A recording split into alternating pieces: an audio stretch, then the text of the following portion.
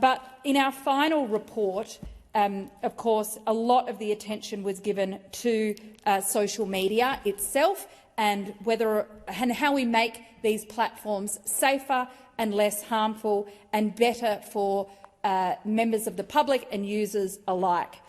I want to point out very clearly here that the most interesting thing about this final report is what is not in the recommendations. And what is not in the recommendations is a blunt ban, age ban on social media. That's not what we recommended. That's not what the unanimous report from this inquiry recommended. A few moments later. We do things like putting in place a duty of care on these platforms, like they've done. Well, they're not. They've announced it, but it's not on the table. And this is one of the things I'm going to do this week. When their social media bill comes before the Parliament, I'm going to move an amendment to put in place this duty of care, because they really care about young people. They'll do this now. That's the intro. I thought she was going to be a hero. I thought she was going to save us. A few moments later. I can't. Good morning, everyone.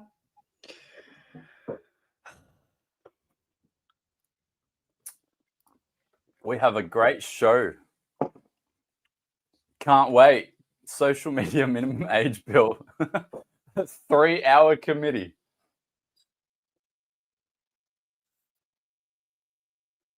No. I'm over it. I'm over it.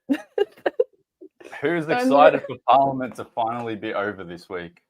Mate, I tell you now, the only reason I'm not in a dressing gown still is because I couldn't pin my microphone to it. Otherwise, that's where we would be at right now.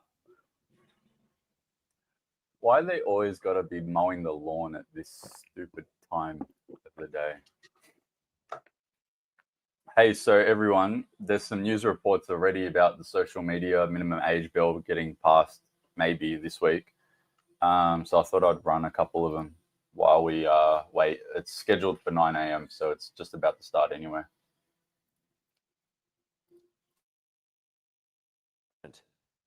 Youth mental health groups warning of unintended harmful consequences if the federal government bans 13 to 16-year-olds from accessing social media.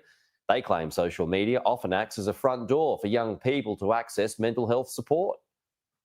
Growing up with ADHD, Sinner says social media was a lifeline. It's been quite helpful to see others go through a similar journey and also understand the tips and solutions that they use that work for them. The 23-year-old is one of several young people who've spent the last few months travelling to Canberra to voice concerns about the Albanese government's proposed social media ban for those aged 13 to 16.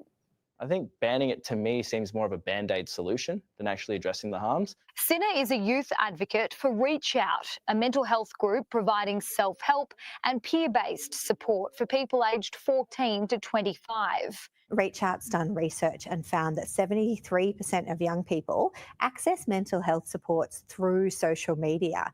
And so we're really concerned if this ban comes into effect that young people under 16 will have that source cut off to them. Mental health groups such as Reach Out, Rocket, Beyond Blue, Headspace, Origin and Prevention United were all signatories to a joint statement opposing the proposed age-based ban.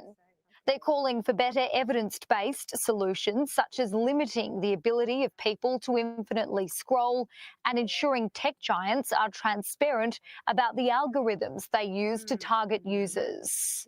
Yeah, it does feel very, very quick and a little bit knee-jerk. We're calling on the government to consult with young people, with the youth mental health sector, to make sure that when we shape... Okay, so just from what I can see, Project Rocket Executive Director Rosie Thomas. Let's just quickly look up here. We got, what, Lucy Thomas? Rosie Thomas? Same group, maybe different person. We'll see if it's her.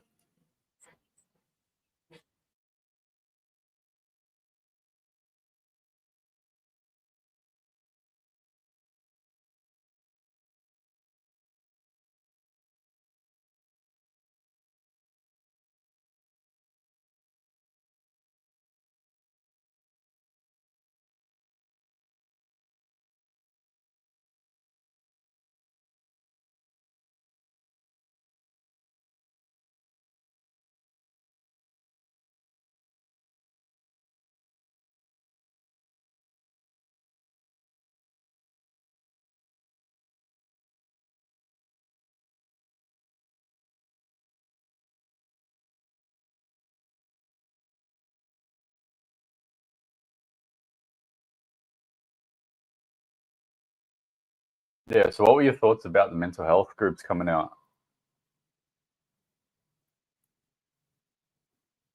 Well, a lot more could have been done, I reckon, prior to this very moment. Like, they should have got loud about this, excessively loud about this a week and a half ago. It gives me the shits that at the 11th hour, that's when we start to see people pushing to be heard on the news and all of that stuff, because it could be too late. You know what I mean? Like, there should have been really, and I know they went to Canberra and whatever, but everybody knows the best way to cause a fuss is to make it really loud outside of the parliament.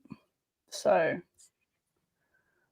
look, I don't know. I hope it's enough, because, like I said, it's a terrible idea. We all can see that clear as day, and there is such an agenda here. Just in terms of trying to dominate the internet in some way, shape, or form. But it's like I said on the previous stream, there was no recommendation at all to ban kids from social media. This is a Labor and Liberal government that encouraged them to get on social media and be dependent on it throughout COVID, probably getting onto it before they were ready to, for the sake of staying together. Right, so that's the demographic that they're talking to when they say they're going to ban everyone. And they want to abruptly do that with no mental health infrastructure, with no resources in place to help kids adjust when, like I was saying, their dopamine receptors are fried, they've become dependent. They're so dependent on these things. We've got parents that will put an iPad or a phone in front of kids these days just to distract them. And the government thinks that it's a good idea to just take them away from all their friends. And there's a lot of special needs kids as well that use the internet to advance their skill set socially. And they've got their little groups and stuff, secure little groups. So when you put it all together, the government once said, stay together, stay connected, get on social media for your health and safety. And now on the same breath, they're saying you're not safe anymore and you can get stuff all out. And what that's going to do to this generation of particularly fragile young people, and I'd almost put money on it, there will be a few suicides out of this for the way that it's being done. And it's not recommended that anyone does it anyway.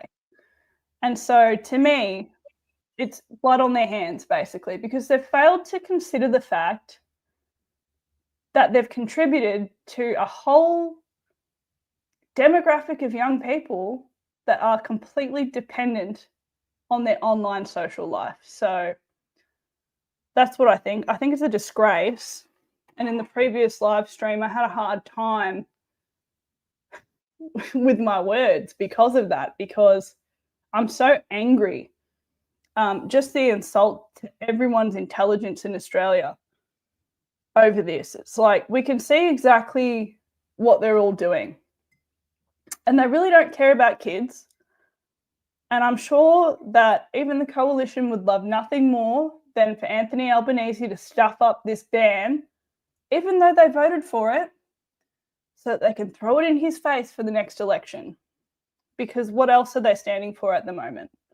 So, you know, kids can go and get stuffed in the name of people playing politics is what's happening. And on top of that, we're going to try and get you all onto some form of digital ID and surveil you harder and give you lazy legislation that has no protections for the Australian people while we're at it. So it's bad. I just saw this post from Matt Canavan. So he'll be here. He'll be there. So he goes, the ban on social media for under 16s is subject to just a 5-day Senate inquiry. Is it really 5 days? Is it 5 days? I think it's like 3 hours. What's he on about? I'm pretty sure it's a 3-hour one, which is happening now. And then the report's due tomorrow. Yeah. But yeah, he's going to be there. It's a bad joke, but I will be there at the 3-hour Senate hearing this morning from 9 a.m. thanks for all your feedback and suggestions. I'll use lots of them. Hey, if you're all tuning in just now, can you give this stream a share? Because we're so shadow banned. Understandably, because every time the Australian people actually watch what these bastards do in Parliament, it goes nuts. And we want people to see what's going on here. We've got probably a limited window to raise enough of a fuss about this to have a chance at either completely binning it. Yeah, at either completely binning it. And if that happens, it will be because the mainstream media helps all of these voices like mental health experts go hysterical to the point where it's no longer popular to pass it, or we get some amendments through. Good morning. I declare open this hearing of the Senate Environment and Communications Legislation Committee inquiring into the Online Safety Amendment Social Media Minimum Age Bill 2024. I begin by acknowledging the traditional owners of the land on which we meet and pay my respects to their elders past, present and emerging. This is a public hearing and a transcript of the proceedings is being made. The hearing is also being broadcast via the Australian Parliament House website. Before the committee starts taking evidence, I'd like to remind all witnesses that in giving evidence to the committee, they are protected by parliamentary privilege. It is unlawful for anyone to threaten or disadvantage a witness on account of evidence given to a committee, and such action may be treated by the Senate as a contempt. It is also a contempt to give false or misleading evidence to a committee. The committee generally prefers evidence to be given in public, but under the Senate's resolution, witnesses have the right to request to be heard in a private session. If a witness objects to answering a question, the witness should state the grounds upon which the objection is taken, and the committee will determine whether it will insist on an answer, having regard to the ground on which it is being claimed. If the committee determines to insist on an answer, a witness may request that the answer be given in camera. Such a request may, of course, be given at any other time. I remind all senators that we continue our work implementing the Set the Standard report. I will ensure that these proceedings are conducted in an orderly, respectful and courteous way. Due to the short time from this inquiry, the committee will be grateful for any questions taken on notice to be answered as swiftly as possible, and preferably maybe for them not to be pursued if they wish the evidence to be incorporated. If senators wish the evidence to be incorporated into the report, it will be very difficult to do so unless the information is immediately available post the hearing. You're joking. They're saying that if you have anything to say about what's going on in this committee, don't worry about it, because it's not even going to make it to the report because we're just slamming this through anyway. We're off to a good start, everyone. Real? Is she actually for real? I can't. We're off to a good start. They're already going to play negligence. Wow. Opening statements. We have one from Project Rocket. We have, I think that's it. Sawyer. And one from Sawyer, yes. Yes. Great. No wonder she looks so chuffed with herself. If Headspace particularly or Dr. Epstein had any further information, if you had a statement that you wanted to provide, if you could just send it in to us, that would be great. We have an hour with these witnesses. I'm going to go in 5-minute blocks, people, because there seems to be an awful lot of people around the table. So we will get started with Senator Cadell. Thank you. Thank you for your submissions and your opening statements that I've received. From what I see, the balance of mental health and youth health is a balance between access to social media for help and access to social media for harm across those things, and it's never a black and white answer. So I will throw this open to everyone. I think I'll take all of my 5 minutes on one question. Can you each go around and, from your perspective, what is that balance and where does it sit in relation to this bill? Yep. So I do not see any benefits for mental health from social media.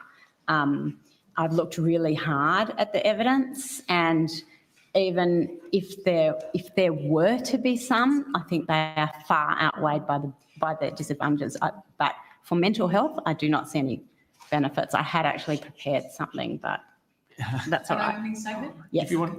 But I just haven't sent it. I actually prepared something. Hold up. Is that flashcards? Is this another paper incident where we got like... I prepared something. Woman, what'd you prepare? Well, she lifted it up a different way. It's written on the other side, obviously, but... Nah. She's already capping. and people are already upset in the comments. They're like, they're gonna debate the livelihoods of all these kids, and they're only gonna have 5 minutes to argue their case each.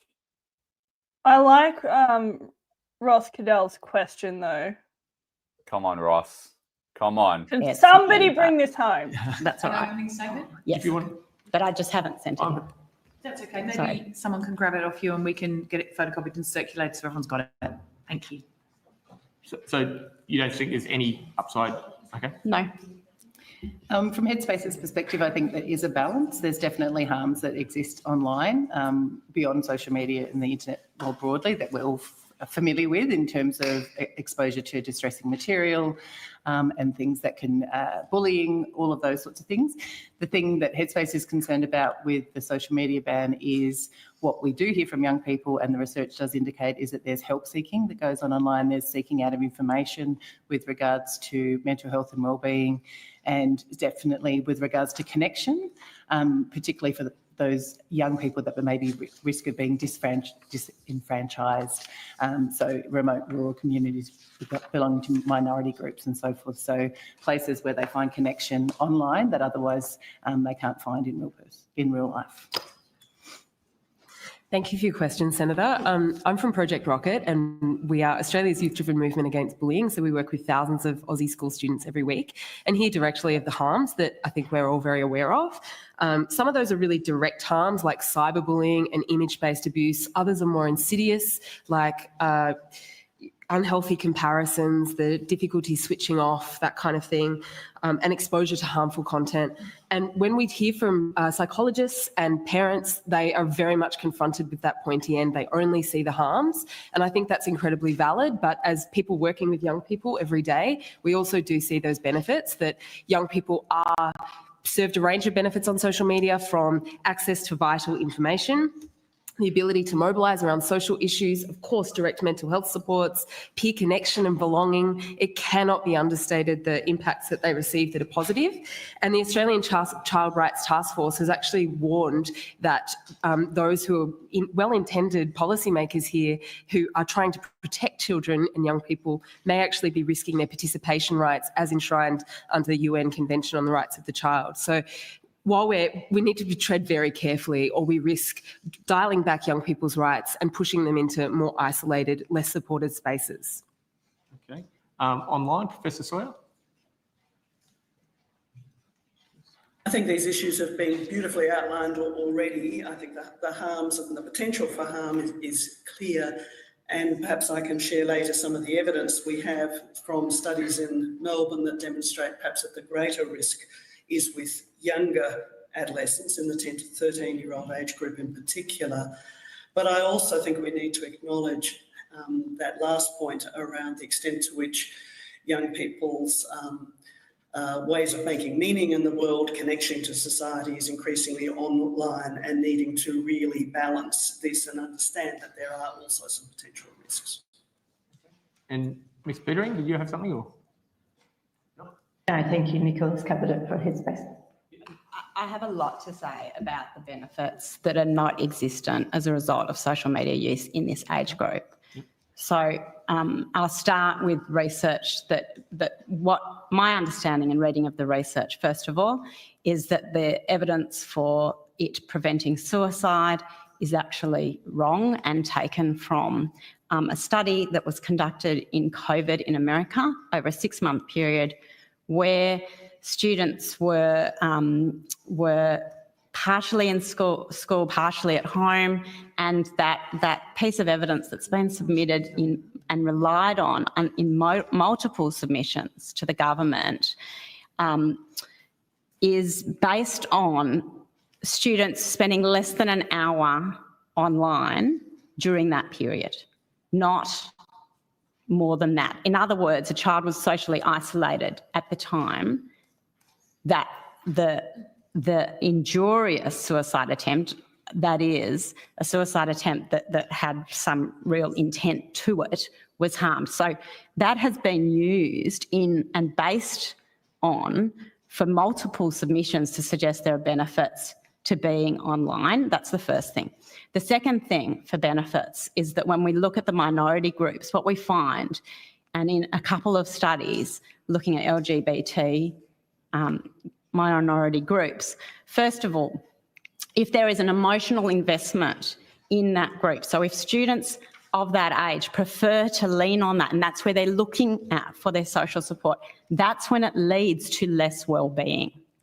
Okay, so we don't want these sorts of communities at this age to be replacing live communities. The other issue is just understanding how anxiety develops and what's happening in the school communities. So schools have become less friendly, more hostile, because there is this addictive element of social media, as well as obviously other components of online use, but social media in particular. Dr. Anderson, I'm just going to, is that contained in the opening, is some of that material contained in that opening statement that you were going to? No, not the part about social support or that's more just relating to my questioning the benefits. I don't think the evidence actually shows the benefits when you look really carefully at the actual evidence in sorry, those I'm studies. just going to interrupt for a minute. We have a lot of media in the room. I'm just checking that nobody has any objections to them doing what they need to do. No? Great. Thank you. Please go ahead. So also the studies on loneliness actually come from really early, most of the studies that have been cited in some of the submissions, the Joint Select Committee, come from really early studies in which we didn't really know how to measure social media use well. Some of the social support that's included in the studies talks about online social support in the label of a measure, but it actually also asks, is there someone who would come and visit your house or bring you medicine when you're sick? Similarly, the loneliness studies, as I was saying, they're from a time where Facebook was the main use. And at the time, Facebook was being used to get closer to other people in your real life. Now, we're in a situation where social media has become an alternative way of living, right? And it's so addictive and it's so much easier than the hard thing of having to sort of talk to the person next to you, right? That it's become preferred for many in this age group. And I was at a school just on Friday working, because my research is actually in school interventions, what we can do, and in understanding the connection between anxiety and social media use. And the problem is, as we all see in our lives, students, it's easier to be talking to a safe online community than to be putting yourself out there. And at this age, when you're trying to develop skills in terms of being able to speak to people, being able to make mistakes and have them not spread like wildfire, it's all right for me to make a mistake with Sally because I can then go and correct my error and fix it up when I try again with Joanne, right? We've just got this massive problem. We can't have this addictive online community at this age that takes my preference that I feel safe with because I'm not learning what I need to learn between 13 and 16. I think it's time, so I was Yeah. Thank you. We'll go to Senator Dunn. Thank you. My question's for Professor Sawyer. The opening comments that you all made were very fast. So I wondered if you could, perhaps in your opinion, talk about what you think in terms of the benefits of young people's access to social media and whether they're outbalanced by the exposure to the harmful content and addictiveness of the scrolling that Dr. Einstein just spoke about. And also, what do you see as any of the risks of cutting young people off from social media, and how could these risks be mitigated? Yeah, big question, complicated question.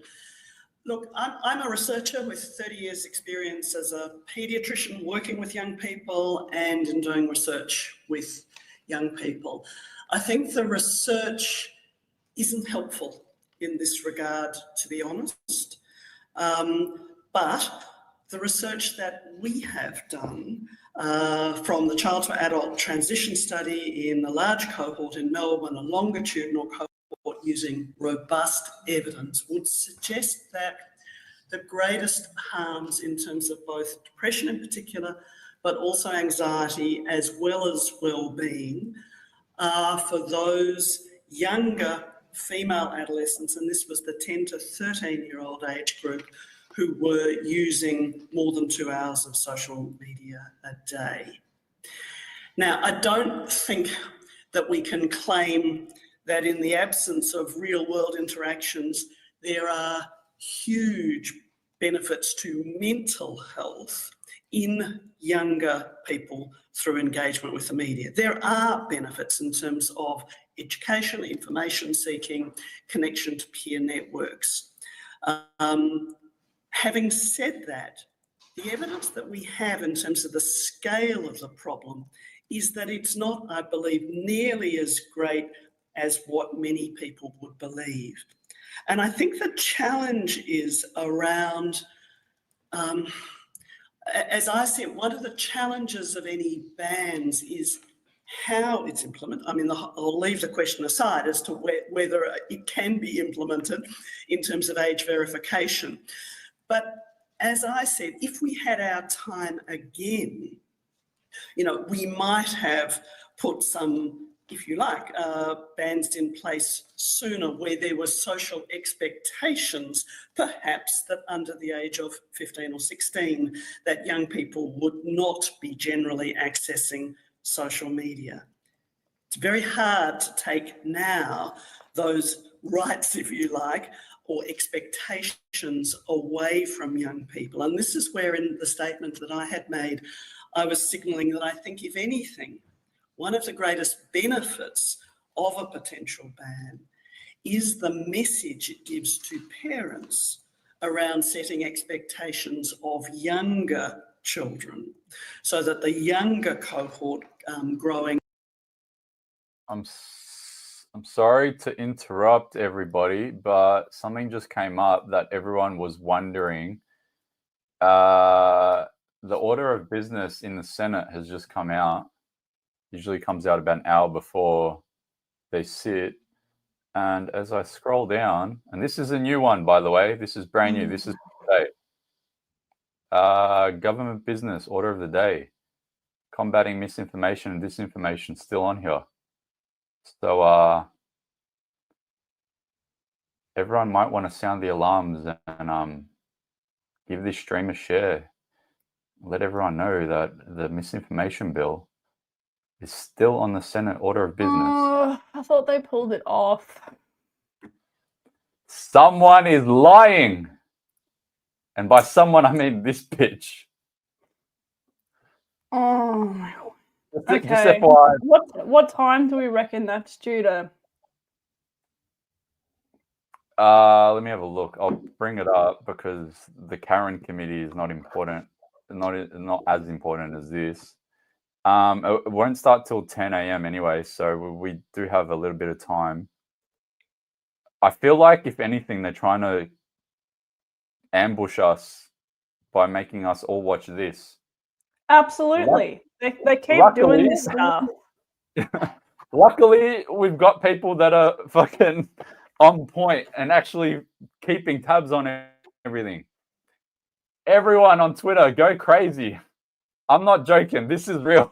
This is the new order of business for today.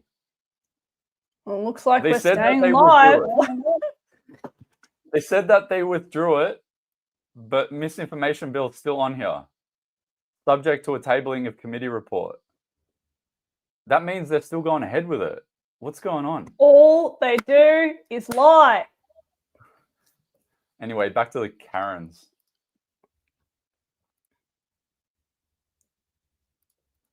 Up of 10, 11, 12-year-olds is not growing up with the expectation that that is what they will be participating in at that age. And then when they are able to participate, hopefully that schools can continue and parents can continue to be engaging with digital literacy awareness so that kids are engaging in this ways that are somewhat more safe. But I think it's, we really don't have the evidence to be able to very clearly come down one way or another. What we can say very clearly, though, and again, perhaps, and I didn't say it in my opening statement, is that we have a paper coming out in a couple of weeks' time from, again, that same child to adult transition study that demonstrates that by the age of 18, 74% of Melbourne young people have, in the context of being studied annually across adolescents from 10 to 18, 74% of them have reached threshold for depression or anxiety on at least one wave of annual data collection. And of those who reach threshold, over half of them reach threshold on more than 3 or more waves. So that this is an issue. Young people's mental health is an issue. We do need to. Sorry for the interjection again, everybody, but it's important. I just got a message. I just got sent this. So this is from Ross Cadell. He's actually in the committee as we speak. He's the first person that spoke. He just sent me this. So this is dated for today. He goes, "Dear President, pursuant to Standing Order 75, I'm not sure what that is, I give notice that today I propose to move that in the opinion of the Senate, the following is a matter of urgency. The need for the Senate to acknowledge the shocking flaws in Labor's misinformation bill and for the government to categorically rule out reintroducing it." Ross Cadell. So he just sent me this now. So hopefully it gets withdrawn. But best believe that everyone is keeping us updated and we are trying to keep you updated as best as possible. Now do social media bans. Come on, Ross. Come on, somebody have some damn sense, please.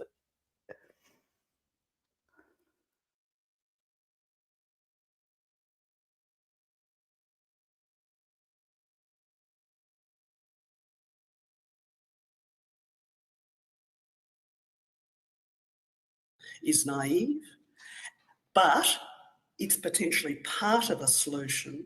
But we really also need to be thinking about broader responses that are not simply about developing clinical services, as important as these are and as much as we need them, but we really need to be investing much more in building preventative environments that are much more socially engaging, rewarding and respectful of young people. And we are not currently investing sufficiently in that. Currently, our investments are, if you like, the ambulance on the bottom of cliffs. So I don't think I've answered your question, my apologies, but I don't think there are any simple solutions here. Thank you. It's potentially We'll go to part Senator of the Lambie. question. Oh, sorry. I thought you'd finished. My apologies. We'll go to Senator Lambie. Yeah, thank you. 5 minutes. So I guess my question is, what sort of, is it Einstein? Yes, Einstein. Einstein. Miss Einstein, can you tell me, those schools that you go to, do they pass in their phones in the morning and they pick them up in the afternoons? Are they running around with those phones in their schools? No, they've got phone bans in. They've got, and it's really interesting to look at the latest research on phone bans, because it shows that there's a great report that's just come out that shows that socioeconomically disadvantaged girls do better in their academic results. There's less bullying, and there's also, they're saying, less need for mental health care as a result of those bans. In these, I noticed that in one of these you said, I'm not sure whose statement it was, but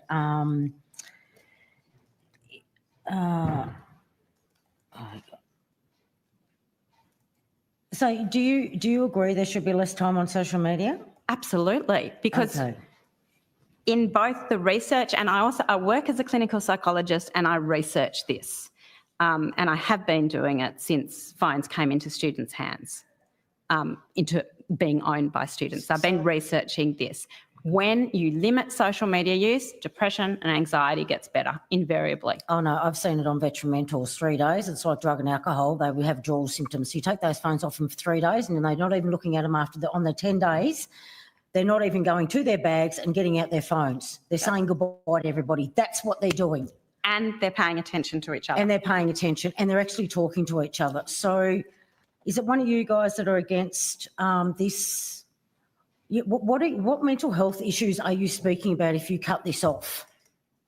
I can jump in here. And so thanks for the question, Senator. From Project Rocket, we're Australia's youth-driven movement against bullying. So absolutely see those harms and working with students in schools every day. I'd also add, though, that suicide is the leading cause of death for young people aged 15 to 24 in this country. And our colleagues at Reach Out have found that 73% of young people turn to social media for mental health support. Now, we might prefer that they go to other areas and other channels to seek out that support. But the reality is, for many young people, this is support that they simply cannot access anywhere else. Many refer to access barriers, strain on the system, living in regional areas, hugely under strain. And I've spent a lot of time this year in the Hunter Valley, where I've spoken to young people in those communities who are up against it. And so for them, we know that tragically, social media has had catastrophic consequences for some young people. But cutting it off altogether will have catastrophic consequences for other young people. This is a very nuanced and complex issue. For young people, it's not as much of an issue as switched on or off. Social media and technology is ubiquitous in their lives, and it's so different to the world that we grew up in. But booting them off social media isn't going to wind back the clock so that they can live the childhoods that we did. It's going to invariably nudge them into darker, less safe corners of the internet, where they will face exponentially greater risks of harm, extremism, and exposure to awful content. So you're on the board of the advisory board to Spotify, Meta and Snapchat, is that correct? Correct. Okay, so were you getting this information, your mental health support, these people that are supposed to be doing the mental health support on this side, what qualifications do they have and who checks them out? Where are they going to? You're saying they're getting mental health support online. Who's checking out the people that are actually offering that mental health support, what qualifications they've got and whether or not they should be online giving those mental health supports? Yeah, you dumb bitch. Anyway. We speak to the mental health support that Headspace provides. That's probably more your domain.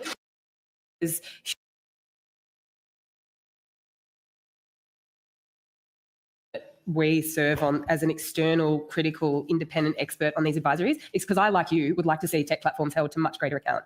We can't do that as advocates without strong regulatory frameworks that actually mandate safety by design, that asks these critical questions that you're asking. So we need these conversations and that actually ensure that platforms put young people first. So we're in agreement that something needs to change here. However, Mike, I have a concern that actually banning young people from social media, young people aged 13 to 16, effectively lowers platform accountability. If the assumption is that young people under 16 aren't on the platform, what responsibility do these platforms have to provide age-appropriate experiences and safety supports for these young people? We know that people of this age group are going to social media in droves. In fact, I could pull out some quotes. Ethan, young person from Mornington Peninsula. I don't have time. All I asked you was has anybody, maybe you could answer that, Dr. Oh, wow. But who is watching these so-called people that reckon they're giving mental health? You're a hoe. Yeah, do you know anything about Well, this? I know that a 2024 study found that only 1 in the top 10 TikTok videos tagged with teen mental health contained reliable evidence-based information.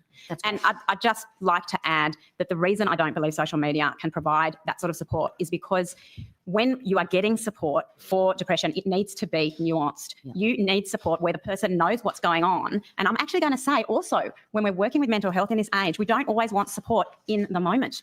We want, and I've written about this in my submission, we want to learn that I can handle myself in the moment, that the bad thing doesn't happen and I'm okay. And I don't need a whole audience behind me backing me up.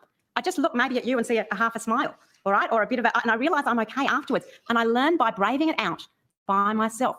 That's how I get resilience. Maybe later I reflect with someone by a one-to-one chat, right? Or by a phone call. And I might reflect on what happened and have a debrief. I might learn to change my direction. What's going on? Support later. But at the time, and with just general social support, that does not help a person improve in terms of their mental health. And Jackie, sorry, one more question. When you go to these platforms, how do you know that you're getting the same? Because it's really, when you have a counsellor with these kids or a psychologist, they need to be seeing the same one. They don't need to be reliving their stories. Is there a guarantee that this is happening? My point is that social media is not an appropriate mechanism to deliver mental health support. Yeah, I agree with you. Nobody's suggesting that's the preferred mechanism. Young people cannot access adequate mental health support in this country. They are going online because they crave connection. They are isolated. They have much more harm than good to fix. And they could be doing more harm than good. So Thank you, everybody. I'm going to rotate the call. I need you to slow it down with the way that they're interrupting the one chick that disagrees with what they're saying. That was so important. And also to, that playback speed is not. Professor Sawyer, you made a comment that there's potential for harm online, and I found that a very disturbing statement because I think it's very clear that there is actual harm online. There is no question what we're receiving online, what children are seeing on Snapchat, Instagram, Facebook, all of that TikTok in particular, is damaging. You know, we talk about doom scrolling. Children participate in doom scrolling. We know the effects of that. So to suggest that there's potential for harm, I think that, you know, you made the comment that we're exaggerating the problem here. Are you not, in fact, perhaps minimising the problem? And what do you say to a parent whose child has taken their life? We have 10 to 14-year-old girls, the hospitalisation rate for self-harm has increased by 300% in the last decade. I'm not wanting to minimise the problem at all, and so certainly wouldn't want to suggest that. What I am wanting to share, though, is that I think sometimes we can risk exaggerating the harms, and as was previously stated, I think in doing so, there is a risk that we believe that social media bans will be the entire solution. What harm do you think? I think, as many of us are suggesting, this is a much more complex space. What harm, just to clarify at that point, what harm do you believe is potentially being exaggerated? The harms in relationship to depression, anxiety, harms on wellbeing and self-harm. So you're suggesting that they aren't prevalent? Senator Kavasic, let her answer the question as opposed to cutting across. No, it's just because I want to get clarity on that piece in particular. Can you pause it for so 1 second? To get an understanding that you don't believe that those harms exist. Yeah, I would like some clarity on why she gives a shit about children aged 13 to 16, but she doesn't want to give newborn babies life-saving care. You, of all people, shouldn't be disrespecting a professor anyway. From Melbourne that recruited a group of grade 3 8-year-olds and then studied them annually, and the analysis is between the age of 10 and 18. When Dr. Nandi Vijaya Kumar has analysed this work, and this is unpublished work, it's soon to be submitted for publication, the analyses demonstrate that in relationship to depression, there is significantly greater evidence of depression in particular, and also reduced well-being overall, but very much it's younger adolescents, girls aged 10 to 13. And the evidence was not there of significant increases in self-harm. Now, that's not saying that there aren't particular harms, but I think it is saying that we need to have a much more balanced conversation, because many of the studies, indeed the majority of the studies, and they have all got various limitations, as all research does, but the evidence about research on social media in terms of its impact on mental health is that it's got small effects, or indeed a number of studies that show negligible effects. So I just think we need to be relatively balanced in terms of our understanding. And just a very brief answer, because we don't have a lot of time. You noted that the significant impacts to the 10 to 13-year-old girls were when they were spending 2 or more hours a day on social media. So Correct. Obviously that there is a connection between the amount of time spent on social media and the mental health impacts. It's a yes and no. So it was 2 hours or more. We don't know whether it's actually the time, so it's the indirect effect because of the time not spent with other activities, such as socialising with friends in person, socialising with family, being physically active, or the sorts of activities that they are doing online. You referred to doom scrolling, for example. So we don't know what aspect of it is, because none of us are actually able to do research which actually looks at the feeds that young people have. Dr. Einstein, I'd be interested in your views on that. And I also make the note that there are carve-outs in this legislation for Headspace and Kids Helpline, including Google Classroom and YouTube, which I would assume that Headspace and Kids Helpline would be somewhere that children, we would want them to go for mental health support, and there are carve-outs for that as well. It's been carved out. In the Headspace collaborative submission, they talk about the Black Dog Institute's Futures Briefing study, which showed that 93% of young Australians reported using social media at least once a day. And on average, young Australians were spending 2 to 3 hours per day on social media, with the most popular social media platforms being Instagram, Snapchat and TikTok. And with Australian young people spending that much time on it. That was the first thing I was going to say. The other is that the mechanisms by which harm is conducted are just so many, right? It's comparison, it's fear of missing out, it's envy, it's from bullying, it's from procrastination, it's from concerns about appearance, it's from looking too hard at a photo too many times, which leads to the beginning of body dysmorphic disorder, where I'm really concerned about and overvalue how I look. There are so many different ways that it causes harm, and all these studies, most of these studies, the limitations are huge. One of the very first studies that was in the media saying digital use is no worse than potatoes, right? In one of their data sets, they asked students to leave out the amount of time interacting with friends or family online, and that's in the early days of social media use. We cannot rely on these studies that show minimal effects when the companies are not giving us the data to see what the real effects are. Can I just speak to the headspace for a moment? And then we'll need to rotate the call. Yeah, thank you, Chair. So I think to your point, Senator Lambie, as well, help seeking support is very different. So we're not suggesting that young people should be going on social media to receive psychological intervention one-on-one. And Headspace is not a social media platform. So you can access digital mental health through Headspace, for example, and that is preferred mechanism for some people. That's the point, isn't it? There's lots of resources online. There's lots of resources online for that delivery of one-to-one care, for example, or peer chats and those sorts of things. When we're talking about mental health support, you're very familiar with the mental health continuum, and we want to be able to offer young people supports across all of those steps. We want to get in early. And so a lot of the mental health support that's being referenced is at that top end when you're looking at one-to-one service delivery or delivery of therapeutic intervention versus education, information, psychoeducation. No one's suggesting that social media prevents suicide in any of the research that I've seen, but what we do know that it can help in offering information and hope, and one of the things around how to get towards those supports. So it's really important to think about the subtlety and the nuance, and the legislation is trying to do that. So what needs to remain in there so people, young people, children and families can have information and support from trusted sources.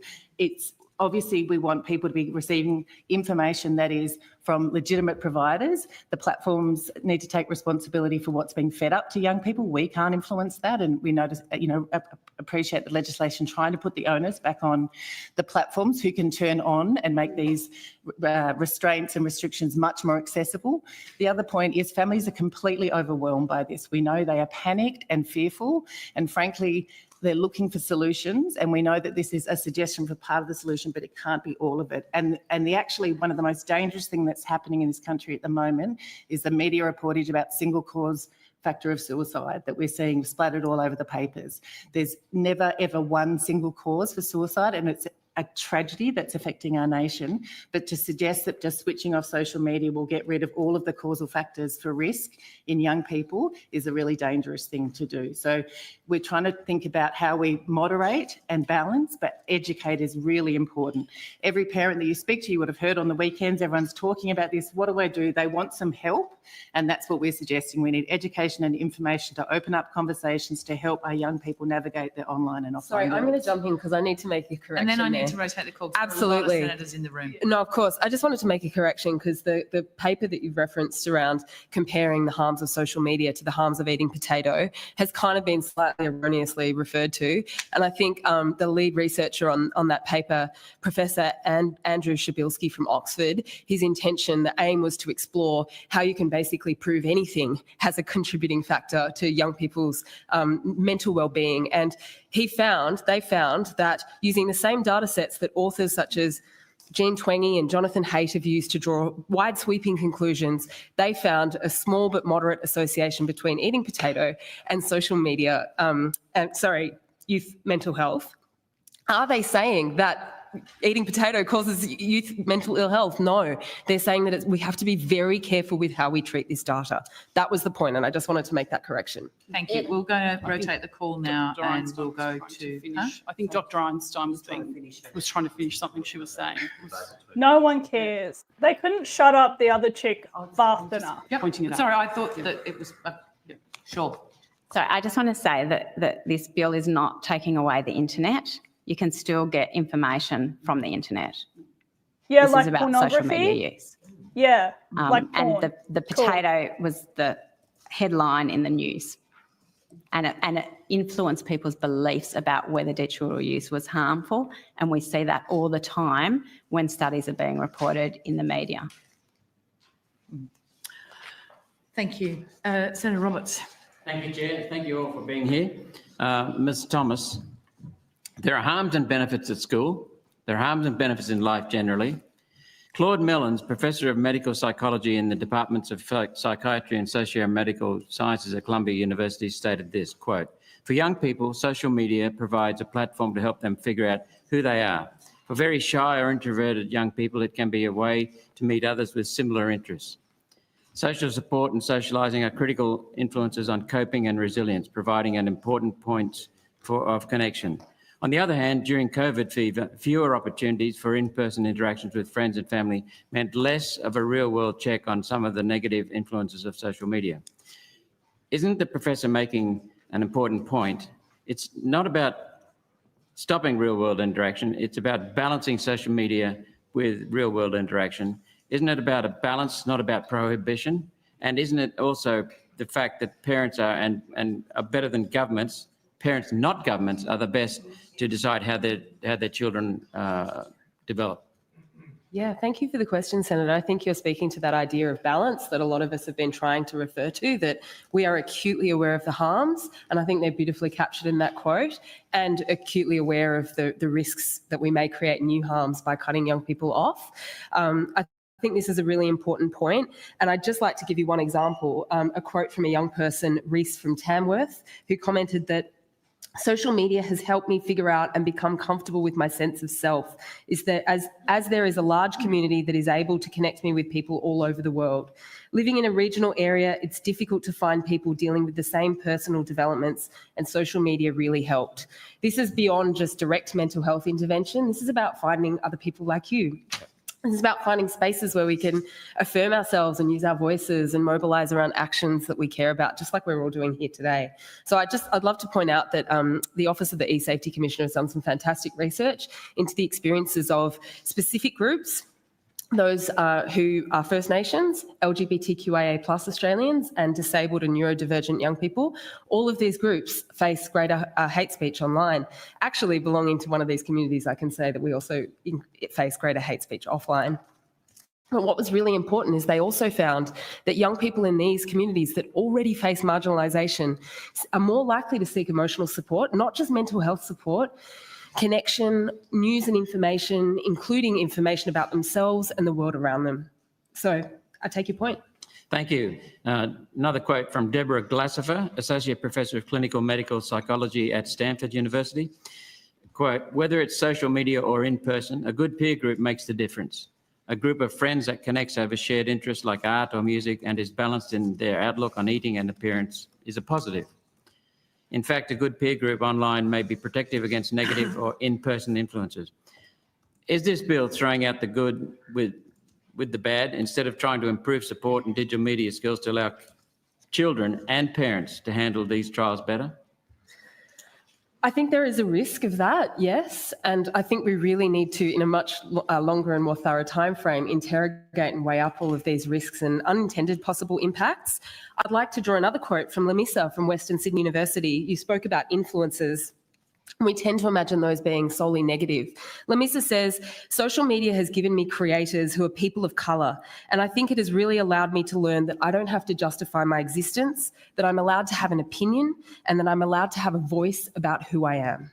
So absolutely, I think that there's a risk that we throw out these experiences in our desire to protect people. We end up creating unintended harms that they have to live with. I've just received a text message from someone in this building, fairly intelligent person. And he said, "I was born with a rare disorder. I spent more than 4 decades feeling isolated until I discovered people with the same disorder on social media. This legislation would prevent people from under 16 from linking with the communities online that can provide them with shared lived experience." What do you say?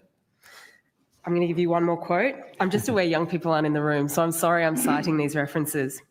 Hannah from Sydney, "Where I struggled in the physical world thanks to a lack of physically accessible design and foresight by those responsible for building our society, I've thrived online." For so many young people, the digital world has created up so much opportunity for them to participate and fully realise their opportunities. We just need to be very careful. I know in talking about all these benefits, I'm probably going to receive an immediate response about some of the harms. I'm not here to say the harms don't exist. They do. If anyone is aware of them, I've been working in this space for 20 years. I started Project Rocket because I wanted to tackle these issues as a young person fresh out of school. We know they're there, but we have to be very careful not to, impact these positive benefits young people face. And isn't there, Ms. Thomas, very important access to parents, grandparents rather, for their support and experiential interaction with social media? A lot of children interact with their parents through social media, grandparents. Am I allowed to answer this one? Yep. Cool. I think one of the big grave concerns around implementation and enforcement is that it won't just be young people who are needing to verify their age online. It will be every Australian. And when we think about the methods available, every Australian sharing up biometric data or presenting a government-issued ID, this is going to pose challenge for those Australians that you're talking about, older Australians who are already facing high rates of digital exclusion, and those from marginalised communities. So absolutely, this is a vital tool for grandparents and kids for intergenerational play and learning. And we risk cutting young people off, but also cutting older people off as well. Thank you, Ms. Thomas. Thank you, Chair. Senator Hanson-Young. Thank you. Firstly, I'd like to say thank you all for making time to be here today after what has been a rushed process and a very, very inadequate process, and did submissions, as Senator Lambie's reminding me. So thank you. We don't have much time to work out. Sorry for the interruption again. I'm just going to quickly bring up this because I'm curious to see if there's any Liberal Party movement with regards to the decision on this bill, because I've seen apparently there might be a Liberal Party, like a emergency Liberal Party meeting where they're trying to see if they can maybe change their mind on supporting this bill. I bloody hope so, because, Maria Kovacic is not really doing a particularly good job, seeing as she's got a clear contempt for Australian children based on her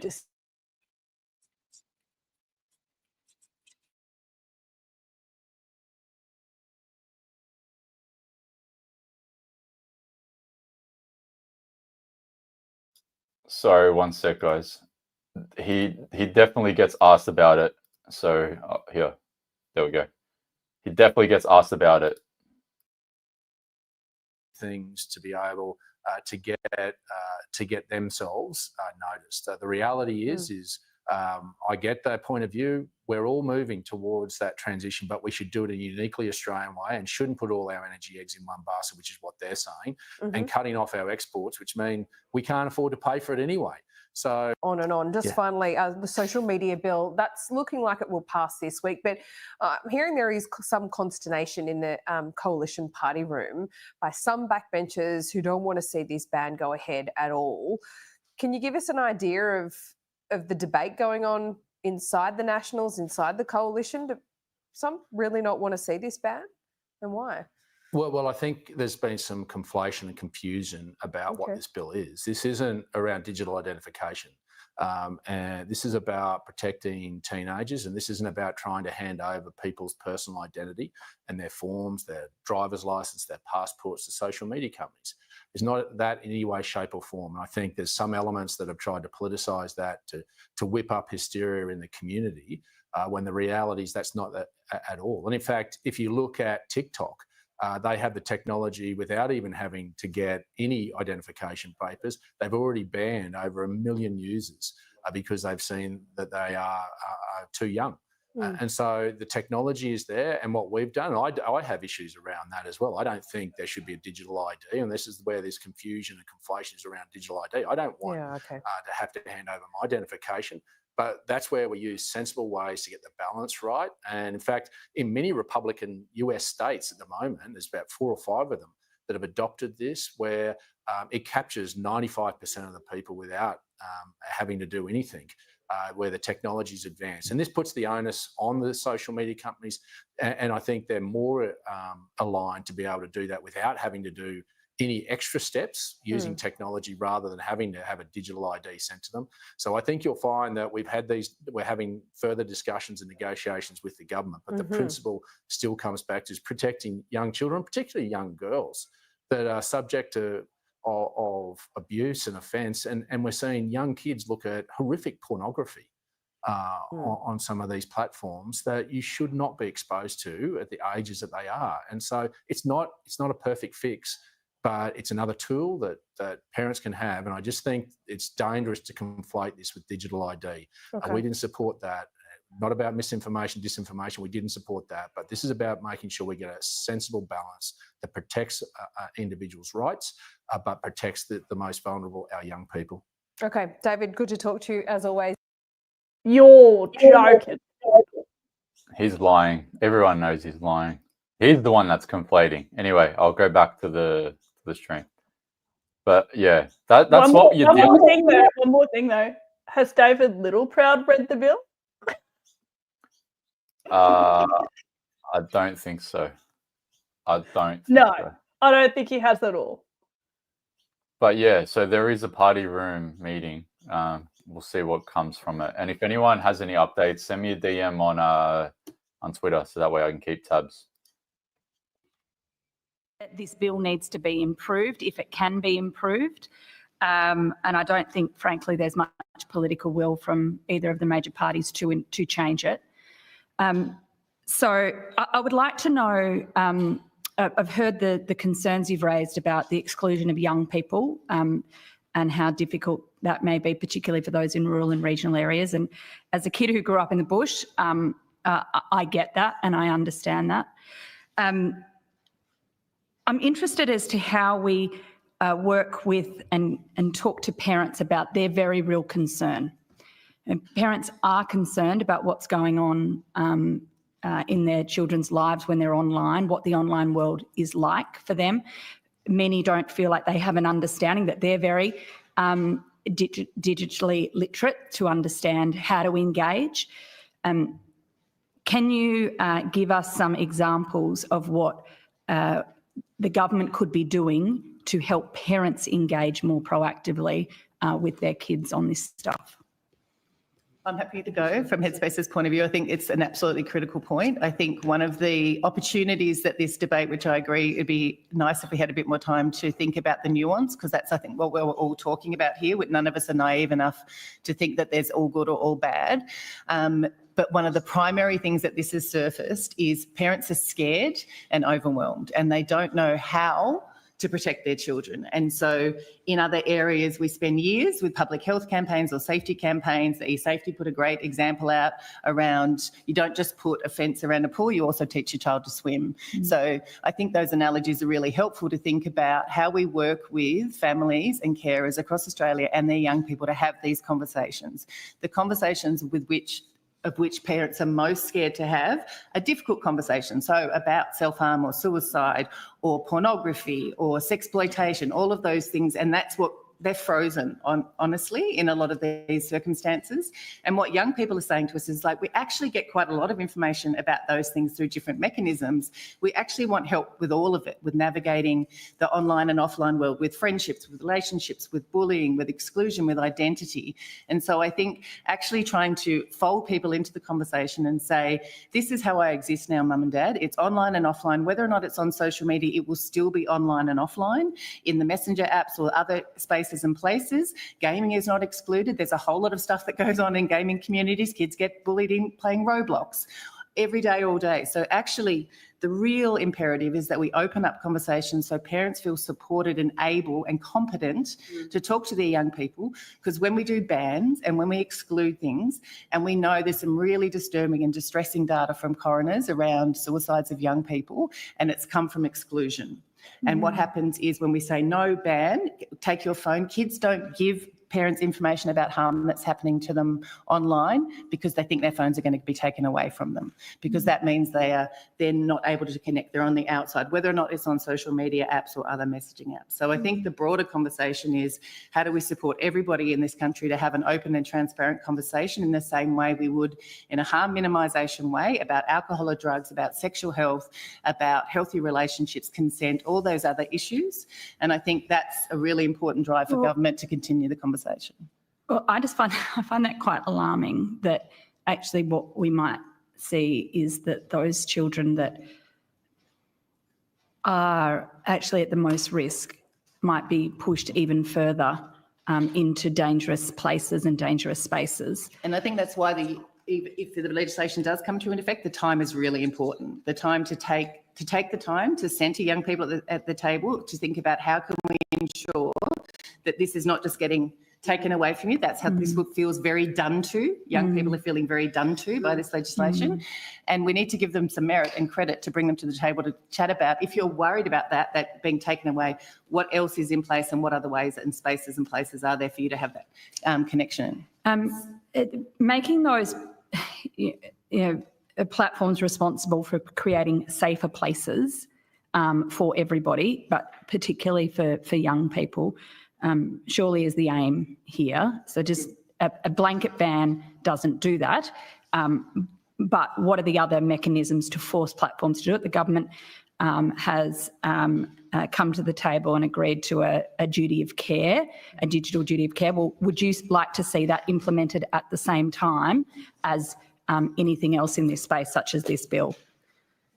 I'm not an expert in that area, but I certainly think a digital duty of care and putting the onus that is being indicated in the bill with social media companies, they have the power and mechanisms and tech now to serve us up anything we want or anything they want us to receive. So certainly putting the onus on them to take more responsibility for what they're serving up and having a duty of care, I personally think is a really important part of the puzzle. Well, otherwise they just get pushed onto something else that's not as safe.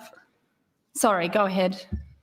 I'd just like to jump in there and to reinforce the importance of providing an onus of responsibility on the companies in terms of, and again, don't know the details that are being discussed, but in terms of the damage of algorithms as well being one of the particular challenge for children online. So I think that this is where this notion of a ban and then somehow risking parents feeling that then their kids are safe because there is a ban, that's not going to fix it either.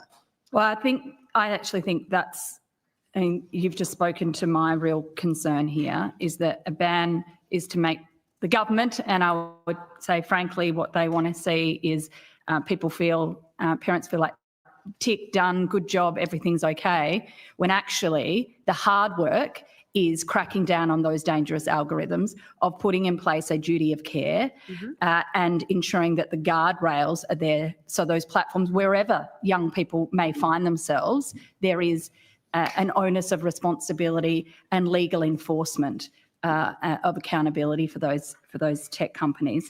Can I also just add that I think a central feature that is a light at the end of the tunnel for this proposal. Everyone that's watching on Twitter, this is not alarmism. I want to let everyone that might just be joining know that as of right now, I've refreshed it. The the misinformation bill is still on the government business of the day. So this is the order of business, this one. This is for today, 10 a.m. But Senate's starting in a minute. And if you scroll down, Communications Legislation Amendment, Combating Misinformation and Disinformation. It's still on here. So, and then not only that, there's another website that you can go on the Parliament website, and it shows you the general business list. And the misinformation bill is still on there. So I'll just show you this. Communications Legislation Amendment, Combating Misinformation and Disinformation 2024. It's still on government business. So just let you guys know that it's still on there.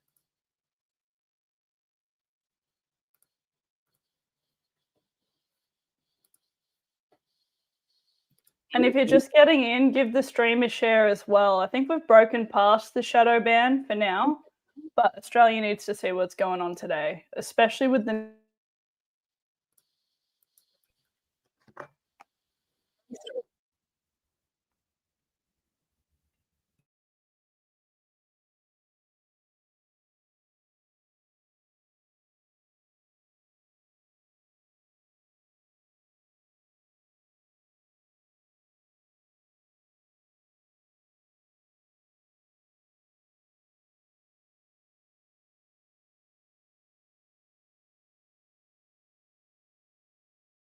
I can't hear her audio. It's not playing.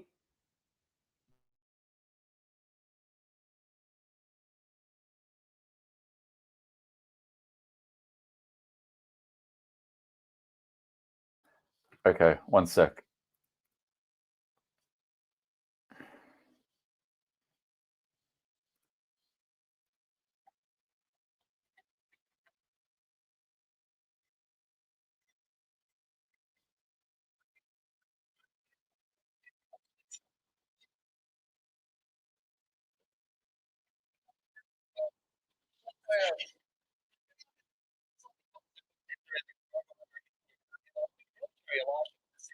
It'd be a very busy time in the House, in the upper house over the next few days with the senators taking their seats and Parliament about to get underway for the final time each week. It's still not going.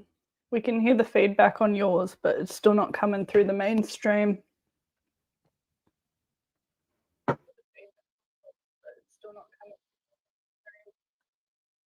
Hold on a sec. I don't know what's going on. Hold on a sec. I don't know what's going on.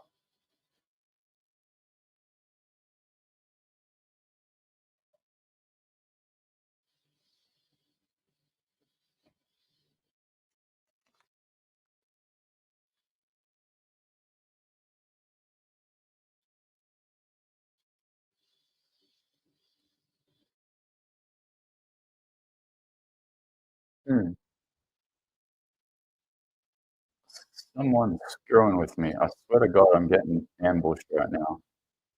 It's because I'm keeping tabs on everything. Just remove the screen share and then put it back and see what happens. Just remove the screen share and then put it back and see what happens.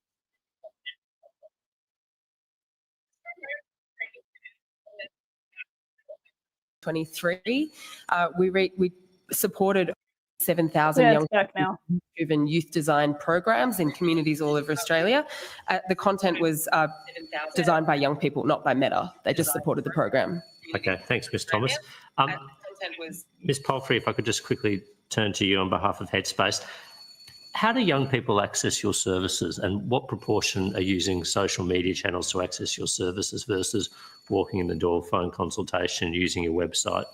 So social media, so I can take it on notice. I think we provided some of those figures at the last time we appeared here.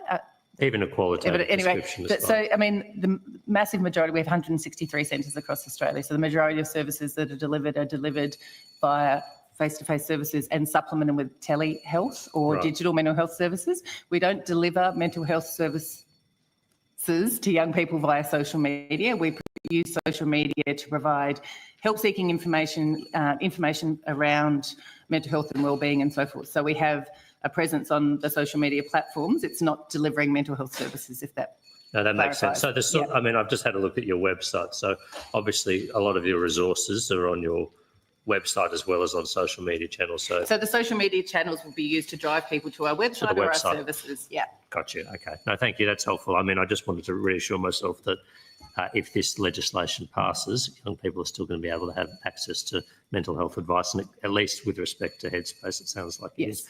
Professor Sawyer, access to mental health advice, and at least with respect to Headspace. Quick little interjection, everyone. Professor Sawyer, access to mental health advice. Quick little interjection, everyone. The misinformation bill is still on here.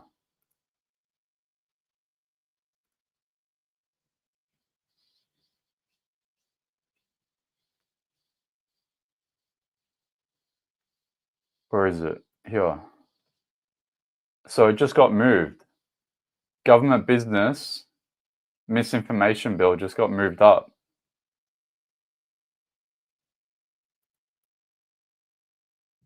Arseholes. Are we going to have to dip out of the committee to watch that?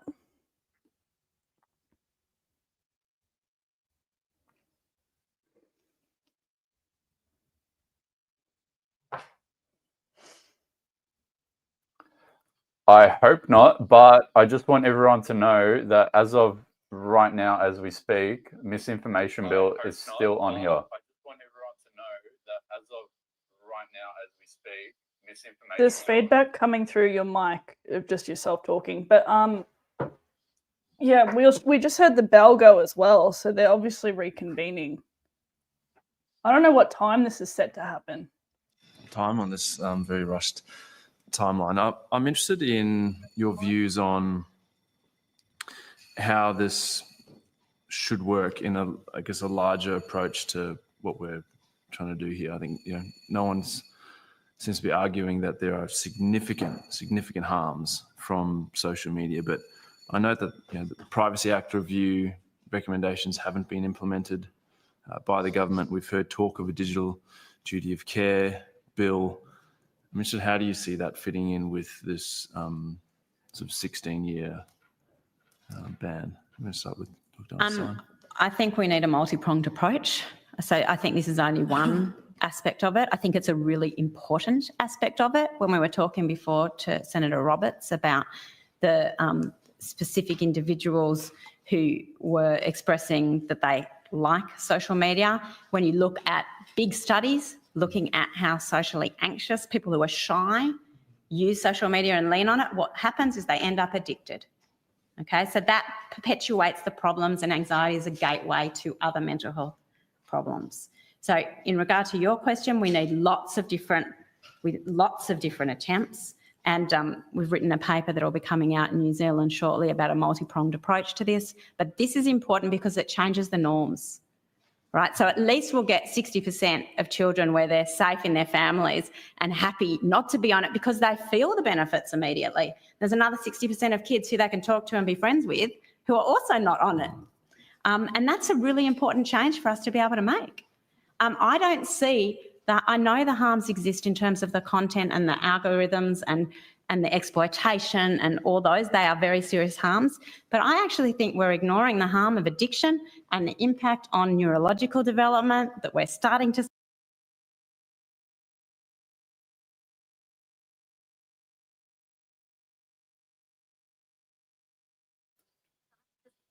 Just a quick update, everyone. So this has just come up here now.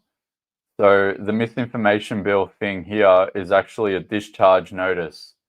So it looks like the motion to have the bill removed from government agenda is going to happen. So Malcolm Roberts and Pauline Hanson are going to try to get this bill taken out of government business. So hopefully that's done and dusted. That'll be the end of it. It looks like that will be the end of it, but I'll keep tabs on it.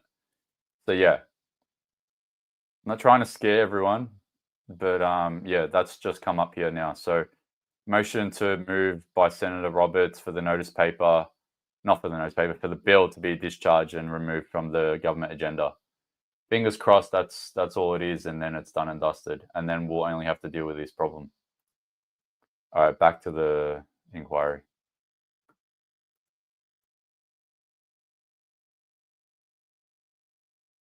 At the moment, and so having support for a young person to think about how they access information, support, connection, identity affirming information is not happening at the rate it should be, because people don't feel equipped to do it. And so I think we need to look at all of these things as a public health issue, and it can never just be one thing that we stop this over here because we're not banning the internet.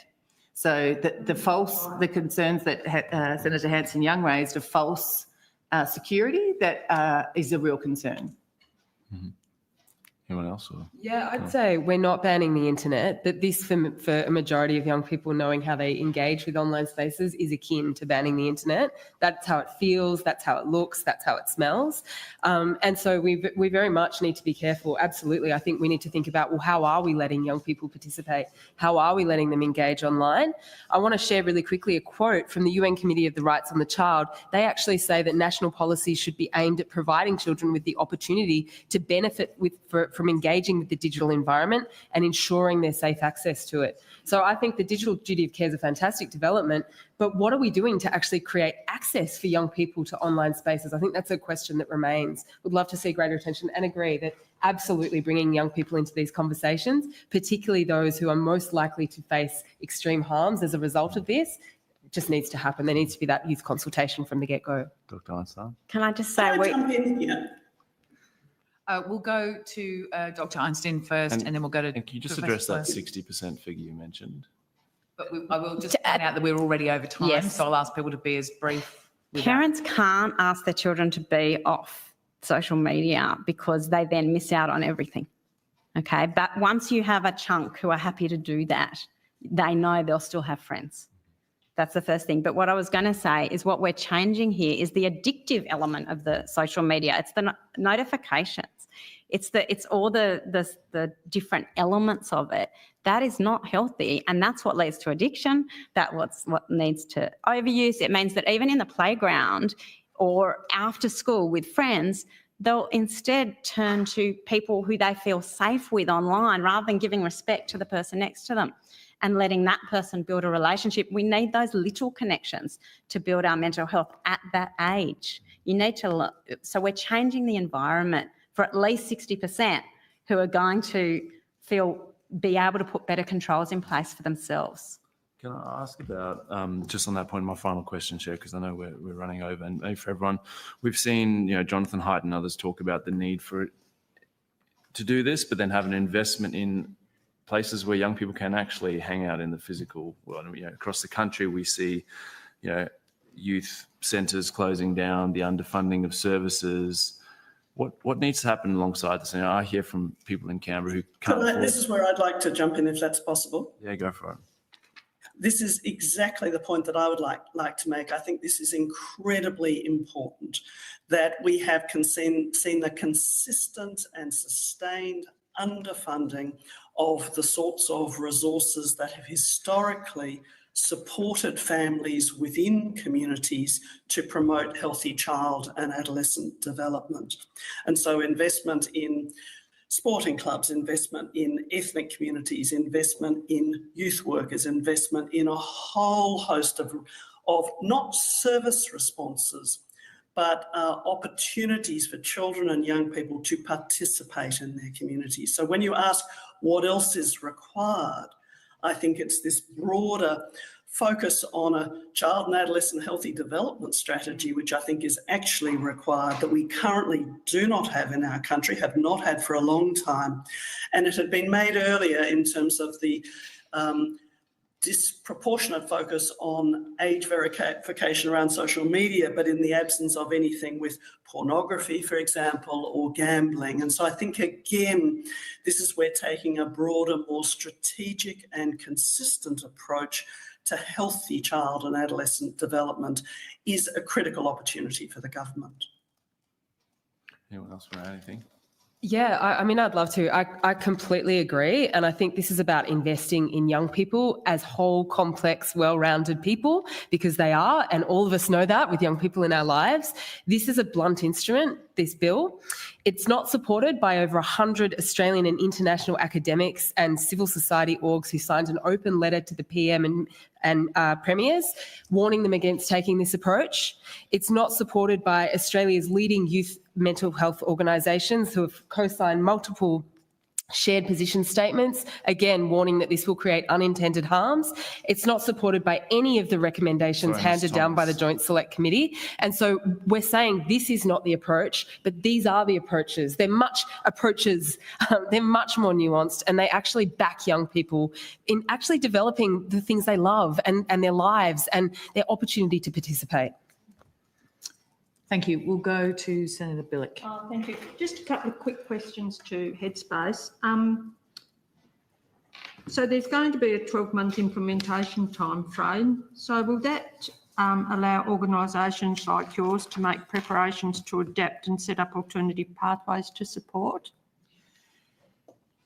It's not a long time frame. I mean, the pathways to support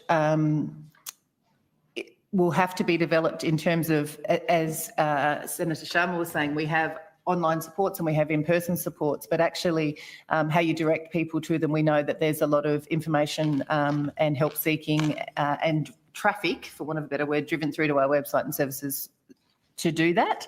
In terms of the strategies for how you reach young people in a mass way over that period of time without using social media would be my media and comms people's responsibility. But I think the timeframe is really important to think about the other things. I mean, we, in the last week, produced 2 web pages about this proposed ban for young people and family because we know they're confused and we wanted to support conversations around it. So we can move fast, but actually in terms of reaching them, for them to know that it's there, social media is an important mechanism for us to do that.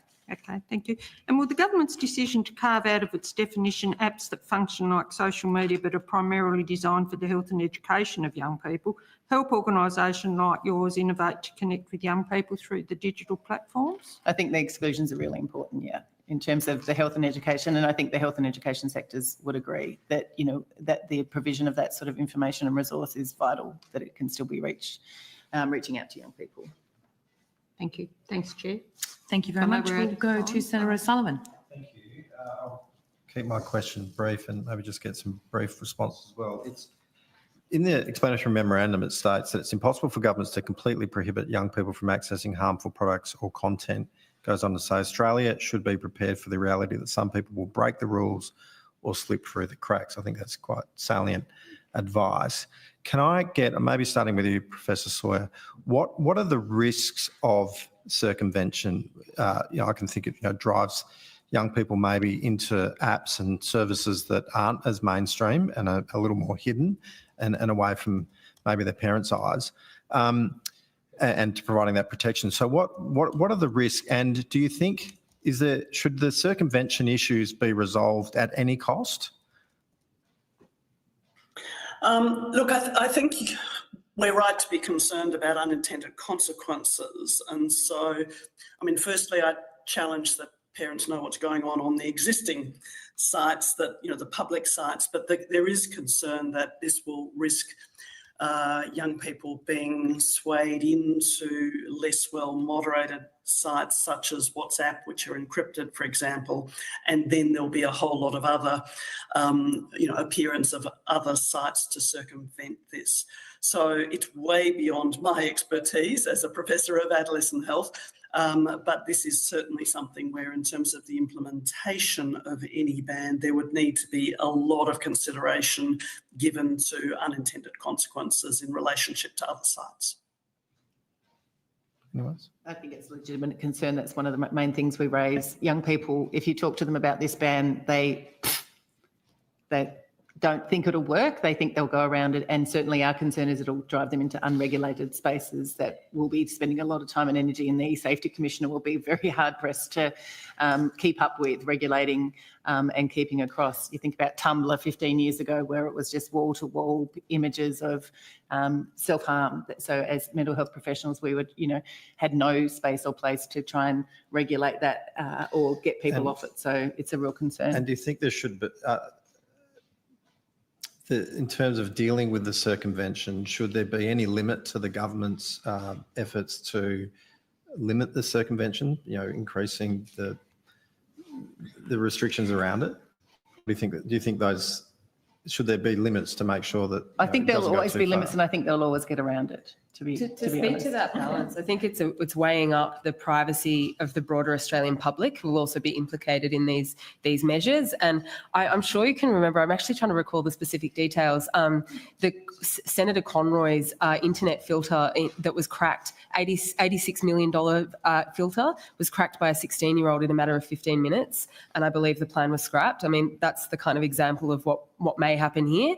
And it's a really pivotal question that you raised. To what extent are we willing to go in the trade-off between broader Australian public's freedoms and access to privacy versus this genuine, desire to protect young people? When young people come to get help and they learn and you explain to them how their social media use and look with them at their screen time and their social media use, and you explain to them how it's feeding, straight away, when they make changes, they get better. They ask, when I speak with young people at schools, they ask me, what's your opinion, Dr. Einstein? I want to get off it, but how can I? Okay, everyone else is, that's how we communicate. They want the change. I'm not worried about the issue that you're raising. I'm not worried. I think the harms are coming because of addiction, because of the changes to the actual social communities. I think that's the harm we need to really focus on. Okay, all of the harms need to be focused on, but that is the one that's really the key problem that we're going to be making a change with this bill here. Thanks, Jay. Thank you. Yes. Very quick. One Thank question. you. Just it does Senator back Canavan. off that, but it's something that hasn't been raised. I actually want to ask about elderly Australians. One concern I've got is that young people will get around this, as Senator Sullivan was hinting at. But if we make the verification requirements significant, elderly Australians might find it all too hard. And I know my past grandma now, she loved being on Facebook and looking after kids. It was the only technological thing she did. But is there any research on how social media helps elderly Australians stay connected? And do we need to keep that in mind with the implementation of anything like this so they're not unfairly kicked off through very significant technical requirements to stay on it? No, research. Do you think it'll be, I don't know, but do you think it'll be like MyGov, where we all thought it was going to be really hard, but then you just have to, so someone shows you and you do it? I know a lot of elderly Australians who have lots of pictures of QR codes on their phones because they didn't know how to scan them. Yeah. Right? They took a picture of it. Yeah. Right? They didn't scan them. So, lots of elderly Australians don't use MyGov. There's still alternatives to Yeah. MyGov. That's the Yeah. issue. So, sorry. Yeah, I work with young people, but personally, a little anecdote is my mum recently asked me if she was on Twitter, which speaks to the digital literacy of the ageing population. I think it's a very real concern. And yeah, while I don't research in this area or work in this area, there are a lot of people who do. And I know there's a great deal of government investment in supporting digital inclusion for older Australians. Right. That was my only question. Thank you. Thank you. Okay, we are going to move on. So thank you so much for your time today. We really do appreciate it. And the committee operates at the instruction of the Senate, hence why this has been so short. So apologies. But I will just note that I did spend my entire weekend reading every single submission. We appreciate it. So thank you so much for your time and your efforts. We really, really do appreciate it. I'd now like to ask the Digital Industry Group to come forward. And while that is occurring, while they're coming forward, I would like to table some material from Dr. Simon Wiltsch, who was invited but couldn't make it. There's an article here and a letter. So I would like to table that. I would also like to table a couple of submissions that were provided to the Joint Select Committee on Social Media and Australian Society, as they cover off on some parental issues that the main body of the submissions that we received didn't cover. So they'll be circulated. Thank you. Welcome. I'm going to assume you've received the information on parliamentary privilege and the protection of witnesses. Yes, good. And for the Hansard record, could you both please just state your name and the capacity in which you're appearing today? My name is Sunita Bose. I'm the Managing Director of the Digital Industry Group, or Digi for short. Thank you. And in the room we have? Dr. Jennifer Duxbury, and I'm the Director of Policy, Regulatory Affairs and Research at Digi. Thank you very much. Have you provided us with an opening statement? Chair, I have provided an opening statement. It's very brief. If it's possible to go through it, I think it establishes some important frameworks for our remarks today. If you could be very swift, we would be grateful because we are already running behind. Thank you, Chair. I appreciate that. Before I begin my opening remarks, I'd like to offer my apologies that I can't be there in person. Childcare responsibilities precluded my ability to travel today.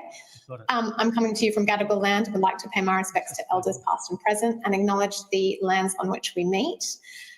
I appreciate the committee's time on very short notice for this hearing. Along with my colleague Jenny Duxbury, we are grateful for the opportunity. After a decade working in online safety. So I'll just stop you there just for one moment. We do have it in front of us now, so you don't actually need, we won't need you to read the whole thing. If you just want to give us the sort of highlights, that would be great. Sure, thank you. She wasted her whole time doing a welcome to country. Two brief recommendations, and then I look forward, along with Dr. Duxbury, to taking your questions today. My first point, which I won't belabour, is that experts warn that this bill can cause harm to young people. And from the previous session, you've heard the different views from experts here. A coalition of mental health organisations have highlighted the benefits of social media. We've also seen 100 experts in the Australian Child Rights Task Force. Digi echoes the concerns that have been raised by the eSafety Commissioner that this bill could push young people into darker, less safe online spaces that don't have the safety guardrails that exist on mainstream platforms. We need time for meaningful consultation with those experts. My second high-level point is that there is directly relevant online safety work happening right now. This is an area that my colleague, Dr. Duxbury, can elaborate on, but there are changes being proposed to the Online Safety Act that address the same harms that the Minister identified in her second reading speech. I'm sorry to interrupt you again, but we really don't need you to read it out. We've got it in front of us. Okay. We really do. We've all got it in front of us. Okay, thank you. All right, I appreciate that. We'll discuss those today, but I would like to emphasise to the committee that these are legal restrictions that the industry has developed, Digi and our members, that we proposed to the eSafety Commissioner, and if they're registered, they'll be accompanied with the same penalties under the bill before us today. The third point that I really want to emphasise, and I hope we can dive in today, is that this bill mandates age assurance, but we don't know. This is question one. Chair, I thought we were... Thank you, Senator Henderson. Yeah. I'm chairing. Yeah, I just said it's...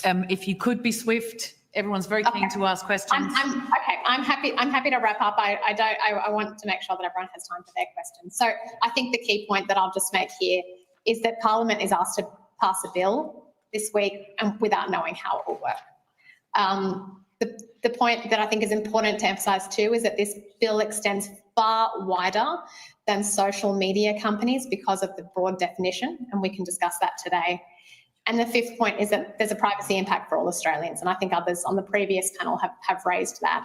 So fundamentally, our core recommendation is that the bill should not be progressed until the Parliament community experts have a meaningful forum for consultation.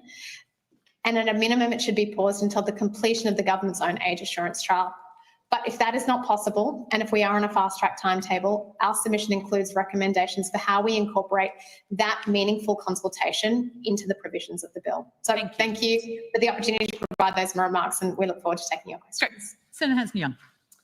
Thank you. Appreciate that you're trying to get a lot of information out in a very short amount of time. What I'm interested in is how this is even going to be implemented. And you've said you're not sure how this would be implemented because the bill is very scant on that detail. Where are we up to with age verification and the age verification trial and Digi's role in that? Thank you, Senator Hanson-Young, for the question. This is really important.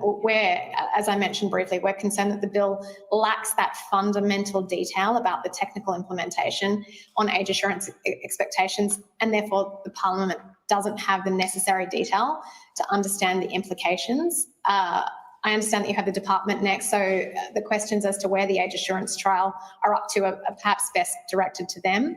But my understanding is that that has not yet completed, but that a year ago, that area of work in a report concluded that the technologies were immature.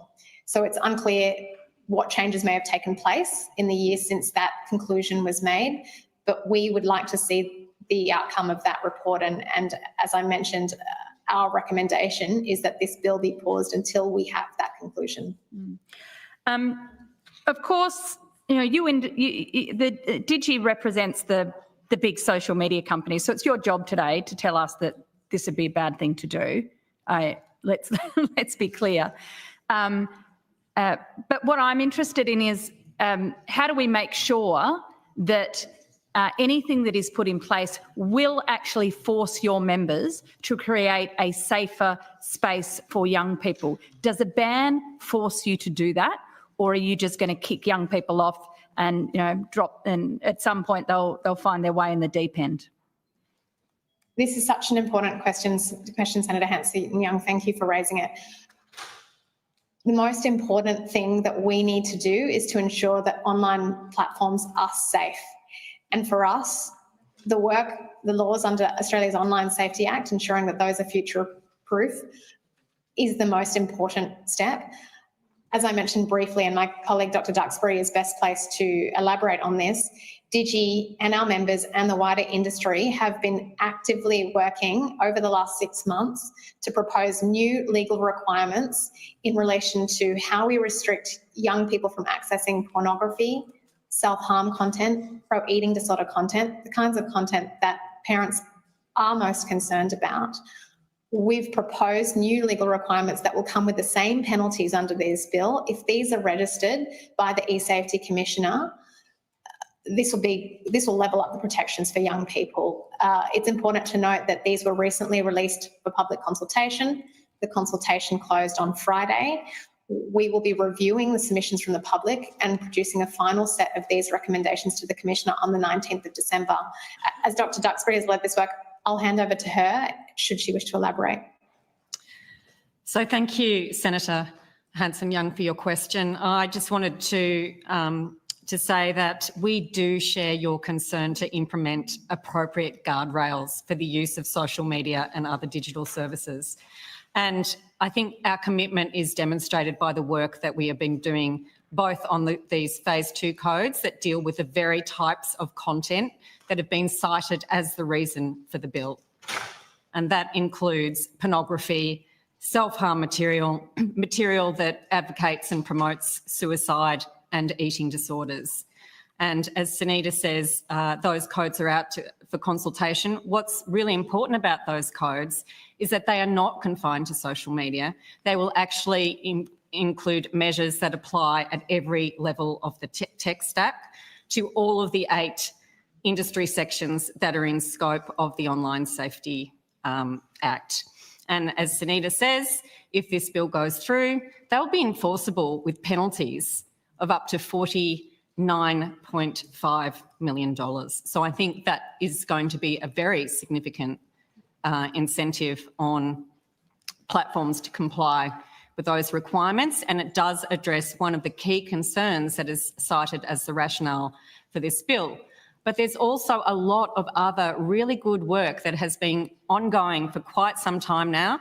The phase 1 codes, which were introduced more than a year ago, and the work of those was also co-led by Digi, include, for example, requirements that social media companies enforce the age limits on their services.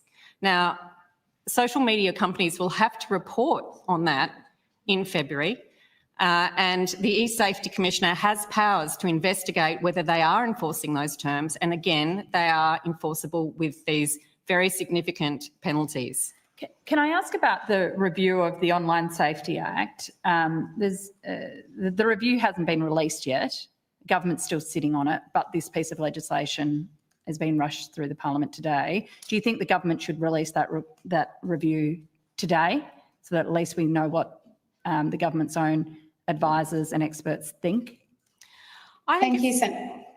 I was just going to jump in here because I did lead, again, Digi's work on the submission on that inquiry, on that review. And look, I think it's really important to put this bill in the context of all of this work, including the review, including the work that was done by the Joint Committee on Social Media and Society, which also included some really important recommendations, and to which government has responded. briefly with the recommendation around implementing a duty of care. But there is a lot of work that is going on here, and I think that Parliament needs to have the opportunity to actually look at how all of these different pieces of the puzzle fit together before making a judgment on this bill, which at the moment is really a tin with a label on it with all of the detail to be worked out further down the track. Thanks, Jenny. And if I could just add, before the Parliament at the moment is a privacy bill that makes a proposal for a children's online privacy code, which Digi welcomes.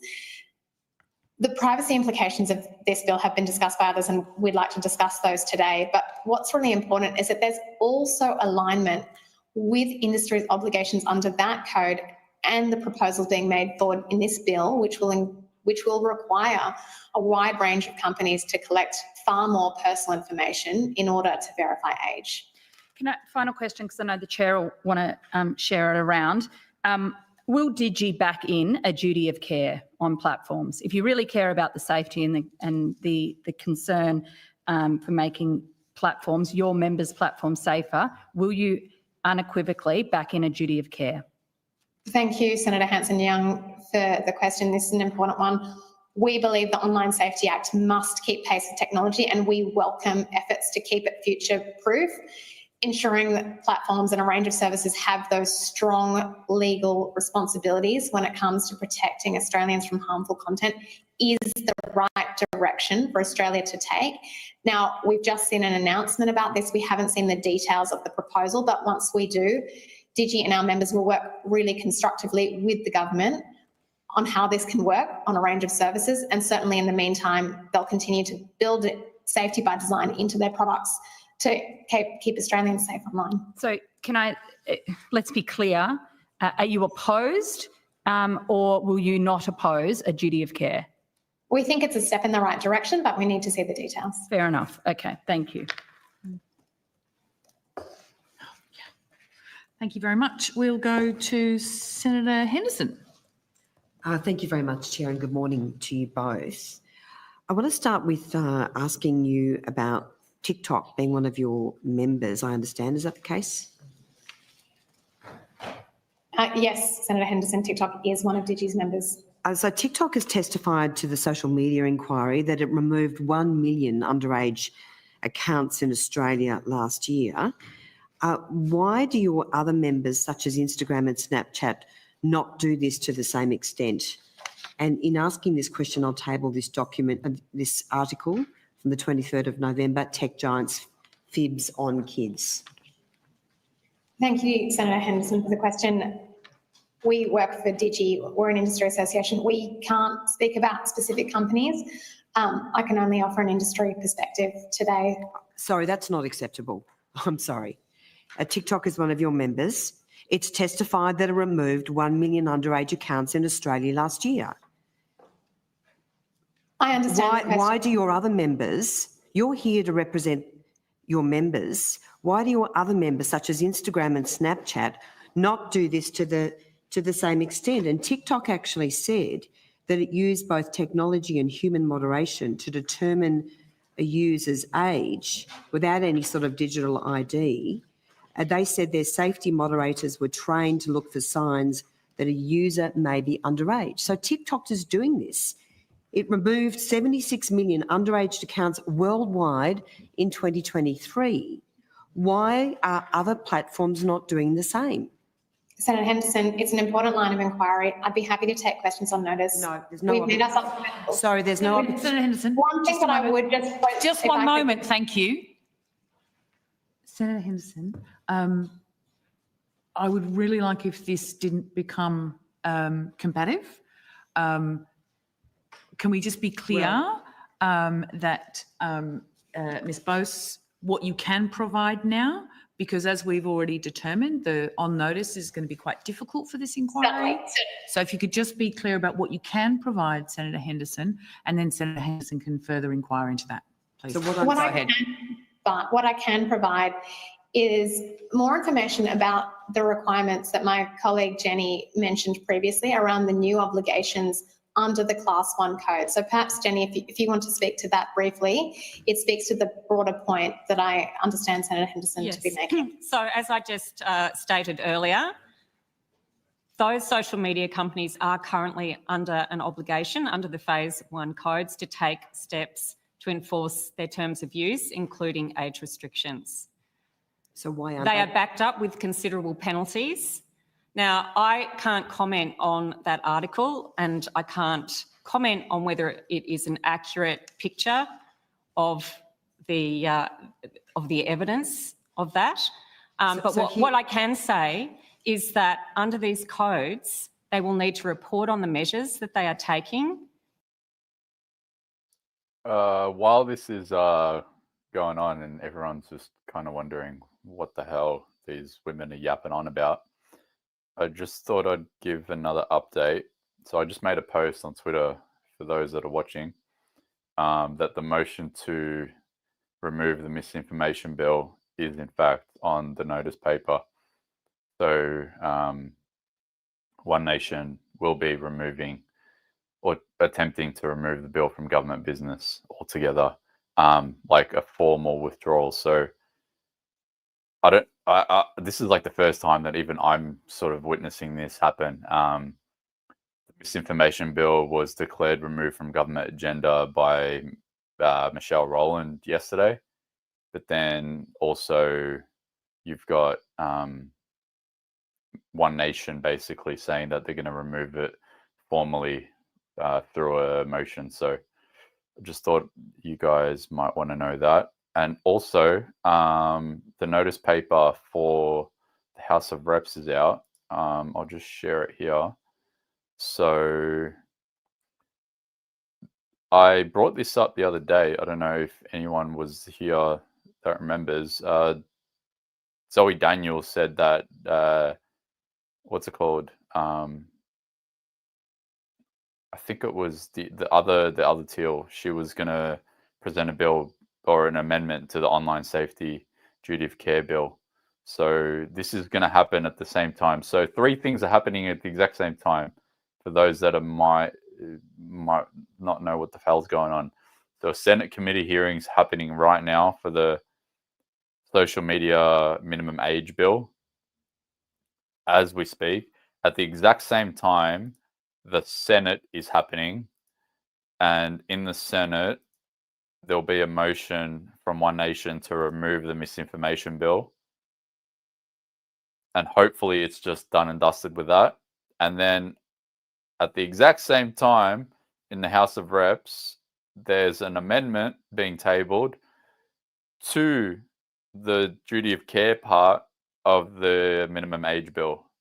So there's a lot going on. But I'm just going to try to keep everyone updated as best as I can.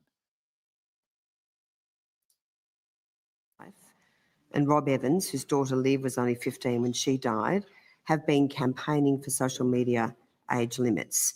Can you please explain to those parents and to other parents who've lost their children why you are right and they are wrong? Thank you, Senator Henderson. These are absolutely tragic events, and as a parent of two myself, I cannot imagine anything worse.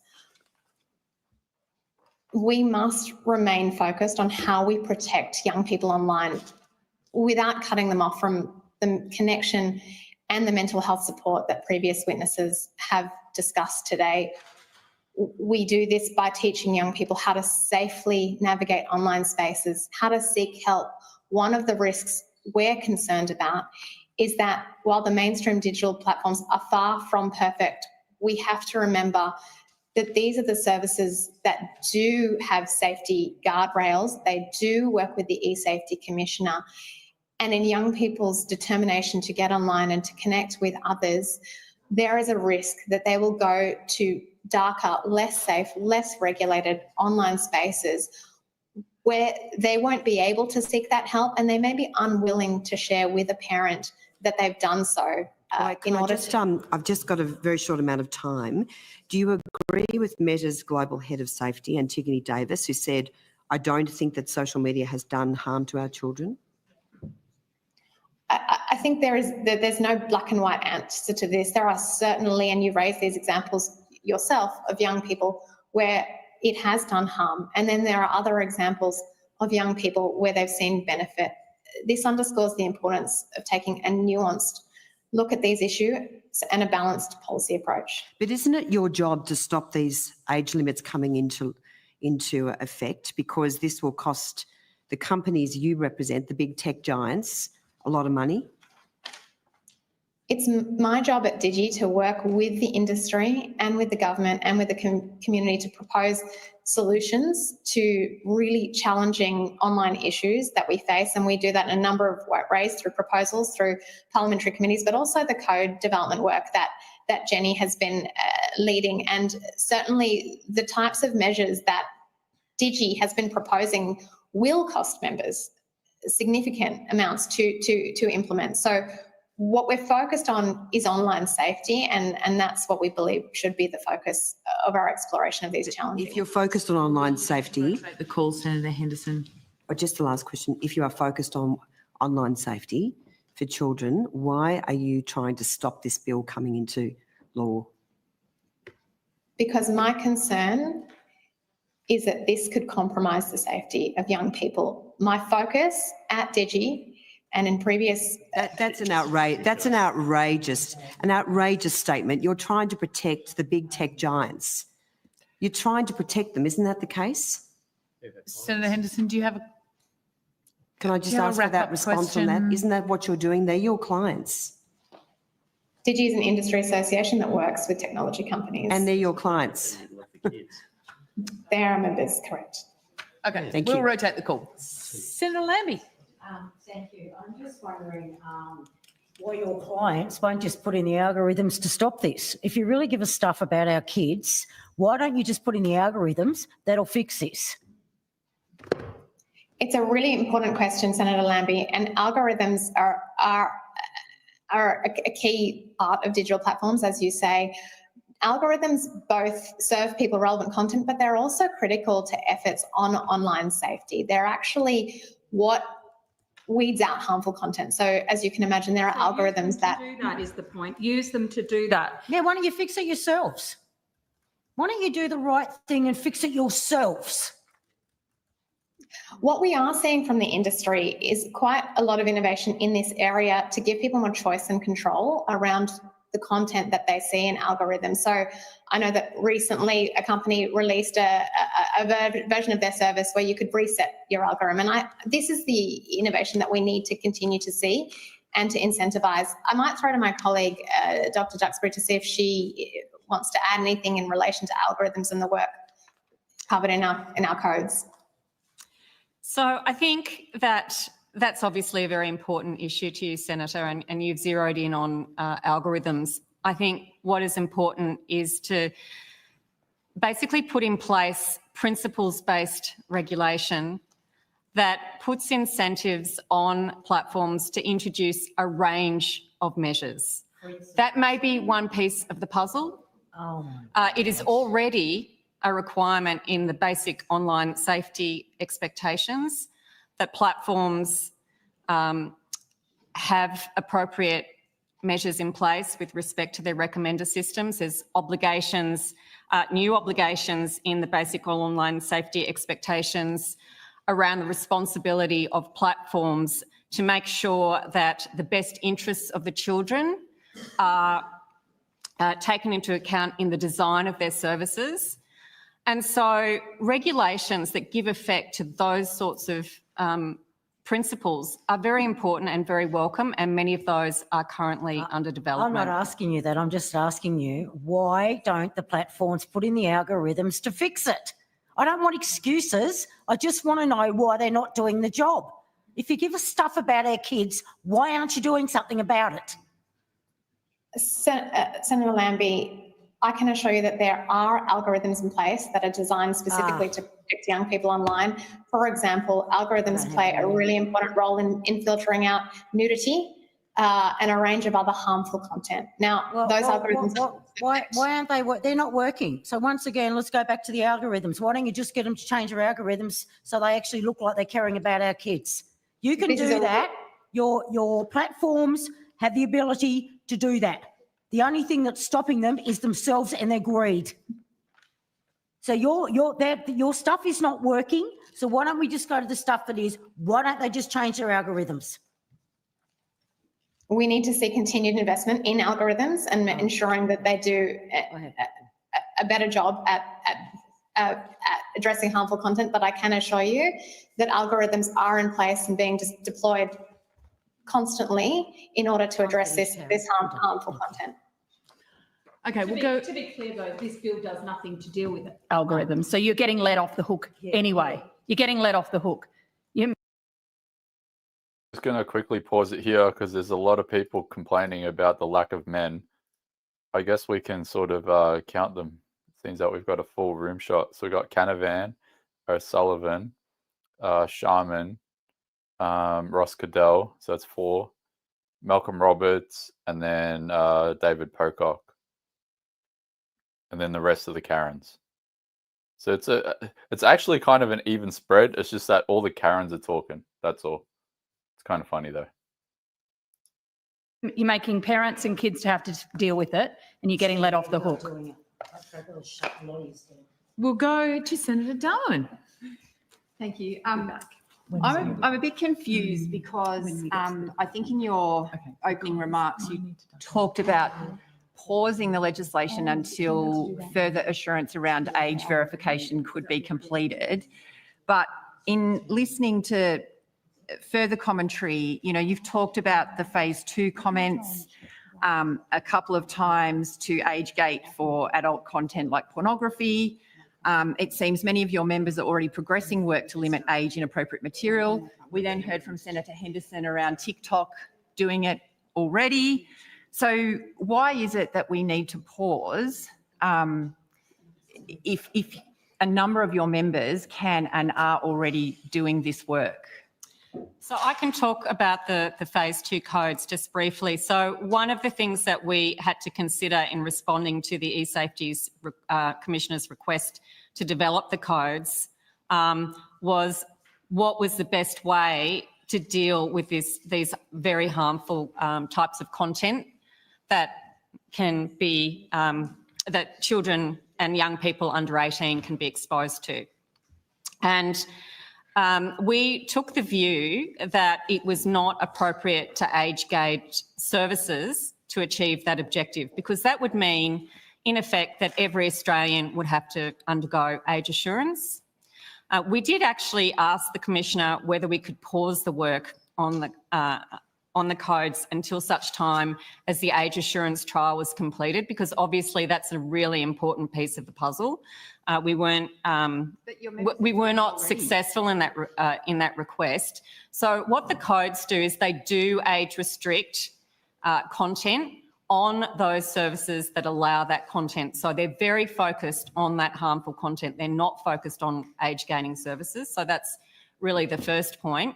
On those services that choose to prohibit that content, which is a large range of services, there are other measures in place, including measures that require the detection and removal of material. So we are not age gating large tracts of the internet as this bill proposes. We're focusing on the very specific harms in question. Now, we have noted that we do face a difficulty, and the difficulty in developing these codes is that the age assurance trial has not been completed. Now, we hope at the point of time when we submit the codes at the end of the year, the trial will be much progressed and we'll have more information available as to how we should actually go about implementing those requirements. There is, as yet, no regulator, as I believe, anywhere in the world has actually evaluated age assurance technology, and there is a lot of work going on at the moment, which is not going to be completed for probably 1 or 2 years regarding the development of international standards. So we have taken a bit of a step in the dark in terms of the technology, but there is the way that we've designed these codes is that it can accommodate the recommendations that come out of the age assurance trial.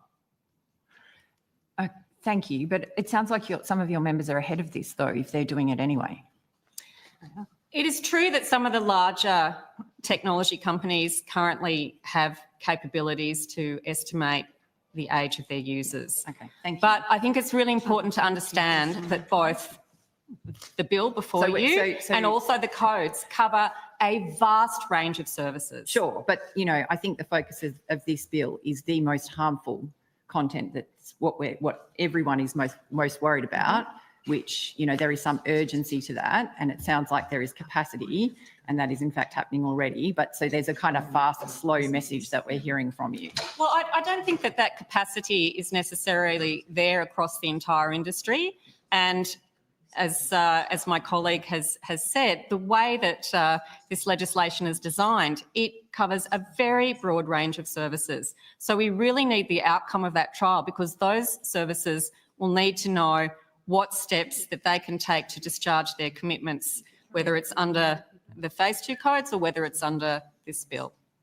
Yeah. If I may jump in, and I appreciate we're short on time, but this is a really important one, because what we're talking about here is not just the commonly known social media companies. The definition of social media under this bill encompasses an extremely large number of websites and apps, because the definition of social media extends to services that have a significant purpose of enabling social interaction between two or more end users. This is a vague definition that likely includes community forums, product review forums, business forums, or any service that allows users to post and comment on online content. So this is a really important point, not just in relation to what my colleague Jenny has indicated, but also in terms of understanding the privacy ramifications of this bill. Yeah. So just on privacy, several of your members have already rolled out technology to age assure their users, such as Instagram as well. Isn't this also evidence that your members are already collecting personal information of Australians, and therefore we should really be expediting the privacy provisions in this bill, given again that your members are already doing some of this work? What's important to remember with this bill is that understanding the age of young people and teens means understanding the age of everyone, and the methods that different services use differ, but as I mentioned, those methods sit on a spectrum between accuracy and privacy. We don't have an established... So they apply to everybody, but your members are doing it right now. I understand your point. Maybe I'll move on. You know, a number of these things, like you've talked about a whole lot of work happening. Your members doing quite a bit. You're doing some proactive work. The legislation does indicate a 12-month timeframe for implementation. So isn't that appropriate to get all these things done? Or, you know, and in addition to that, how long do you think is required to undertake the necessary technological uplifts if there are further required?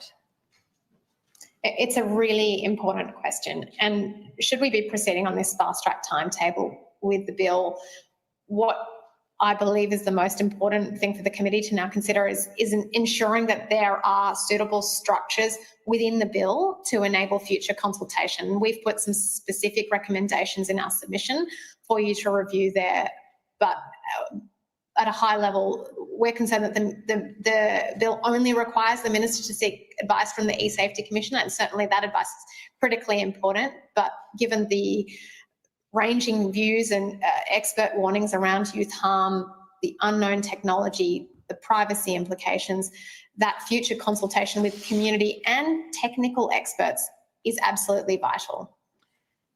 So you're suggesting that the range of people being consulted during that timeframe, so I think you've proposed 30 days, that we should expand that. We've proposed a minimum of 30 days. Certainly this process, as everyone here well knows, has been on a very fast track timetable where the legislation was released on Thursday and submissions were due on Friday.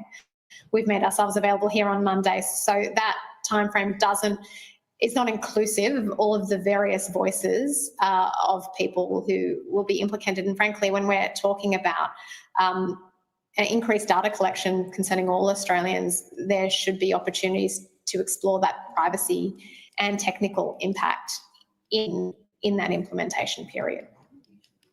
Sorry, I'm just going to interrupt for a moment. We're going to hand the chair over to Senator Billick for a short time. Thank you. Please carry on. Okay. Who are you saying should be consulted during that minimum 30-day period? I didn't quite. There are specific recommendations in our submission, but at a high level, that should be a public consultation. It should include experts on youth. We've also made suggestions around ensuring that there is a consultation of the Privacy Commissioner, who I understand you're speaking with next. Those are detailed in our submission. I'm just trying to pull up the detail in front of me, but yeah, I'm conscious of time, but they're certainly detailed there. 30 days has been proposed because that's, I understand, the minimum. Certainly if there was longer, that would be welcomed, but we've proposed that because we think that's a minimum to ensure that the government hears from a range of voices. Thank you. And maybe I'll just note that the e-safety commissioner did put in a submission to the select committee, and I'd seek to table that here and suggest perhaps you have a look at that, Ms. Rose. And I'm happy to move on now. Sorry, there's a lot of activity going on behind me. So I'm done. Deputy Chair's here now, so she's... Thank you. Senator Canavan. Thank you, Chair. Look, I just have some technical questions about the bill. First of all, a question that no one's been able to answer for me is what happens if someone moves here from another country, say working holiday visa for 6 months, they're using an Australian IP address to log on to their social media apps. This person's an adult, they're not a child, but as we've gone through, you need to verify everyone's age. Are you obligated, how are you going to tell, or are you obligated to check that person who might be from Canada or something and say, hey, what's your age? Do you have to do that under this legislation?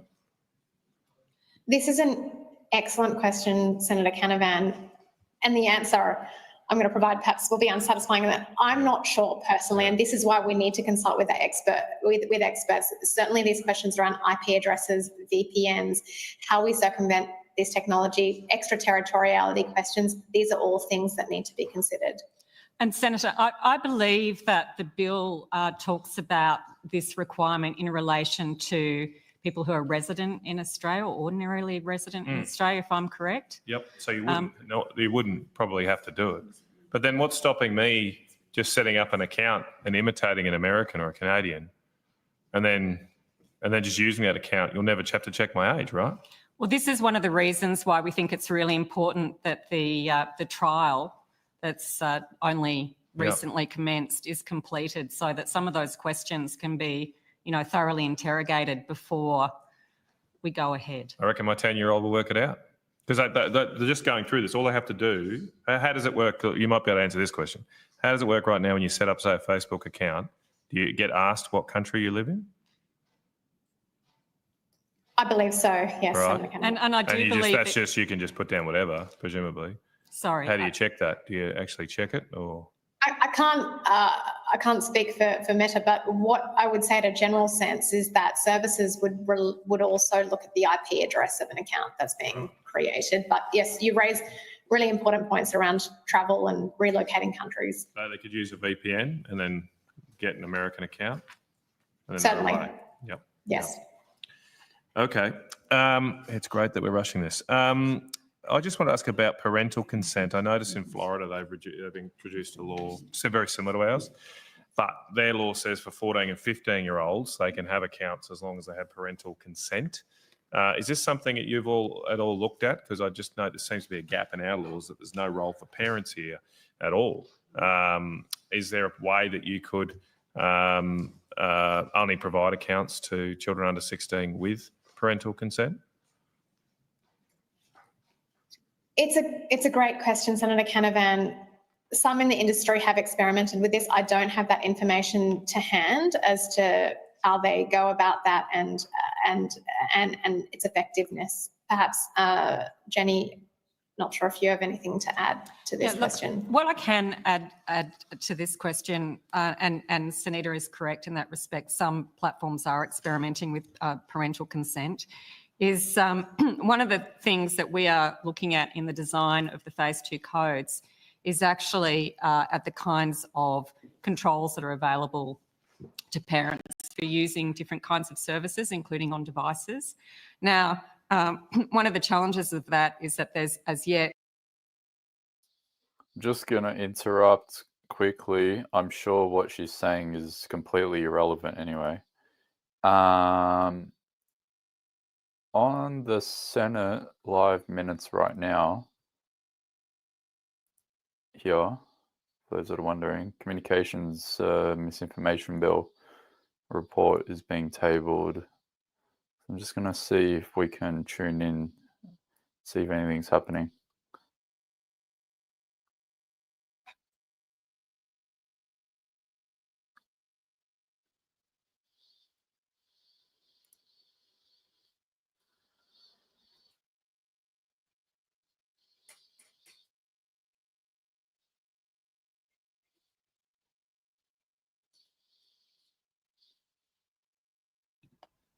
What's everyone's take on this so far anyway, while Anthony pulls that up? How do we feel about it? Acting Deputy President. Well, I think what is most disturbing, this is, happy anniversary to all of us. We've been doing NDIS Monday, every Monday, all year. This is getting out of control. You would. Okay, this is something about NDIS, by the sounds of it. But no, here we are again. Of course, these are kids who don't, by the. So because. The Minister. Thank you, Acting Deputy President. Will I rise to speak on this motion concerning the Communications Legislation Amendment Combating Misinformation and Disinformation Bill 2024 as the Minister representing the Minister for Communications? The way that Australians and indeed the world consumes information is changing. More and more, we access information online and we access it through social media platforms. And to call this a revolution is actually to understate it. This is a profound change in the way that we work and our world works. And governments have a responsibility to respond both to the opportunities and to the challenges presented by this change. There are, of course, benefits that arise from these changes, but there are challenges too. Ensuring equality of access for the information that is online that people want, digital access. The exposure of some of the most vulnerable people in our community to scams and exploitation. The use of platforms to bully and to harass. Young people's access to a range of inappropriate and sometimes addictive material. How best to fund the news that is the pillar of our democratic arrangements. And of course, the spread of misinformation and disinformation that is often deliberately designed to disrupt our democracy and to damage social cohesion. And the responsibility to deal with all of these challenges does not just lie with the executive. The responsibility to deal with these challenges lies with this Parliament. To quote the Minister in a speech that she gave just a few weeks ago, for policymakers to take an elevated view of how technology can shape our future for the better, we need to deal with the excesses of social media and other emerging technologies like AI. Otherwise, they will continue to disproportionately dominate public debate.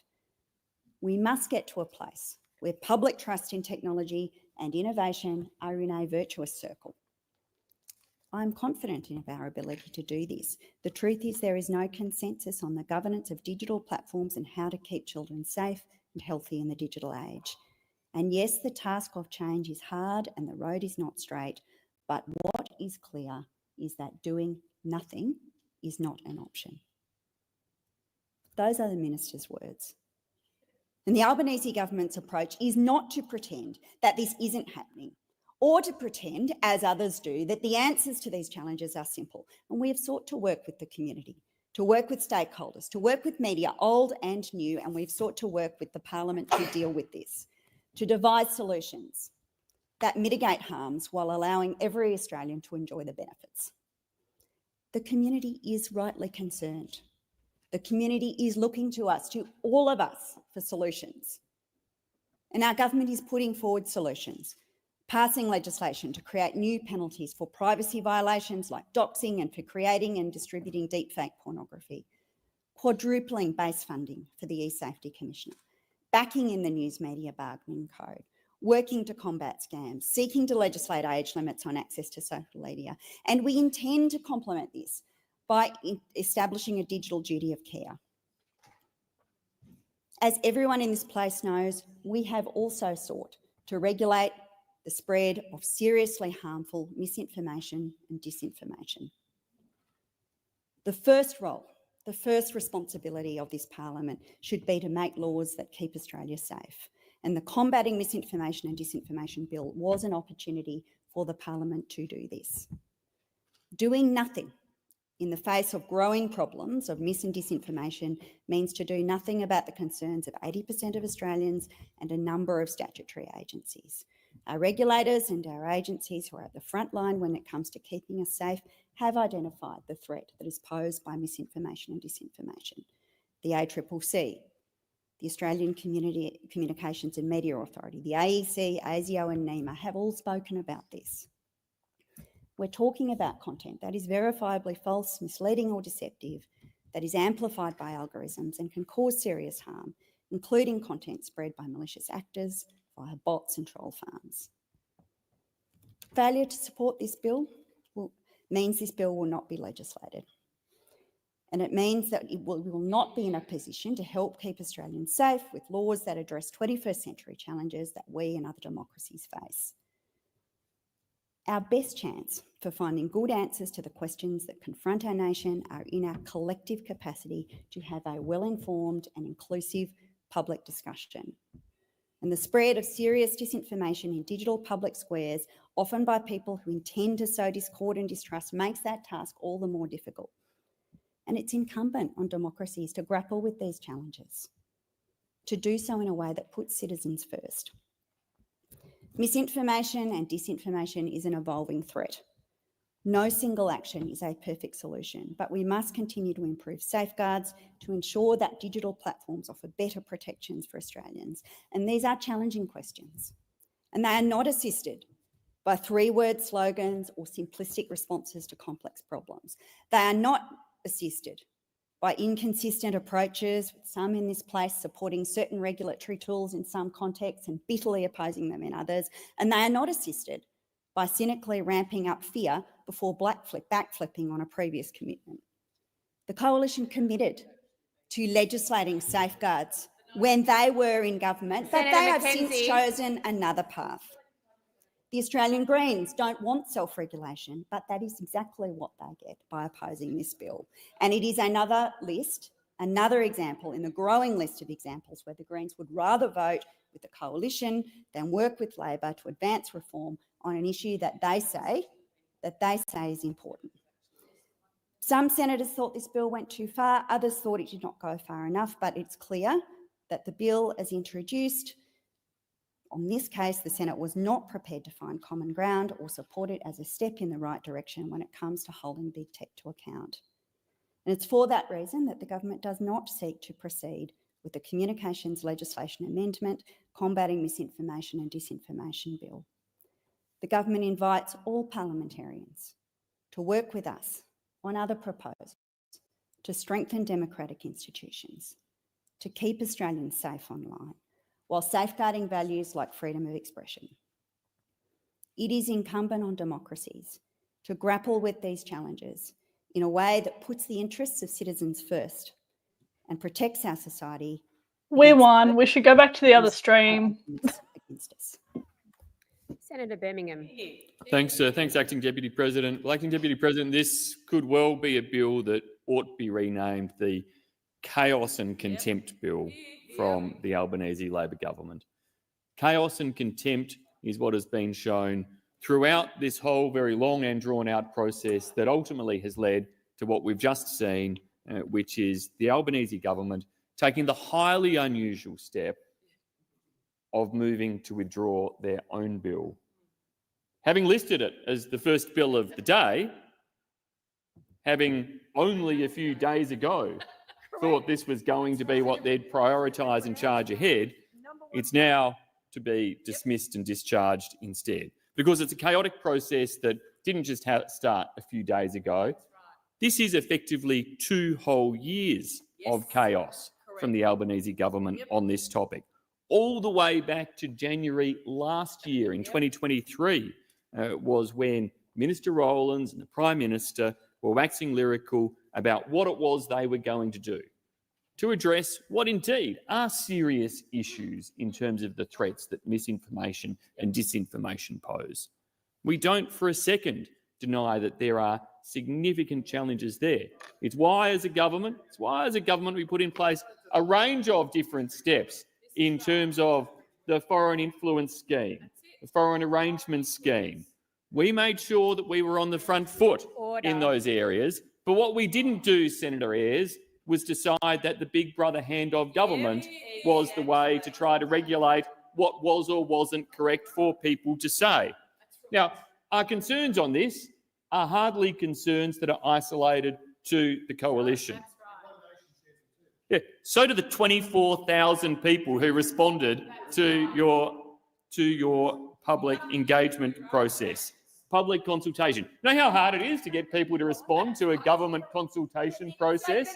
Usually when people respond to a government consultation process, you'll get a few of the different organisations that will put their views in, and maybe you get a few dozen. If it's really big, you might get a few hundred. This bill had 24,000 people make submissions, overwhelmingly stating their objections to the bill and highlighting the flaws in the bill. And before Senator Ayres continues by trying to besmirch all those who oppose as being One Nation supporters or otherwise, let's understand that the opposition to this bill united everyone from the Human Rights Commission, the Australian Human Rights Commission, through to religious leaders, through to civil liberties bodies, through to Law Council, academics and others. Right across the ideological and political spectrum, the opposition to this bill was clear-cut, was widespread, and demonstrated just how wrong the government had got it. So having got it so wrong, having had the message through that consultation period with thousands upon thousands of people making submissions, you'd have thought the government would have gone back to the drawing board at some stage. You'd have thought they'd have listened to those criticisms. You'd have thought they would have tried to bring a different proposal forward. But no, not this government. They just kept digging deeper and deeper and deeper into the hole and into the trench until ultimately they're forced into this humiliating background today where they withdraw their legislation and they're left with no clear agenda in terms of the way forward. There are questions unanswered. Having heard Senator McAllister's contribution, I don't know whether this legislation is still the government's policy or not. Like, will they come back with the same proposal all over again? Or is this legislative retreat also a policy retreat by the Labor Party? Can we have some clarity around that from the government?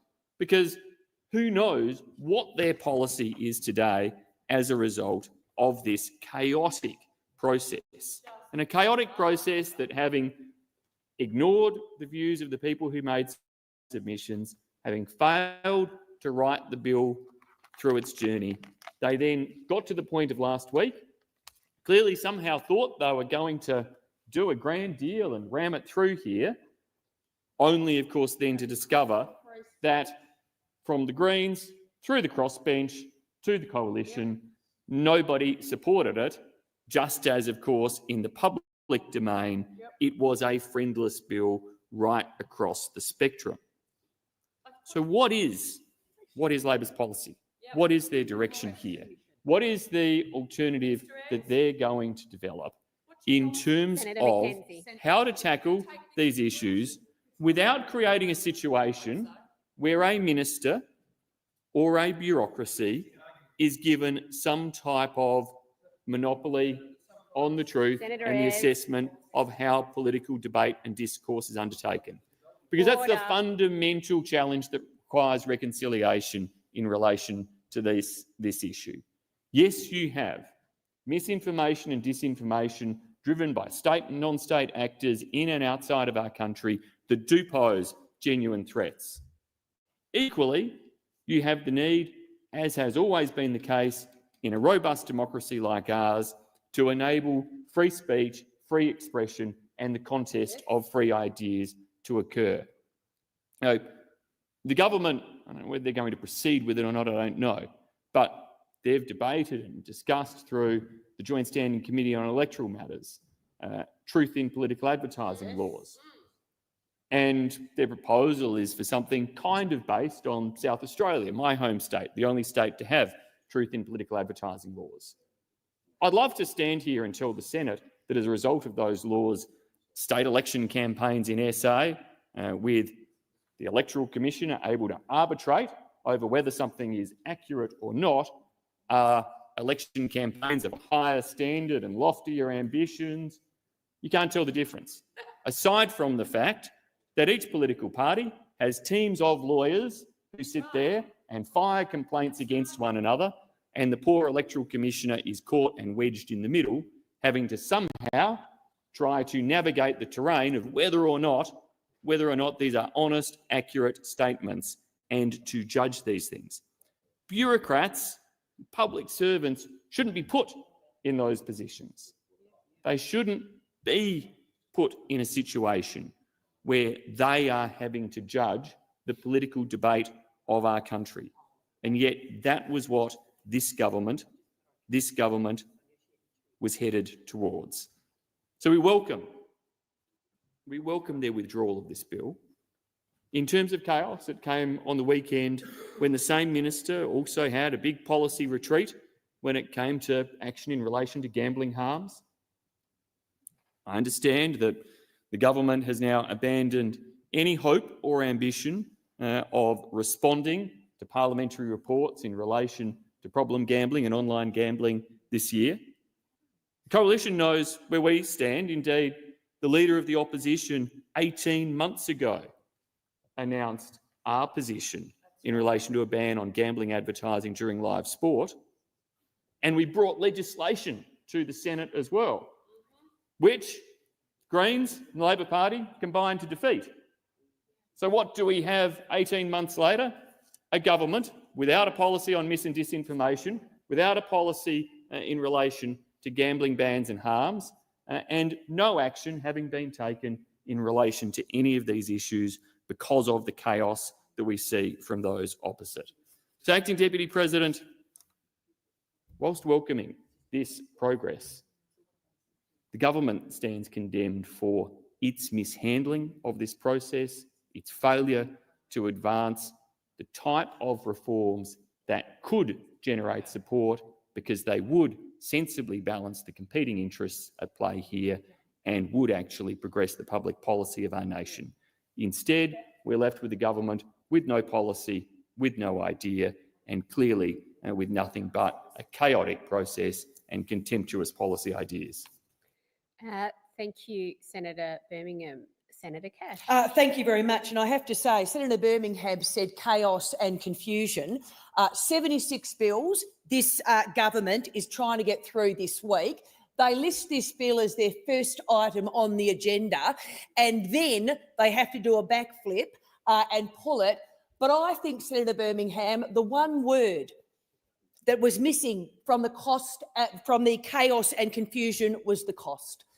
The cost that this bill would have been to the Australian people had the government secured the numbers to put it through. Because let's face it, misinformation and disinformation, you've got to be kidding me. This bill was nothing more and nothing less than Mr Albanese and the Australian Labor Party, and shame on them, seeking to censor free speech of the Australian people in this nation. This bill has no friends. I mean, when the Human Rights Commission of Australia is siding on the side of the coalition and calling out this government for censoring free speech, Australians need to wake up. Let's look at what leading constitutional lawyer Professor Anne Twomey told the Senate inquiry. And again, if you don't want to believe what the coalition and most other Australians are saying, let's listen to what a leading constitutional expert says. This is what she says the government's bill, if passed, would have done. It would create worse problems through large-scale censorship.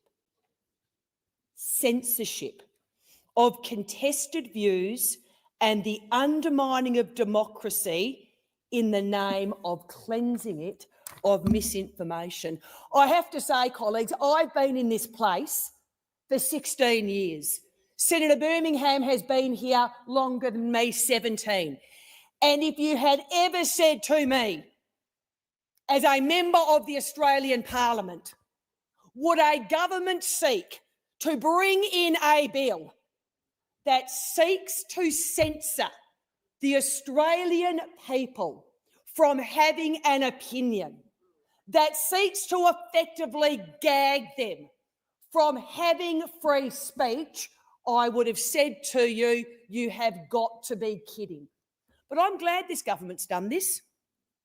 I actually am. Because you see, in a few months' time, the Australian people will have to make a decision. And the decision is going to be for a government, and all commentators now saying Australia's heading to minority, in minority with the Australian Greens. And now let's be very clear, the Australian Greens have not withdrawn support for this bill or are not providing support for it, not because they believe in free speech, but worse, they think the bill doesn't go far enough. So you can be guaranteed that after the next election, if the Australian people vote for this government with the Australian Greens, you will be silenced. And why do I say that? Because you have a bill currently on the notice paper that seeks to silence you. This is possibly, as Professor Anne Twomey has said, the large-scale censorship of contested views. But what is worse is she says this, the undermining of democracy in the name of cleansing it from misinformation. You read about this, quite frankly, in the books of history. I don't know too many Western democracies that have sought to cleanse their community from misinformation. If the Australian people don't think this is serious, be very, very careful, because the people who will be judging whether what you say is indeed true are going to be a bunch of bureaucrats. Nobody gets to judge whether or not what you say is true. Free speech is something that we all hold dear. It is the fundamental principle that you have the right to say what you believe, and then I contest that right with my ideas if I don't agree with it. And for a government to come into this place and to seek to censor the Australian people, to seek to censor their right to free speech, I say shame on them, and I would encourage all Australians to have their say at the ballot box. Senator Roberts has the call. Senator Roberts. Thank you. I seek leave to add my name to this motion, and I wish to make a few comments. First of all, the people of Australia, congratulations, you've won. You won. You put so much pressure on the Uni Party, you won. They folded. 4 years ago, I came out against this bill 4 years ago, and it's been a slog ever since.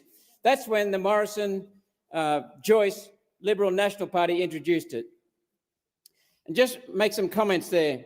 This is a part of a package. Misinformation, disinformation bill, digital identity, identity verification bill, under 16 banned from social media, Reserve Bank of Australia working on a digital currency that will be connected to a global digital currency, 5 components of a package towards social credit. Second point, that package is being put by both the major parties, Liberal, Nationals and Labor. Third point, it's connected to implementation of a similar package around the world in many other nations right now. It's led to the jailing of 150 people in the United Kingdom, the arrest and the arrest of 150 people in the United Kingdom with jail for some. In the United Kingdom, simply for making comments dissenting against the British government. This disinformation bill had some worthy sections on regulating regulating the tech giants, but it was primarily about censorship and censoring the Australian people. One Nation supports a referendum to include freedom of speech, enshrine freedom of speech in our Constitution. One Nation supports legislation to mandate to enable free speech, to make free speech sacrosanct so that no state can trump it. One Nation wants to appeal 18C. This has come out of 18C, which is scandalous. There's some of the basics. I'll read components, part of my dissenting report on the Senate's inquiry into this bill. First of all, I thank the witnesses for their submissions and for attending the hearings. Many, many, many witnesses. Thank you, Australia. The original committee report into the Communications Legislation Amendment Combating Misinformation and Disinformation Bill 2024 flew in the face of the expert evidence the committee had received across 3 days of hearings into the bill. Just completely smashed it, completely reversed it. But with the tide of views, the torrent of views, the tidal wave of views from across Australia, the committee changed. Wonderful. A committee inquiry should not perform the function of gift wrapping a decision which has already been taken. A committee inquiry should have the role of deciding if the decisions taken in the bill are correct. The first report did not do that fundamental thing. For three days, the committee heard from human rights advocates and stakeholders who all criticised this bill on human rights grounds and added warnings the bill would backfire. That's what the committee heard almost unanimously. It's extraordinary the committee would choose to ignore the recommendations of the very people who they invited to attend to advise them on this matter. Only when the public turned savagely against the government was the committee report changed at the last minute to reflect today's motion. The action of the committee to that point will make it harder for any Senate inquiry in the future to attract the quality of witnesses this inquiry attracted. Censorship was the purpose of this bill. Censorship was the purpose of the committee report. The criticism of the bill was well placed. Human rights. The Human Rights Commission questioned a basic foundation of the bill, the definition of information. In the explanatory memorandum, the term is intended to include opinions, claims, commentary, and invective. This is from my dissenting report. The Human Rights Commission stated, quote, considerable caution should be exercised before including opinions and commentary within the scope of information, as this significantly broadens the potential reach of this legislation and increases the risk of it being used to censor legitimate debate about matters of public importance. That is profound. That is a bedrock of a democracy.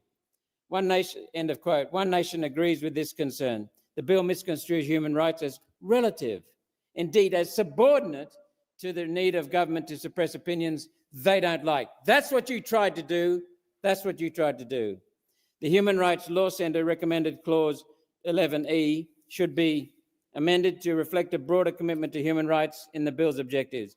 They also recommended the Australian Human Rights Commission should be consulted on the development of codes.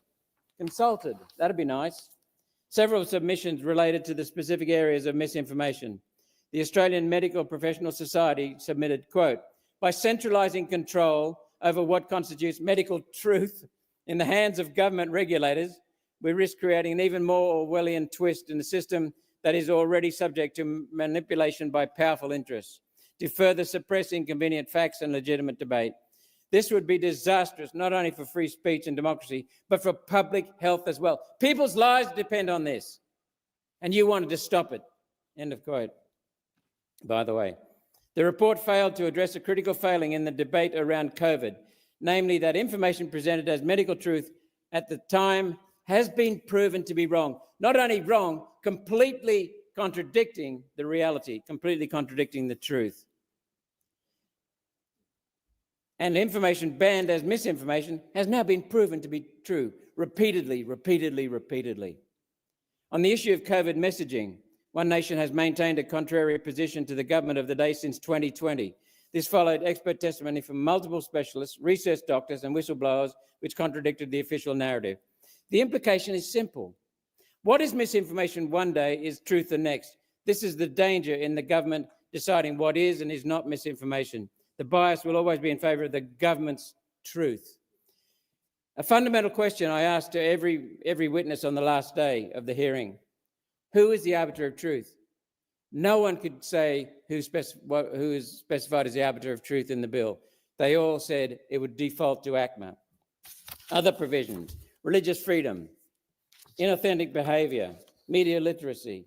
But, you know, the fundamental thing is this was an attempt by the Labor Party to build on the Liberal Party's previous attempts at censorship by corralling misinformation under their definition and then driving the social media organisations, the big tech companies, to ram it down people's throat. That was what you were doing, and I'm pleased to see that the people of Australia have put the brake on you. Now I just appeal to the people of Australia to keep the foot on their throat, because we must stop the banning of under 16-year-old people from social media. Mackenzie, you have 10 seconds. 10 seconds. How embarrassing for the Labor government to have to withdraw the misinformation and disinformation bill on the first day of the last sitting. You've silenced the Senate this Senator week, Mackenzie. and you're trying to silence Australians.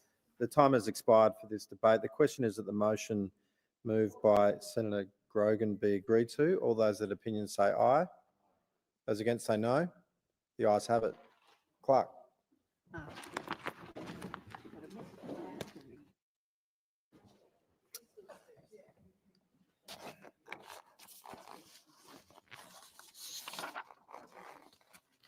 President has received messages from the House of Representatives forwarding the Cybersecurities Bill 2024 and two related bills. Okay.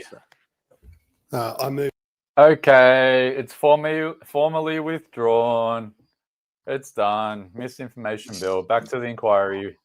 So boring, but it's good. So now it's officially official. Yeah, one down, one to go. And the coalition is really confident, despite the fact that they're contradicting themselves through this new bill anyway. Everyone on Twitter, all 4,000 of you, please just click out of the live stream quickly.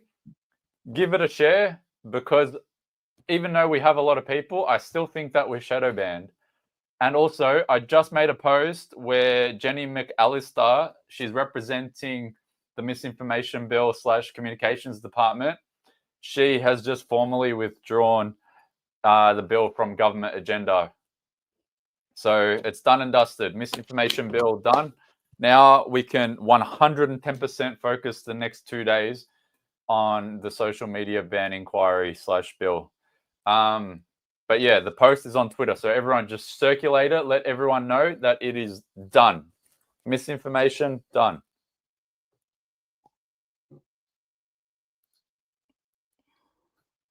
I believe it does not cover these questions around consent and how we define it, and that will be a part of the broader reform process.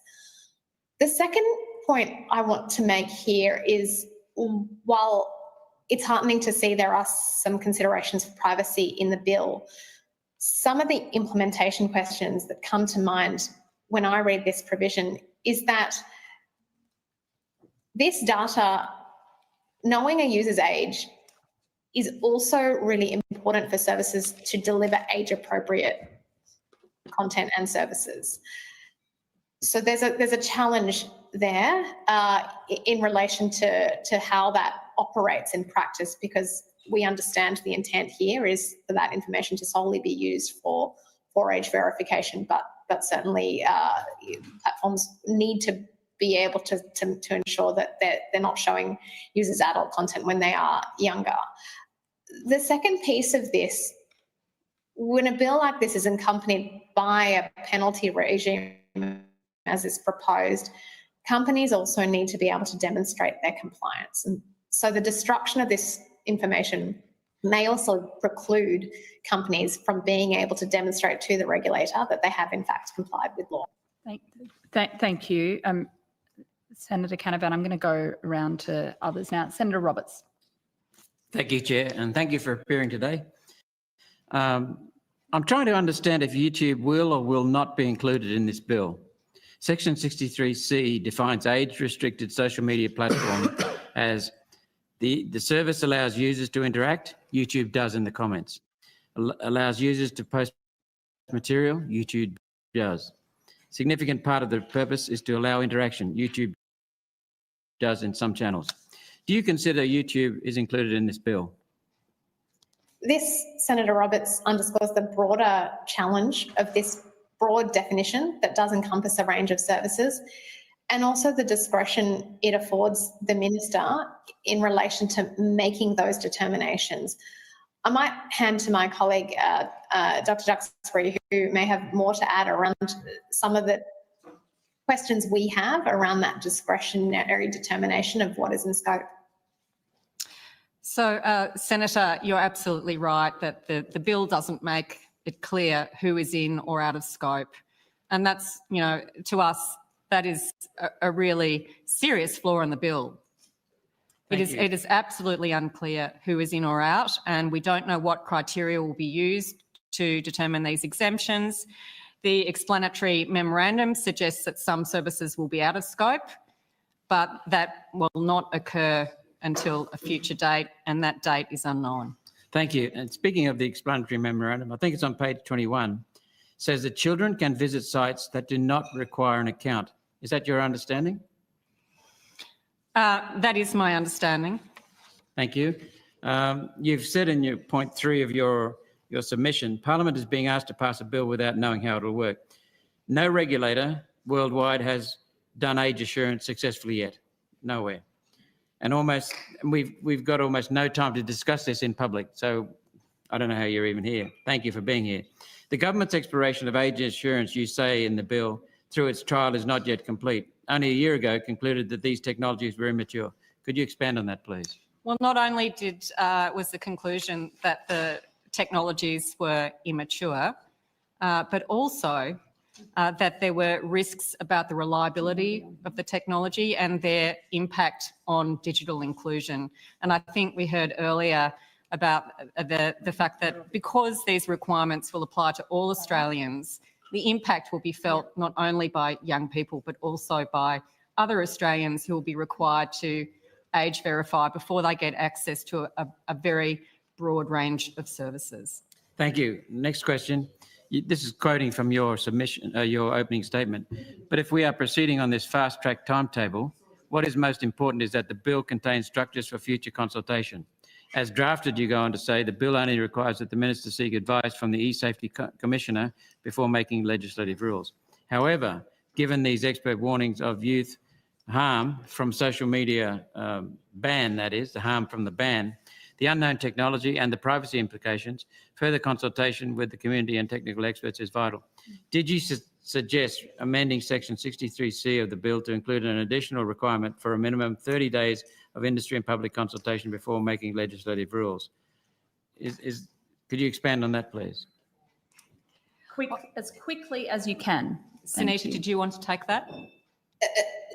Jenny, I'll hand over to you, but there was an additional reflection we had over the weekend that we didn't have a chance to include in our submission issued on Friday evening that we might touch upon here, in addition to what you've read there, Senator Roberts, around the need for reasons for decision.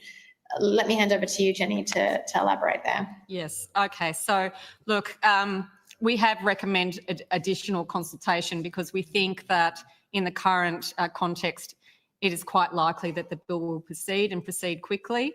And, you know, we understand that this committee will only have one day to basically ponder that question. And if the bill is going to proceed on its current timetable, then frankly, adding in a consultation requirement seemed to be the only thing that was, you know, likely to improve given, the complete absence of detail as to how it will be implemented. However, another possible improvement to the bill would be to require additional transparency regarding the making of these decisions. So I believe that the Minister has power both to include particular services within the scope of the bill and also to exclude them. And to the extent that legislative rules are going to be, or legislative instruments are going to be made to flesh out the detail of the bill, then I think additional transparency could be very helpful. Complete absence of detail. Thank you. Thank you, Senator Roberts. I'm going to go to the opposition and then I'm going to come back to Senator Pocock. Senator Kovacic. I note a comment that was made in the last sort of questions around knowing the age was necessary in order to deliver age-appropriate content. Can you give me an indication of what percentage of your members' users are under the current age limit of 13? Thank you, Senator, for the question. I don't have that information to hand. Do you know whether they track this information? They would certainly have systems in place to understand the age of their users through information that those users provided or otherwise. Yeah. So I guess where I'm going to with this is there are already, there's great awareness of the issues at hand. Not a lot seems to have been done by the platforms in order to address this, despite the problems. So I'm trying to get an understanding of what does your industry association do then? Do you all sit together and talk about the risks and the benefits? You talk about, commercial outcomes versus, okay, well, versus, if a few kids get hurt, well, that's kind of okay. Because I'm trying to understand how the discussions are done from an industry perspective. Other industries need to look at this. So, banks have to look at, lending legislation and to ensure that their products are fit for purpose. What is this sector doing? Thank you, Senator, for the question, which I believe there's two parts to it. One is what the industry is doing. And working at Digi, we have a unique vantage point working directly with the platforms where we receive visibility into the extensive ongoing investment that they are making to protect young users on their services. Now, I understand if you are someone who has had a bad experience, you're right to think it isn't enough, and that's why that work needs to continue. But I can assure you, Senator, and others, that there is extensive work to protect young people from harmful content, to create parental controls that have restrictions on screen time, downloads, friend requests. There are more robust privacy protections when it comes to young people. We're seeing innovations from the industry to restrict screen time, to reset algorithms. It's an area of ongoing work that I can assure you continues to happen. In relation to Digi's role, our work is to bring companies that are committed to online safety and privacy together. We work with the mainstream companies. An important point to make in the context of this bill is that the investments around safety and privacy within the mainstream part of the industry differ greatly from the rest of the internet, which is a vast, vast place. And there is a risk that by restricting these services, we do push young people onto those services.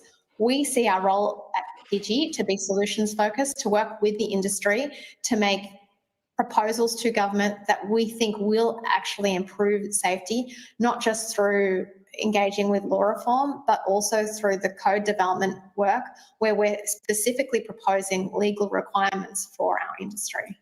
And Senator Lambie made some interesting points earlier about the fact that the industry actually isn't doing it. TikTok was designed to intentionally be addictive to children.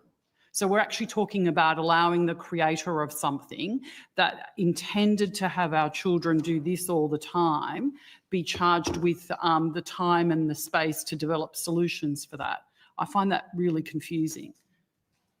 I understand your question, Senator, and what we have in Australia is a model where industry can propose legal restrictions, but ultimately it's the decision for the eSafety Commissioner as to whether they meet the standard. And certainly in relation to the Class 1 codes that my colleague Jenny developed, the Commissioner made the determination that 6 of the codes that the industry had proposed met her standards, but that 2 didn't. And the Commissioner then went on to develop standards for those sections of the internet, which relate to websites and to messaging services. Okay, thank you. I'm going to go to Senator Pocock. Thank you for your time. The bill says that if platforms collect data for the purpose of assurance, then it must destroy that data. Then has this caveat and says, unless the person gives their consent for that data to be used for another purpose. Why should we allow your members to even be able to gain consent for use of this data for a secondary purpose? Thank you, Senator Pocock. It's an important question. My response will be similar to the response that I provided to Senator Roberts in relation to this question.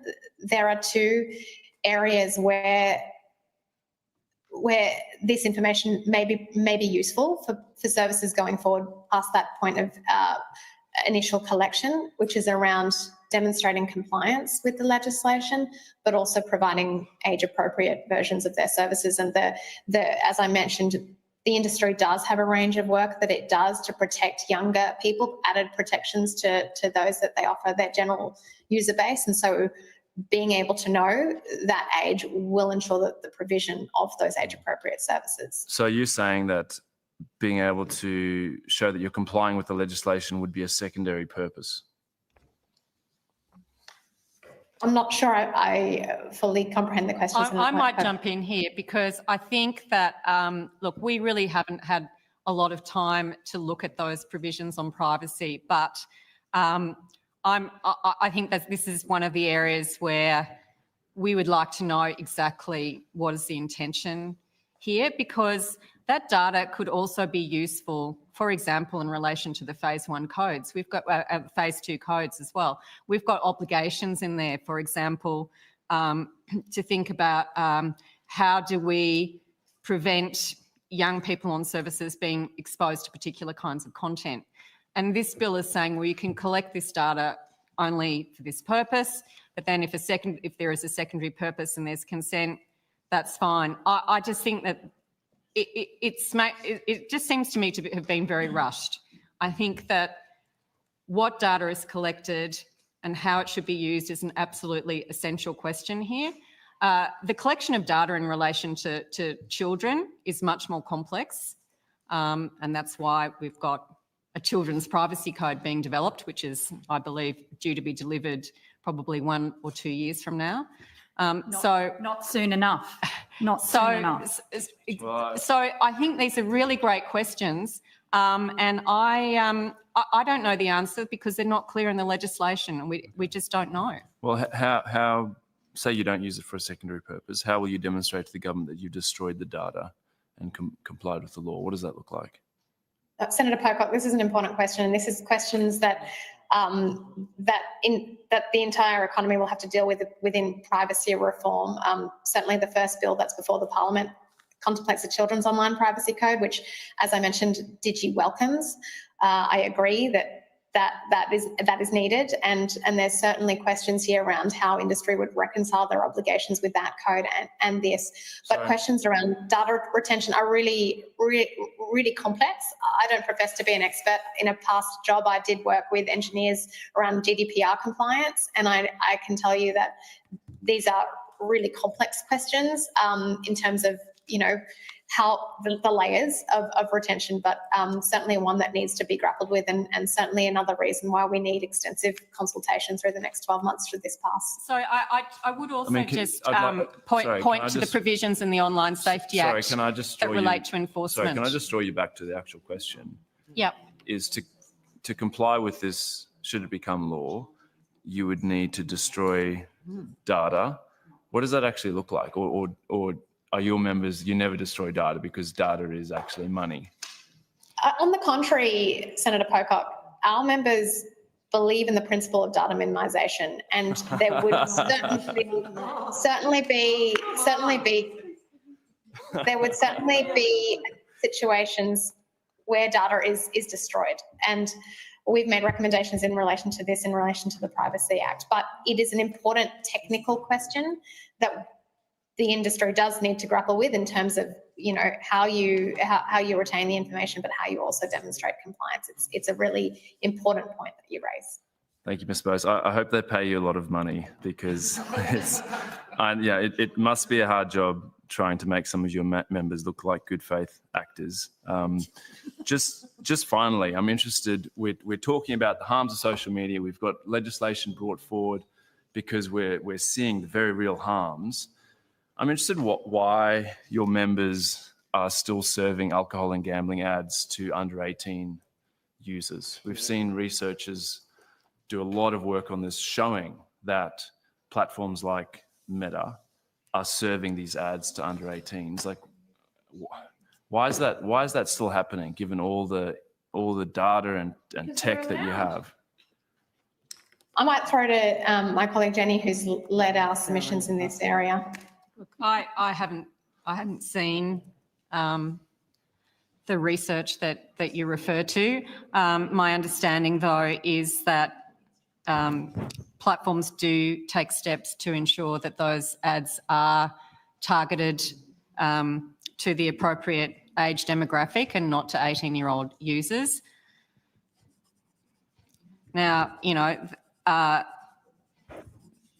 that may not be 100% robust, but they certainly do take steps to do that. And those steps are actually likely to be far more effective than, for example, the steps that broadcasters can take when they're broadcasting those kinds of ads on free-to-air television during sporting events and after sporting events. Thanks, Chair. Thank you very much. We'll go to Senator Cadell. Thank you, Chair. While Senator Shum's on the way here, there's been lots of talks about the what ifs and the goes now, and I won't go to what I said in party room. Party room, I told a personal story about my blended family. And I hear all this thing about the good things that happen and how we protect this. I have a 10-year-old stepson who, since he's 8, without our parental consent at the other parent's place, has had a YouTube channel, a Snapchat account, and an Instagram. Now, it's not available in our house. We haven't downloaded the instance. And I won't embarrass him by going through the details. The incidents of what happened are bad around that and have caused incidents. If the industry is so good, why is a visible 8-year-old able to have all those accounts without action where they are putting videos and photos of things up and not one of those 3 devices has ever said, whoops, hold on, you look underage? One of those platforms has ever said that. If we are serious about this, how has that happened? Thank you, Senator Cadell, for the question and for the personal story. This is an area where the industry needs to improve if that's the case, and obviously I don't have the specifics of that example to hand. As I mentioned earlier, the methods currently for confirming a user's age range on a spectrum from accuracy to privacy, and those self-declaration methods where a user is asked their age and presumably in this situation they've perhaps lied about their age, those are less accurate but less privacy invasive. What's important when it comes to this bill is that if we are requiring industry to more verifiably know the age of those users, that we ensure we strike the right balance. Okay, it strikes me as strange that there's a fundamental difference between the way 8 looks and 13 looks. It's not a close run thing. And that whether they lie about the device, whether they do it all that, if proper systems were in place, that should have been caught well before, it's been 2.5 years, well before an incident. What does exist currently to go through this process and look after the younger people? We heard the evidence today that 10 to 13 is the danger range. I take it back to 8, it's horrific. And I know that it was done with a parent's consent, no parental responsibility there, that all lies elsewhere for other reasons. But what exists to protect parents where this does happen? Thank you, Senator Cadell, for the question.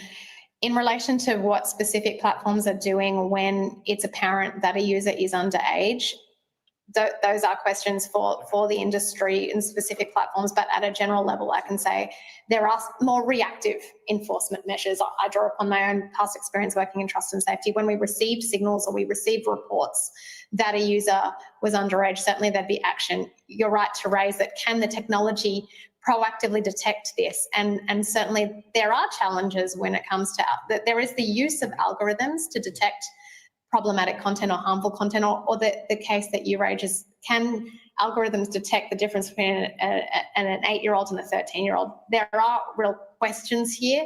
Fundamentally, what we need is for companies to be investing in that safety, investing in the training of those safety algorithms that would proactively surface an account like this should it not be reported by another user.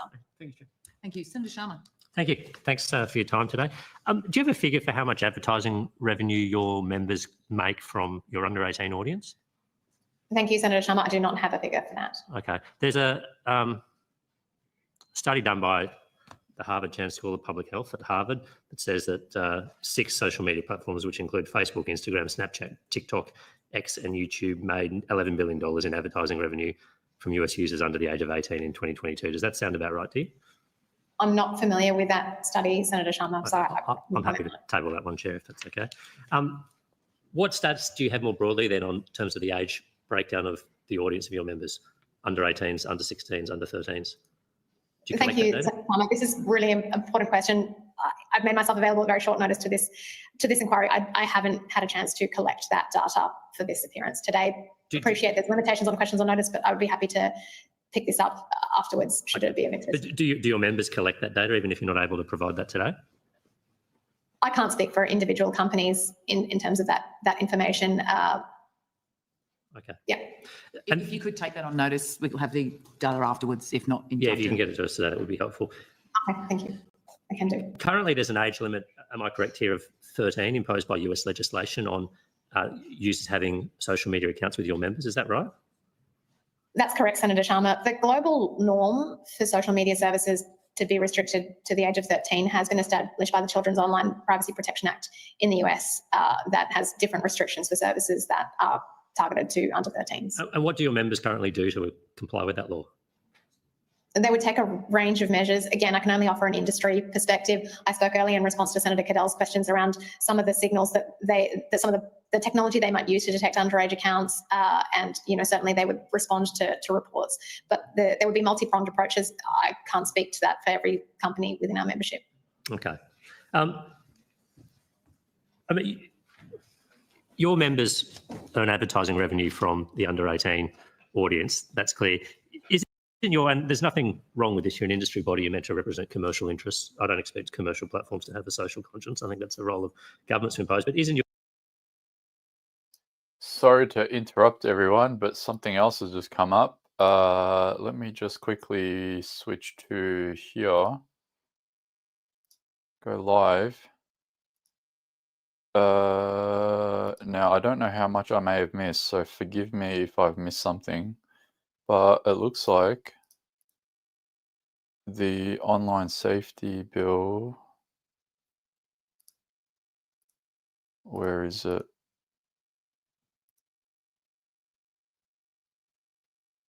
Is on the program in the House. I need the House one here.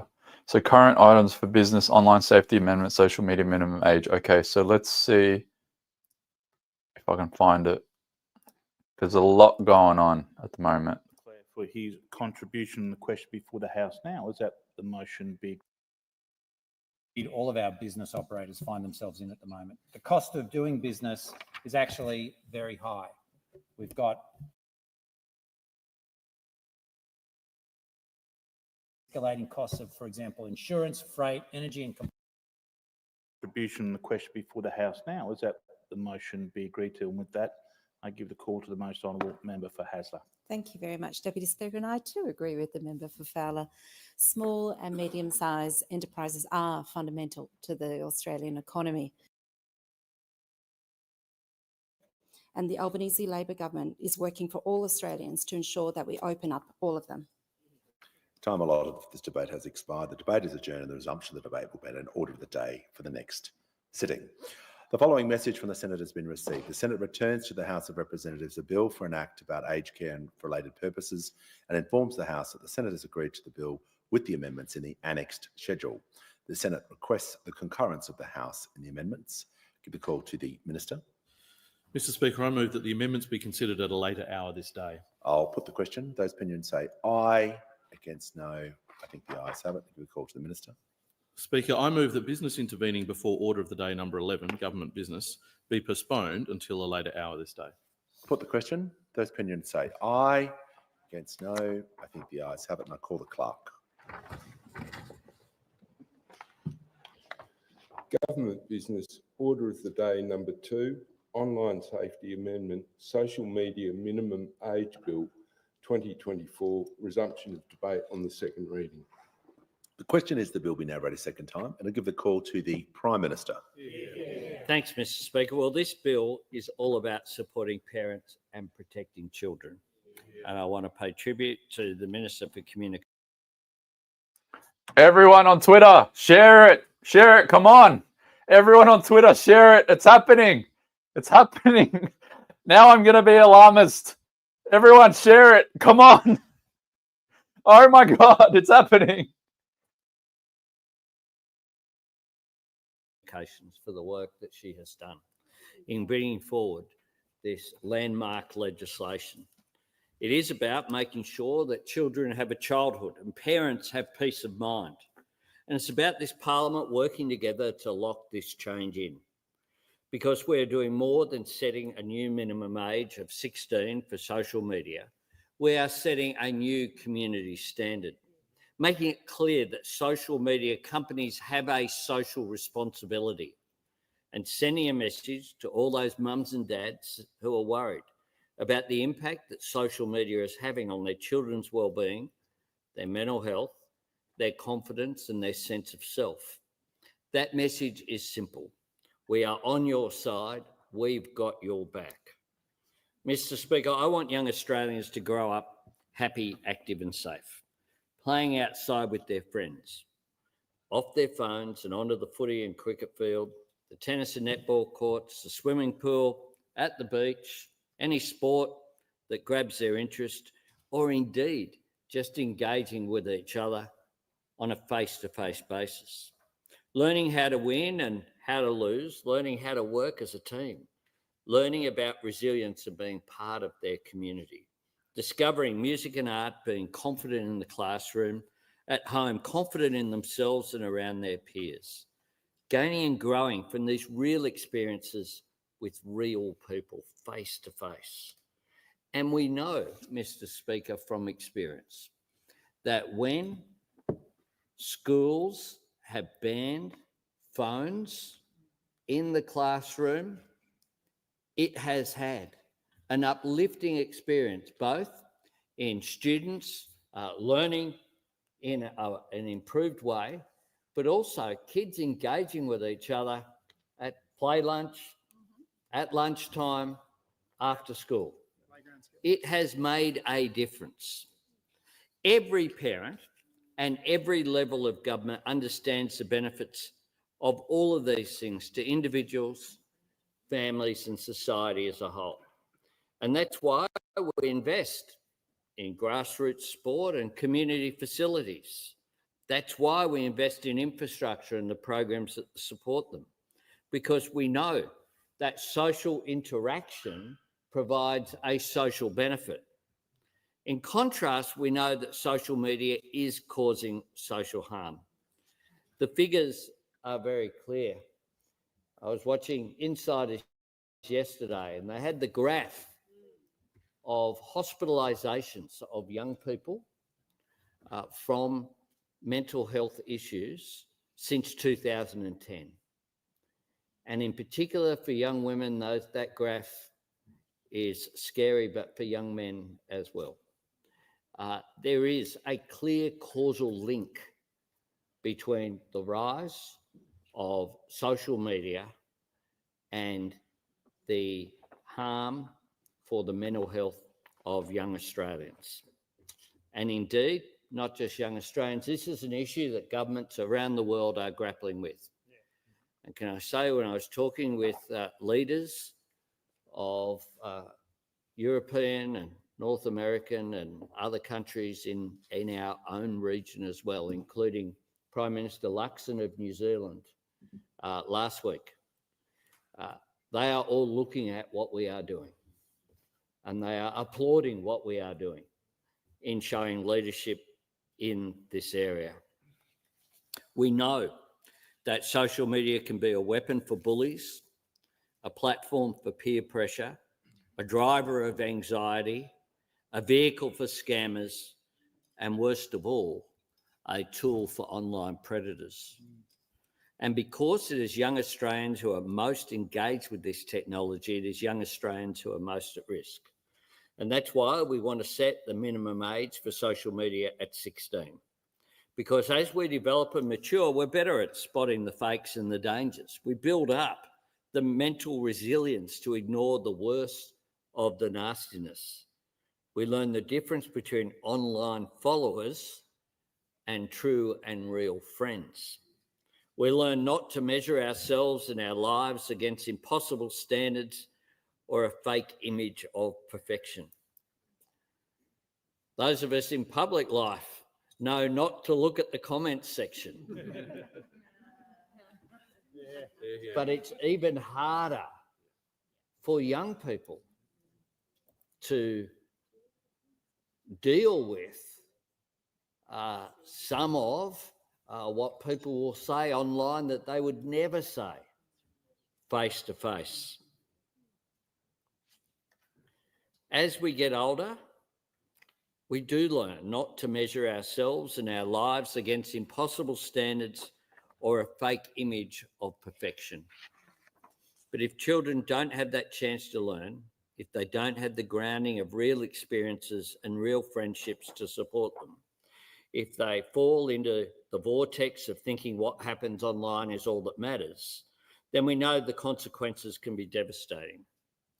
I do want to recognise that some of the strongest advocates for action in this area are parents grieving the loss of a child. Mothers and fathers determined to spare other parents the pain and the sadness they have had to endure. I've had the solemn privilege of meeting with some of them. I know other members of this place have as well.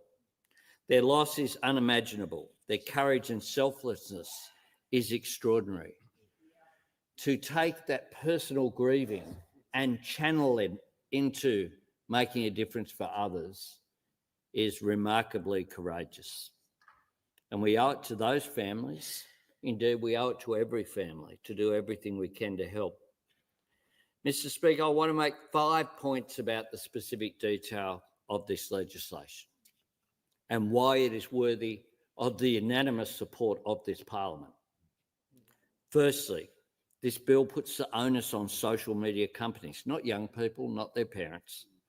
We know that every law that applies to teenagers will be tested by teenagers. We're not seeking to penalise young people pushing their luck. The penalties in this legislation apply to social media companies that don't make sufficient effort and allow for systemic breaches. Fines of nearly $50 million, serious penalties because we are taking this seriously. Secondly, there are common sense exemptions. We want to make sure that young people can continue to access health and education related services, Headspace, YouTube, Google Classroom, as well as messaging services and online games. Thirdly, there will be very strong and strict privacy requirements to protect people's personal information, including an obligation to destroy information provided once age has been verified, and will fund the Information Commissioner to oversee this work. Fourthly, this bill is realistic about how fast technology moves and how quickly new platforms can appear on the landscape. And that's why there's a balance of decision-making power between the Minister, the E-Safety Commissioner and the Parliament, recognising that we all have a part to play in making sure this legislation keeps up with evolving challenges. The fifth and final point is about effectiveness. I've seen people point out that nowhere else in the world has this been done yet, and that's true. But I also know that every serious government in the world is grappling with this issue and looking to take action. And when it comes to the well-being of our young people, I don't want Australia to wait around on the rest of the world. I want Australia to be one of the leading nations in the world. Equally, I've seen people say the law won't fix everything and it won't work in every situation. That's correct.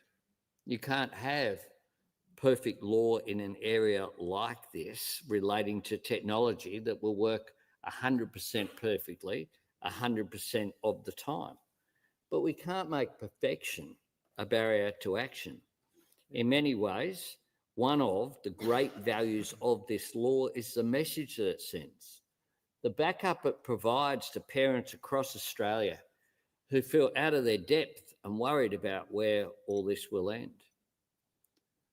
The parents of a young boy or girl coming home and saying, my friend I sit next to in classroom has access to all this, why don't I? This is a tool for parents to work with their sons or daughters. Now, this will provide an important tool for parents who worry about their children, as we all have, from the very day that they're born, and it never stops. What's different about this issue compared to the conversations we have with our children about drinking or other activity is that parents don't have their own childhood to look back to as a frame of reference. It is different. And until now, not only have they not had that, they haven't had the law to support them either. So, of course, parents already have the option of banning phones or particular social media platforms for their children. But that does mean going up against the power of peer pressure. It means making their child the odd one out. This bill is about taking the pressure off parents and teachers. It lets them point to the authority of government and the law and say, this is the way it is. This is the same standard for everyone. We have a drinking age of 18 because as a society, we recognise that alcohol carries risks that are more severe for young people. Now, underage drinking does occur, but it's much less common than it would be if there was no legal limit. And it's a lot easier for parents and teachers and older siblings to engage with young Australians on the topic of drinking responsibly when there is that community standard to back them up. Now, there's been considerable engagement with the opposition on this legislation. I'm grateful for the bipartisan way we've been able to work together. Many of us, I'm grateful. Now, there's been considerable engagement with the opposition on this legislation. I'm grateful for the bipartisan way we've been able to work together. Many of us on both sides come to this issue drawing on our experience as parents, and that's important. But we're also parliamentarians. So we have the privilege and indeed the responsibility of being able to do more than sympathise with those who have seen the very worst harm social media can cause. We can do more than worry about what all this will mean for young Australians today and future generations. We can do something about it. We can change the law. We can help drive a change in attitude, culture and behaviour across our country. We can drive a change in the schoolyards and around kitchen tables. And that's the opportunity before us. When the Communications Minister and I did a press conference in the Prime Minister's courtyard there a couple of weeks ago, one of the questions from the media was about, will these changes restrict, how will young people engage if they can't do it online and set up a Facebook group to campaign and everything else? And I spoke about my own experience as a very young man when my first political campaign, when the Sydney City Council, whose housing my mum was born in and died in the same house 65 years later, when Conservatives got control and wanted to flog it off because they didn't believe in social housing, something that's still there apparently. and we ran a campaign. We didn't do it online. We went and talked to people. We knocked on doors, we collected petitions, and we engaged and mobilised the community. That's what you can do. That's what people can do in the whole sphere of public space. Engage with each other, learn to communicate, learn to engage in a positive and constructive way, convince people about your point of view, or indeed just chat about what you did on the weekend. I remember watching a Simpsons episode Modern Family episode, where they're all sitting around the kitchen table and they're texting each other instead of talking. Like, this is an issue for our society. As public office holders, we need to speak about the public space and the impact that these things have. But when it comes to young people, we've got a particular responsibility. And that's the opportunity before us. Let's seize it. Let's give children back their childhood. Let's give parents new peace of mind. Let's work together. Let's pass this legislation through the House of Representatives and the Senate this week, and it will be something we can be very proud of. I tell you what, it wouldn't be an elbow speech if we didn't have to hear about Mum's houso for the 1000th time. Speaker, I move the debate on this bill be adjourned to a later hour of this day. The question is the debate be adjourned and the resumption of the debate be made an order of the day for a later hour this day. I'll put the question. Those opinions say aye, against no. I think the ayes have it.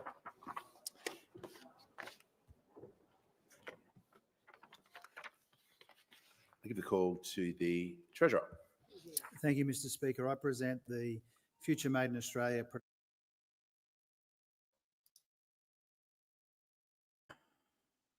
Okay. So if anyone's wondering, the bill has now gone to its second reading, and it has been adjourned until, I believe, 8 p.m. tonight. So we are not going to stay on all day until 8 p.m. Maybe But we I can think go back on at 8. But I think we jump back on later tonight just to see the proceedings. Let me just confirm that time. That's the Senate. I need the House notice paper. I think the one thing that the government really is going to grovel at is the fact that we are educating so many people on how these things go sequentially now. Yeah, so 8 p.m. 8 p.m. the bill will be it'll be closed off. They'll pass it through the House of Reps. We will be able to see which members of Parliament actually voted on it and supported it as well. So between now and 8 p.m. we'll finish, or for now we'll finish off the inquiry because we've missed a little bit. Once we finish off the inquiry, we'll call it there. We'll come back just before 8 p.m. and we will see what they do with regards to the online social media minimum age bill. Can we just recap like what we've seen so far? Because I'm sitting here like with an overwhelming amount of tolerance, as is everyone else who's had to listen to all these yappers. I'm super irritated by Jackie Lambie's attitude toward the first set of experts. I'm really, really irritated as well that the lady from Project Rocket, was it? Yeah, was so heavily dismissed. She had probably the best points to make, and she did it without invalidating anyone else that was contributing. That Einstein chick, yuck. We've all met one of her. We've all met one. Like they're around, and it's those people that do a psychology degree and think they're qualified to make decisions for everyone else based on what they believe to be the best possible education and opinion themselves. We all know a narcissist with a qualification. And that's all I'm saying there. There was very limited regard for what anyone else had to say. You could almost tell what it looked like was as though there was some sort of conflict between the Project Rocket lady and that Einstein chick before it started. I don't know if you guys clocked the tension that was in the air between those two when it began, but I noticed that. And so, yeah, I think they couldn't wait to shut down anyone who had something to say against it quick enough. But the Project Rocket lady did really well considering. And it's a shame it got a little bit patchy as she was talking. But yeah, I'm just irritated, you know. It's really got nothing to do with the big tech companies, even though I found the Digi members of the panel to be insufferably boring, like to the point where I had to really like focus on what they were saying, because I'm allergic to corporate speak. Like if you don't have something to say with like an ounce of humanity in you, just shut up. But there were some good points made about privacy. And I didn't like the way that the senators were invalidating what they had to say based on the fact that they represent the big tech companies when the legislation really has nothing to do with them in terms of, you know, advancing their interests or whatever, like in this capacity. I think it was like really genuine the way they came out about the things that they do for kids with the algorithms. It's more what they do to political people via their algorithms that I'm interested in. So yeah, that was my assessment of that. I think, you know, I mean, David Pocock's zinger was kind of cool. What was it again, Anthony? I forgot, but it was... Dr. Oh, they Danielle, must pay you well. Dr. Like, I hope they Dr. pay you well. Dr. Danielle Einstein, the first thing that comes up, COVID-19. Oh, yeah. Oh, yeah. And again, like, where's the mention of the fact that they push kids onto social media during COVID? But oh, it's fine now. And, you know, to say that pushing kids onto social media during COVID, that the negative effects were somehow attributed to social media rather than the fact that kids were dealing with a pandemic and lockdowns and all these restrictions, just shows how unhinged the layer of thinking is. Like, don't you think that maybe your core group's a little bit circumstantially corrupted? But no, her opinion's the best one and delivered in the most nasally tone I've heard in a while. Ugh. Anyway, Let's I finish think this. yeah, let's do Your it. interest is DG just preventing these regulations or this legislation from coming into effect because it will cost your members money? I respectfully disagree with the characterisation of our industry. Our role at Digi is to propose solutions, and that's what we've done today before this inquiry. Propose a focus on online safety and the review that's afoot there, and the various elements of that act that are still not in place, such as the Class 2 codes. I've also talked about privacy reform.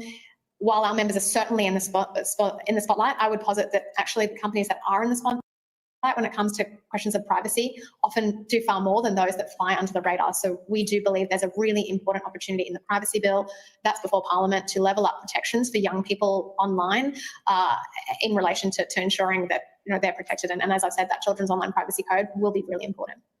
There's currently 9 US state jurisdictions, in my understanding: Louisiana, Texas, Connecticut, Maryland, Utah, Tennessee, Florida, Georgia, and Minnesota, that have either age verification or parental consent requirements that comply with it, that are imposed upon these platforms. And there's 3 more jurisdictions: Arkansas, California, and Ohio, where these are under court challenge. So isn't it the case that your members are already having to or coming to terms with preparing for an age verification regime in these US jurisdictions? What we know is that this bill that's being proposed in Australia, what's being proposed hasn't been implemented in other jurisdictions. So in some ways it is globally unprecedented. But I just read you 9 jurisdictions where there is an age verification requirement in the United States, which I think is still far and away your largest market, the largest market of your members.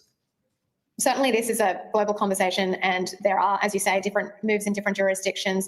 In Australia, we have an exploration through the age assurance trial around the technologies that strike that right balance between accuracy and privacy. We don't have the outcomes of that. Certainly companies I think your question speaks to the point, are companies doing this anyway? And certainly we are seeing some sections of the industry move in this direction.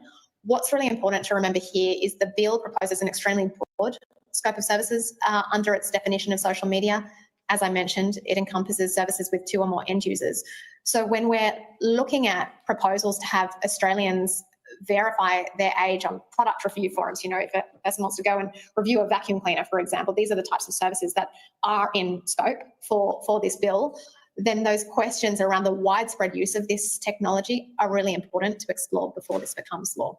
Well, it's true there's a broad scope in the bill, but it's quite clear as well that the defined scope will be determined by legislative rules that the minister will make. So I disagree with that characterisation. What do you have any? I know you don't have any advertising revenue data, but do you have any data on your under 13 user base in Australia of your members, or your under 16? I do not have that data, Senator Sharma. Okay, thank you. Nothing further from me, Chair. Thank you. Senator Dunman. I referred earlier to the e-safety submission to the Joint Select Committee on Social Media and Australian Society, and I just wanted to table that. Thank you. With that, we will thank you for your time today. Appreciate the short notice and thank you so much.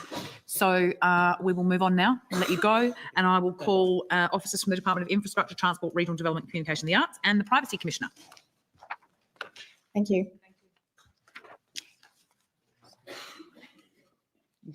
Sarah.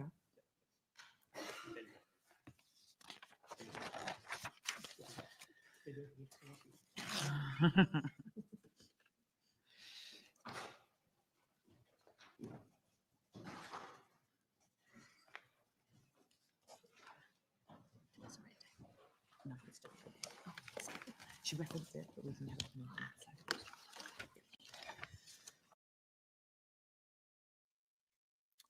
Just for people that are wondering, if you tuned into the stream last time, the people here, especially this stooge here, these are all ACMA. These are all ACMA people.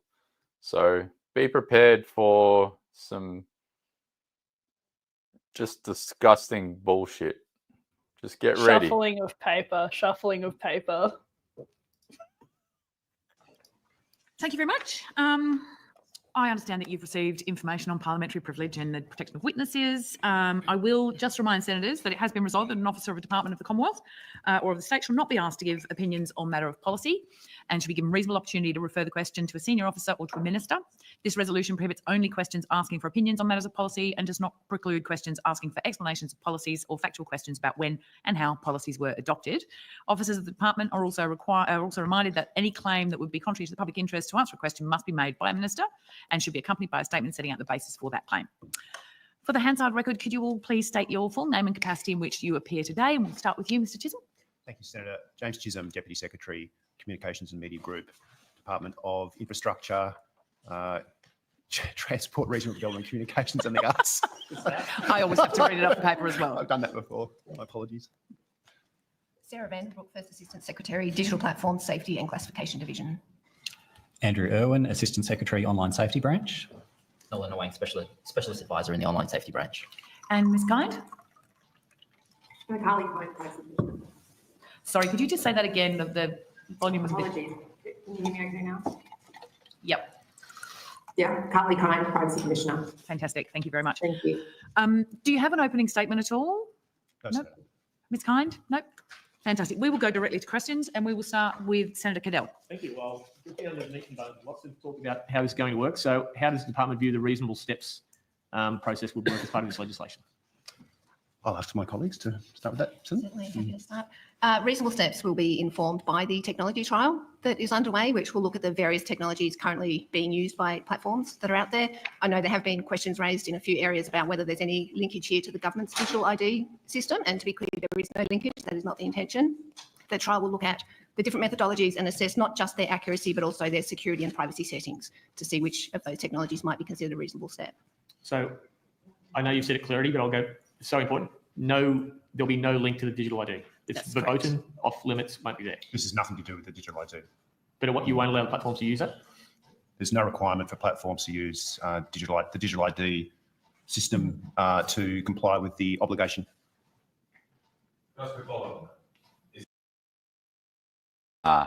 Nah, we're running that back. Whoops. Yeah, I'm going to running need that that in back. writing, eh? What? Ross Cadell. Come on, Ross Cadell. Let's go. Settings to see which of those technologies might be considered a reasonable step. So I know you've said it clearly, but I'll go, so important. No, there'll be no link to the digital ID. It's verboten, off limits, won't be there. This has nothing to do with the digital ID. But what, you won't allow platforms to use that? There's no requirement for platforms to use the digital ID system to comply with the obligation.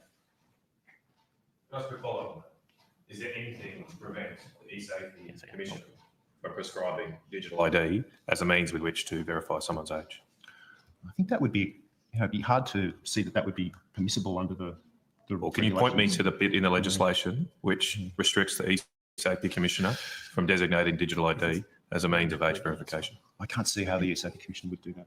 But, I mean, that would just, I mean, we've got to pass the law. Once it goes through the Senate, that's it. I don't get to touch it again. Is there anything in the law that says that, that says the eSafety Commission? There's nothing in this law that says that. Okay, thank you. So that we'll get that, and we can look at potential improvement there. The privacy provisions, the other things that came up, how they get applied here, where we're talking about have to be destroyed or removed, except with the express consent. How do you see that working? There's been questions about, especially Digi. You were just here for them. They're talking about secondary use. They want to keep it so they can prove they're doing the right thing. We want it gone. How do you see that working? It is a requirement in the legislation that the data is destroyed, and there'll be a requirement for the Safety Commissioner to check that and make sure that that is happening. So the actual process for determining that the data is being destroyed will need to be worked out, the detail of that. I'd add, Senator, that the outcome of the data is a binary, are you over 16? Yes, no. Yep. So they would still have the outcome of the data just to that question, not who you are, where you're from, your exact age. They don't care if you're 45, 35, just are you 16, yes or no? Okay, so if we haven't determined the reasonable steps yet, another concern, I think it is a valid concern, is supply of minors' personal documents or details to prove that they're over 16. We're talking about these trials that are underway, and we'll use what works out of that. Are we using any of those trials using minors' documents or details to do age verification? So the trial was set up initially involving a 14-member cross-government working group. This included representatives from a range of other agencies, but for this particular topic, I'll call out the Attorney General's Department and the Office of the Australian Information Commissioner. Yep. That set up criteria that fed into the trial and the tender documentation, and that went to privacy as well. The trial will also have regard to international standards, and the leading one of those is an IEEE, Institute of Electronic Engineers, I believe, that goes to 5 pillars, one of which is, again, privacy. The trial will invite the participation of Australians, including young Australians, in order to test how a variety of technologies and methods work. Not all of these require documentation. Some of these would be facial age estimation or other biometrics. Some of these can rely on where a person's email is used elsewhere on the internet as well. Okay. If I go to the OAAC now, just on that, how do you see your role under this legislation being considered? Where will the office assert itself, where will it won't? Thanks, Senator. So just to further contribute on that point around the age assurance trial, it's correct that we've fed into the criteria against which the age assurance trial will be conducted, and there are some quite robust privacy criteria in that. And as I understand it, the result of that trial will be to enable us as one of the co-regulators of this regime to understand what the reasonable steps we could expect to be taken are, and then to regulate against that with respect to age assurance. The legislation sets up, as I said, a co-regulatory regime with the eSafety Commissioner. We will broadly regulate the application of the Privacy Act to the relevant entities, as we do in any event, and extend our remit to cover this piece of legislation. The eSafety Commissioner under the legislation does have specific roles also with respect to the privacy provisions in the regulation, notably to make a notification to the platform where she sees there may be some contravention of the privacy-related provision. I think there could be further clarity in that regard because in my mind there's a kind of overlapping of remits there. But I think across the board it will require quite close working between the eSafety Commissioner and the OAIC to ensure that no gaps emerge in the regulation of this system.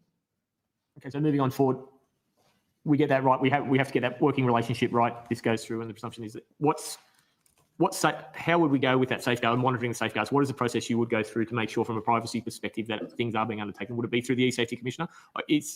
My concern is the eSafety Commissioner is a very, well, I'll say not a small office, a very dedicated sort of office where you have things like ACMA or stuff who have a bigger history of monitoring guidelines or monitoring codes of conduct. Is how do you monitor those safeguards going forward?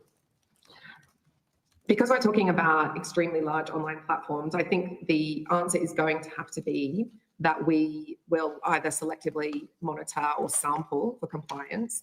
That this regime doesn't set up, in my understanding, an ex-ante regime of compliance, i.e. entities won't be required to get the OAIC or myself to sign off on their age assurance system prior to implementing it. Therefore, the mechanism for understanding compliance will either be through complaints, reports of non-compliance, or, as I said, sampling or other kinds of testing from the outside to ensure compliance. In that regard, again, I just underscore my slight hesitation is that these are very large online platforms. Many of them are based abroad. We are also an even smaller regulator than the eSafety Commissioner with limited resources as well. So that's where some of my concern might play in terms of how we do monitor for compliance with this regime. I'm happy to rotate it then. Senator, if I might just may add, under section 63G, the Safety Commissioner will have powers to get information from platforms on this, and this is in addition to the existing transparency powers under the basic online safety expectations as well. Thank you. Senator Hanson-Young. Thank you. I'd like to know who advised the department that a blunt age ban was the way to go? Where did you get that advice from? Senator, the proposal for an age limit has been government policy for a number of months now. Yeah, yeah. Did you advise the Prime Minister of that? We advised the Minister, including on the age limit. That it was a good idea or that it couldn't be done? Well, we think it is a good idea and it can be done. Oh, so why did the Minister think 12 months ago it couldn't be and it wouldn't be and it couldn't be implemented properly? Did you change your advice, or did Senator, the Minister not listen to you the first time and is listening to you now? Senator, we will give evidence today about the policy reflected in this bill. It reflects the government's policy to require an age limit of 16. We think it's robust, and it's also reinforced by the evidence and the consultation that we have undertaken with a range of stakeholders, not just families and parents and children and civil society, but also states and territories. So we're very confident in the provisions reflected in this bill. The industry says they haven't been consulted. So do you dispute that? Yes, Senator. The industry were consulted as part of the age assurance trial process. That did include questions around the age and the feasibility. There was a roundtable on the 27th of August where there were 23 attendees from 12 organisations. And could we have the names of those people present at that meeting, please? Would it be all right if we gave you the organisational details rather than the specific names of individuals? Yeah, that's fine. I think I don't have that information. Okay, well, if we could have it by the end of the day, seeing as we've got pardon, or 4:30, yeah, earlier. I think we can do that. That would be helpful. Yep. Did all 23 of those organisations back in a blunt age ban? I think, as discussed earlier with Digi, it's not in their interest to back in such a thing. It causes them commercial. So out of the 23, so they didn't back it in? And it was 23 attendees from 12 organisations. So 12 organisations. Could we have, when you give us the 12 organisations, could you tell us of those 12 organisations, which ones thought a blunt age ban was the way to go and which didn't? I mean, maybe they all did, but we'd like the evidence. If I could clarify, is your question whether the digital platforms support an age No, limit? my question is the people you've consulted with, did they say this was a good idea and it could be done?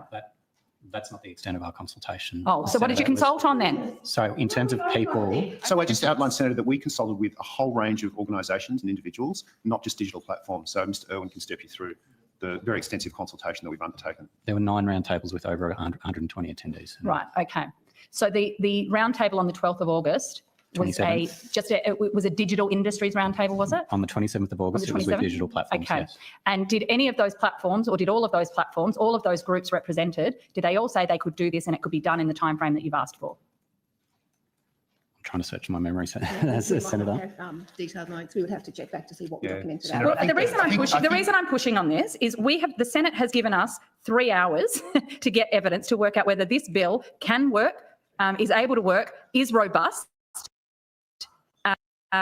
and is actually delivering what it says it's going to deliver. So if you've done all of the consultation behind closed doors, it's now time to put the evidence on the table so that we can actually see it. So Senator, I'd reject that characterisation. It's not behind closed doors. We had multiple roundtables with multiple organisations, and I would add, in the context of the timeframe, the speed with which platforms have been demonstrating a willingness to implement age assurance type approaches to ensuring that age-appropriate content is made available to children is something that we factored into this as well.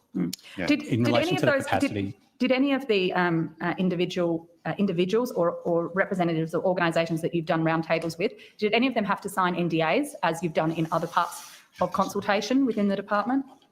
No, not for the roundtable. Okay. Has anybody had to sign an NDA in relation to this bill? We did disclose some of the information for other consultation sessions and we asked that it not be shared. There wasn't an NDA as such, but we did ask that the information not be shared too broadly at that point because it wasn't decided and there was no decision made at that point. So when was that done?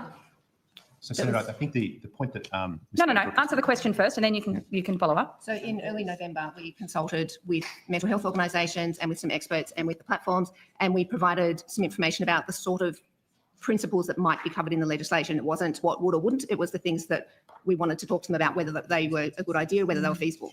Can we have a copy of those principles, please? I mean, early November, that was 2 weeks ago. I mean, these are the principles reflected in the bill and the explanatory memorandum. okay, but you didn't want anyone to talk about them. We didn't want to give the impression that that was what would be in the bill. We wanted to get an idea of whether they thought they were feasible or not, and whether they thought they were a good idea or not. We were seeking. And what did they feedback. say to that? There were a range of views. Oh, okay. But so you didn't want a range of views being reported. Yep. So you asked people not to talk about it. No, that's not quite No. right, Senator. We were just mindful of the fact that that the policy was still to be reflected in the final bill, and that the participants needed to be mindful of that. And it's simply not the case that every time we make reform, everyone has to agree with it. Has the E-Safety Commissioner been consulted about this age ban? Yes. What is the E-Safety Commissioner's view of it? They've made a submission, I understand, Senator. Does the E-Safety Commissioner back a blunt age ban? I think the E-Safety Commissioner has welcomed the introduction of the age limit as a national approach to tackling this issue. That's in her submission. Did you ask her to put that in? No. How many meetings has the Minister had with the E-Safety Commissioner about this particular piece of legislation? The Minister meets with the E-Safety Commissioner regularly, as do we. I'd like by the end of today, how many meetings the Minister has had and the department has had with the E-Safety Commissioner, specifically in relation to this issue. We'll take that on notice.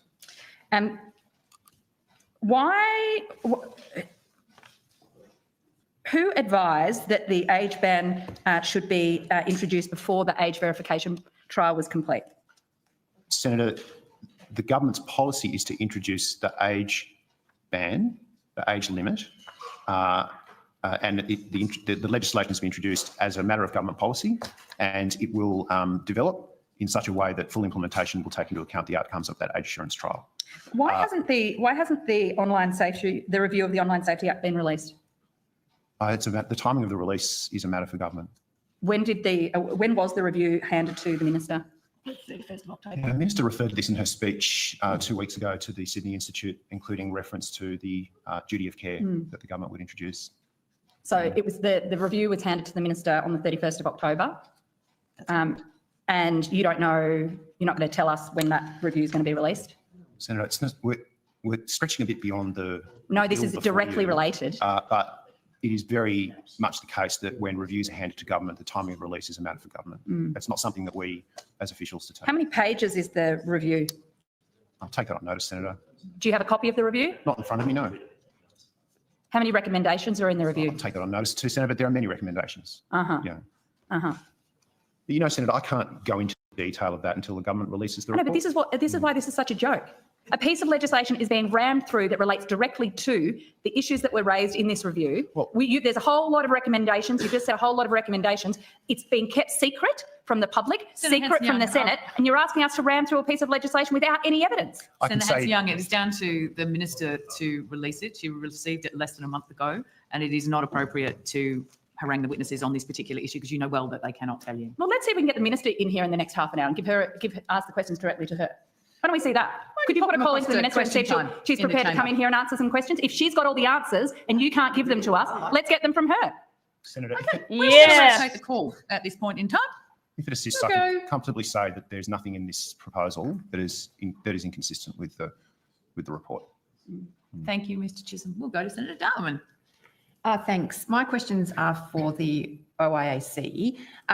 There's been a range of concerns raised in the submissions around the privacy implications of the legislation. So I was wondering if you could talk a bit about what privacy provisions have been built into the legislation, and perhaps in your answer, if you could cover how these provisions are stronger than are typically required under the Privacy Act, and whether you believe it's necessary to rule out classes of identification in this legislation, or do the principles provide enough strength to protect an individual's data? Thank you, Senator. Yes, I mean, I'd start just by saying at a high level, we very much applaud the ambition to address these problems and the approach which says that regulation has a lot of relevance in the online realm, which I think is a very important principle. I do think the approach may create some risks, both to children but to others from a privacy perspective, because as other witnesses have said, this will necessitate the collection of additional personal information on all Australians.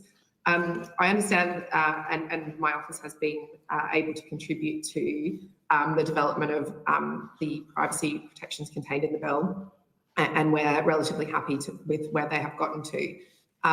In terms of how they differ from or add to existing privacy protections, the privacy-related provisions restrict quite closely the additional uses or disclosures of personal information which have been collected for the purpose of age assurance or any secondary purpose. Under existing privacy law, if you collect normal personal information for one purpose, you can use it for a secondary purpose, provided it is related to that original purpose and it is within the reasonable expectation of the individual. It's a relatively low bar. The bar is slightly higher when it comes to sensitive information, including biometric information, in which case you need consent to use it for that secondary purpose. And what the legislation in this instance says is that you cannot use it for a secondary purpose, subject to some exceptions, unless you have consent. And very importantly, this bill enshrines a much more robust definition of consent than exists already in the Privacy Act. And it would be remiss of me not to remark that there are proposals on the table to strengthen the definition of consent in the Privacy Act writ large. We would very much like to see those brought through. They are not contained in the bill currently before Parliament. And we think it is necessary to step up the threshold for privacy across the digital domain. But importantly, in the context of this bill, it does impose that higher level of protections. I'm sorry, I can't recall the final section of your question. Thank you. It was about, do you think it's necessary to rule out classes of identification in this legislation, or is it enough to have the principles to provide the kind of strength to protect an individual's data? I agree with the premise of your question, which is, I think one of the risks created here is that age assurance is a very broad term at the moment that both encapsulates assurance on the one hand and verification on the other. And if entities lean towards verification, that may look like the collection of identity documents and other forms of very personal information. We certainly have concerns generally about the collection of identity documents and their storage. I think the age assurance trial is designed to get us to a point where we can say that reasonable steps to verify age look like this much more privacy protective class of activities and don't look like the collection of identity documents. And therefore, reasonable steps would be defined as not including the collection of certain identity documents. I think that's what the age assurance trial is designed to get us to.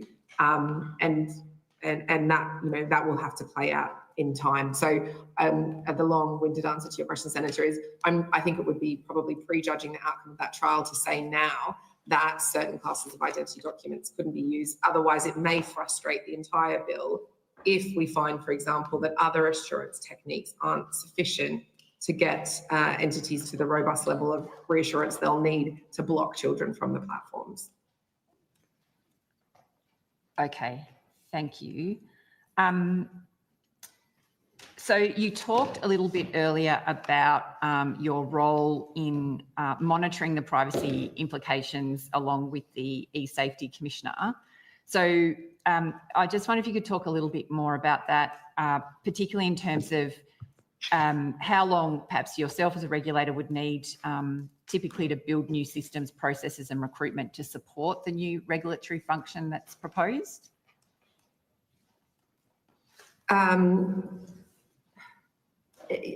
think it would be difficult to generalise, as this is probably unlike a regime we've had specific statutory responsibilities with respect to previously in a co-regulatory way, although we have co-regulatory responsibilities with, for example, ACCC on the consumer data right, finance and others around digital ID. That has been about building a system from the ground floor. Here we're coming in to impose a set of requirements on industry actors who are large, well-resourced, and also many of them not based in Australia. So building the capacity to engage in with the administration of this regime in this co-regulatory way will certainly be an uplift that we will require. And I think the department is aware of that. We are in conversations with them about resourcing and other issues.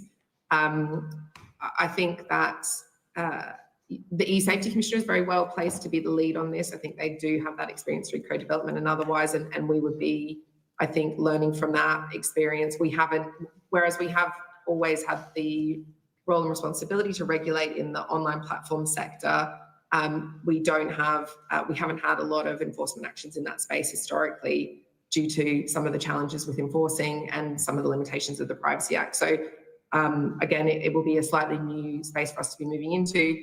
It is, of course, at the end of the day, about the use of powers that we've had for some time in most respects, and we have a lot of skills and capacities with respect to the substantive nature of the Privacy Act. So it's really about this new class of entities that I think will require the uplift on our end.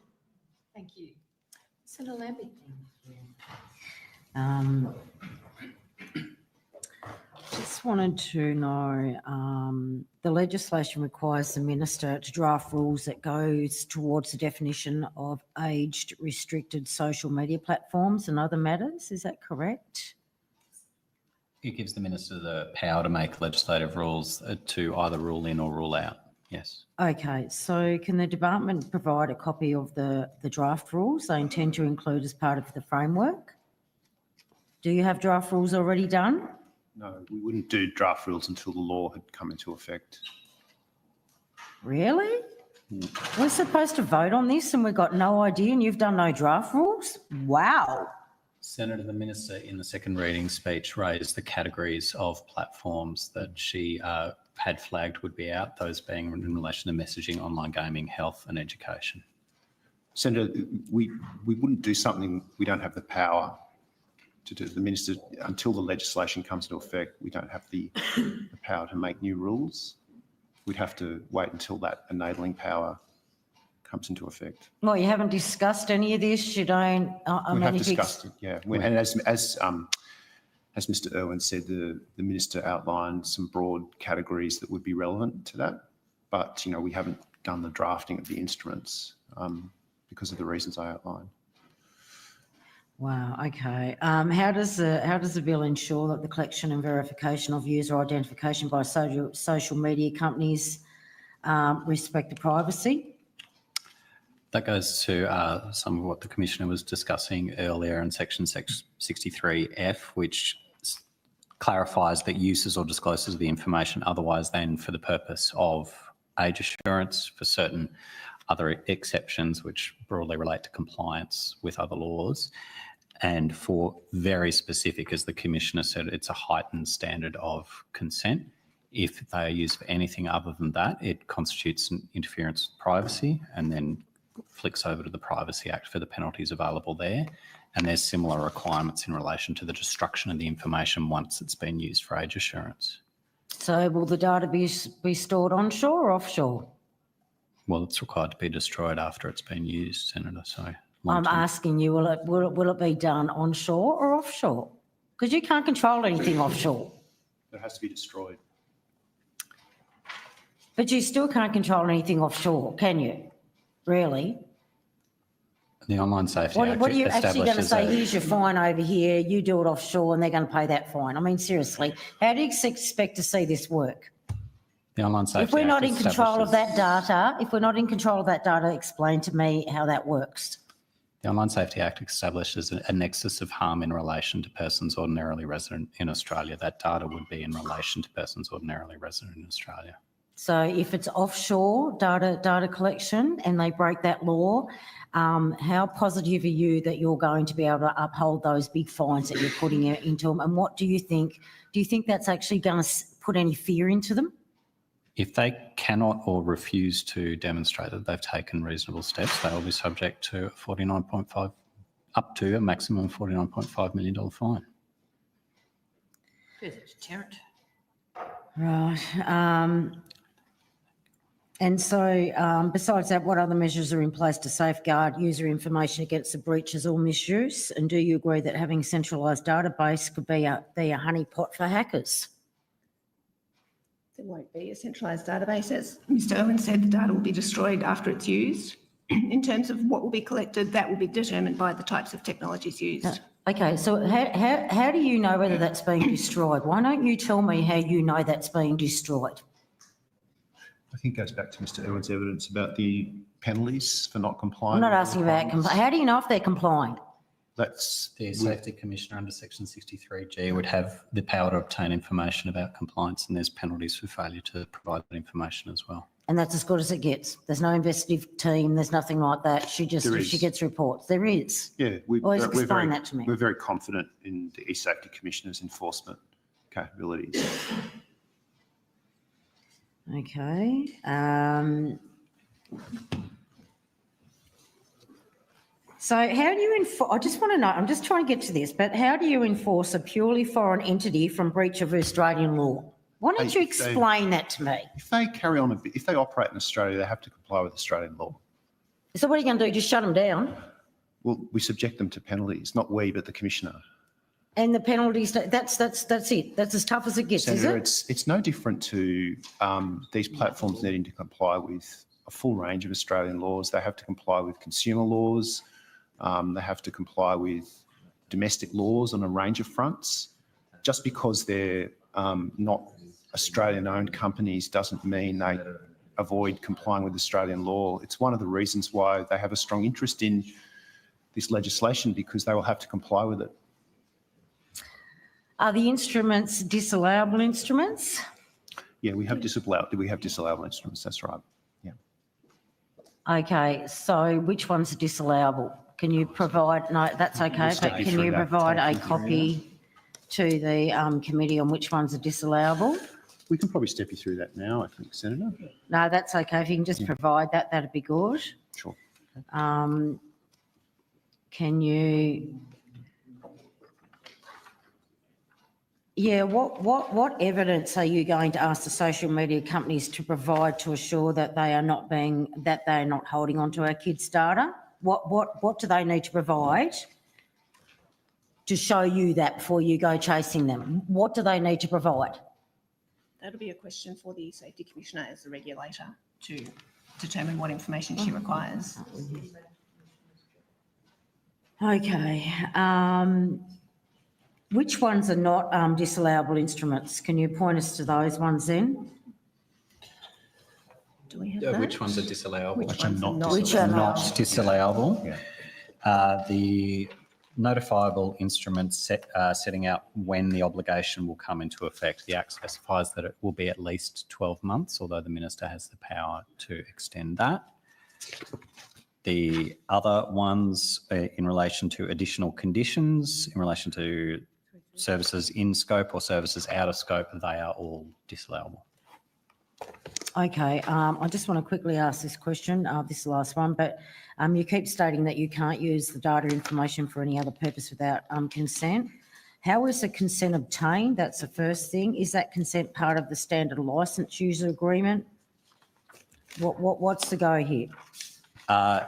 The answer to your second question is no. It's a higher standard of consent than is currently in the Privacy Act. It's informed by the 2022 review of the Privacy Act, and Section 63F2 steps out that the consent must be voluntary, informed, current, specific and unambiguous. And importantly, individuals must be able to withdraw the consent in a manner that's easily accessible to them. So a simple broad update of terms of service where clause 78 says, and by the way, we're going to use your information for this, would not be allowable under this. Okay, just quickly, sorry, well, I'll just have one more. That easily accessible thing, we can't even stop TikTok, X, we can't, it takes us weeks to get anything down. So how are you going to guarantee that this easily accessible thing of shutting down, if they want to remove themselves on them, how long are you giving them? Those platforms? Because seriously, it takes weeks to get anything removed off there. I acknowledge your point about removal, Yeah. Senator, but this goes to the accessibility for an individual to withdraw their consent. So that would be a feature on the platform. It would be quite visible whether that feature is easily accessible. It would take someone 3 minutes to open up the platform and check. Thank you. And we'll go to Senator Pocock. I will remind everyone that we are over time already. We're going to get round everyone, but if you can shorten up the questions, pause keep it them before pithy, Pocock? and the answers equally. That's a that would lot be of great. stuff Thank that we you. just saw Senator there. Pocock. Thank you for your time. So, couple things. One of the reasons why I flagged this when Anthony and I originally did the live about this when the draft sort of legislation came out was that obviously the social media companies have to destroy all that data. But on the same token, the eSafety Commissioner still has investigative powers to prove compliance. Now, they've raised that point, but what they're not driving home is whether or not there is any circumstance in which the eSafety Commissioner, the Australian government, has access to our ID married up with our account ownership. Because that is vitally important in terms of a privacy breach. Because what they haven't done as well is determine exactly how they're going to verify our ID. Now, if this is a third-party process, meaning it's not the social media companies themselves, it's not the government, but it verifies the ID and then can sort of confirm that and wire it back to the social media companies where they really don't have any hands on our identification, that's a reasonably acceptable scenario. And don't get me wrong, we still hate this bill, we oppose this bill, but having a third-party process that handles all that data, I think is the only way we can possibly do it without violating everyone's rights. Now, third-party verification doesn't mean digital ID as such, because it's not a digital ID sort of pass. It's not like a QR code or something that you just tap and go that proves who you are that you have to sign up to as a service. But it looks sort of similar to how you would verify your account on social media anyway. So if you wanted to have a verified account to prove who you are, get the bloody tick or whatever, you'd upload your driver's license and all of that sort of stuff. And you consent to do that now. However, I think there just needs to be that secure third-party option that isn't of interest to anyone in the Australian government, completely, totally separate, that could do that for this to occur. So I'm disappointed. And, you know, even the senators that received everyone's submissions, because I dot pointed this for everybody to scoot those submissions through, they haven't raised that as a point. And it's not that they say that the eSafety Commissioner does have access to IDs in terms of account ownership, but it is that it doesn't say that she doesn't. And because there's no real concrete way in which they've confirmed that they're going to roll this out, there's no assurance or protection for us as the Australian people. So if anyone in the coalition is listening, I think it's really important that we have that in writing, that they don't have access to that data, as well as the social media companies not having access to that data. And with what ACMA just said about digital ID, you know, again, I was like, has ACMA read the bill? Because it is up to the eSafety Commissioner to decide what that process is for identification. So we also need that in writing, that digital ID as a service is not going to be required in order to access social media. So there's a bit of a distinction there between sort of your classic driver's license input versus signing up to a new platform that holds a digital ID service. So I you can see speak how on the two behalf sort of everyone when I say this is a disgrace and there should be no amendments. This should be thrown in the bin. I agree, but I also can acknowledge the fact that we need to tell them why, because these bastards unfortunately have the majority at this time. So we can still say no whilst telling them what the bare minimum requirements are in terms of privacy for the Australian people. No, Because there's no bare minimum requirement. The only there is requirement a bare minimum. throw the shit in the bin. Obviously, throw it in the bin. And like I said to people when we were making submissions, throw it in the bin, but tell them exactly why, because they need to know why, and that we're smart enough to cotton on to what they're doing in terms of ways they're trying to sneak this totalitarian shit past us. I So don't think they're my trying point. to sneak it. This is being broadcasted to bloody thousands of people. Everyone's watching this. This is not being snuck in. Even the mainstream media is finally cotton on to talking about the misinformation bill. Like I saw 7 The News talk about reason it for that, I'll tell you why that is though, because there are so many people making educated submissions about why this is a piece of trash. That's why. So if you can contact them and really mention those points about what you're super concerned about in the bill, that goes a long way. Because they might just end up in a situation where they go, shit, everybody knows what we're up to. There is no way to actually guarantee the things that people are Hey everyone, specifically don't upset worry about and writing an move forward. email. Just go back 10 minutes. Go back to the part where you saw that spat with Hanson Young here. How she completely annihilated them for about 5-10 minutes. Just show them that. That's all you need to show them. What writing's on the wall. What It's date did not the just minister on the request you wall, begin though. drafting this bill? Senator, we began drafting the bill. I'll just give you a rough sense of that. It was pretty soon after the announcement was made. Yeah, almost immediately, I'd say, Senator. What date was that? Sorry. The announcement was made on the 10th of September. Yeah, September. This year. Okay, so great. When was the drafting completed? Completed. So the drafting was completed prior to introduction. So It was last Wednesday. yeah, so in the last fortnight, there was finalisation of the bill drafting. Okay.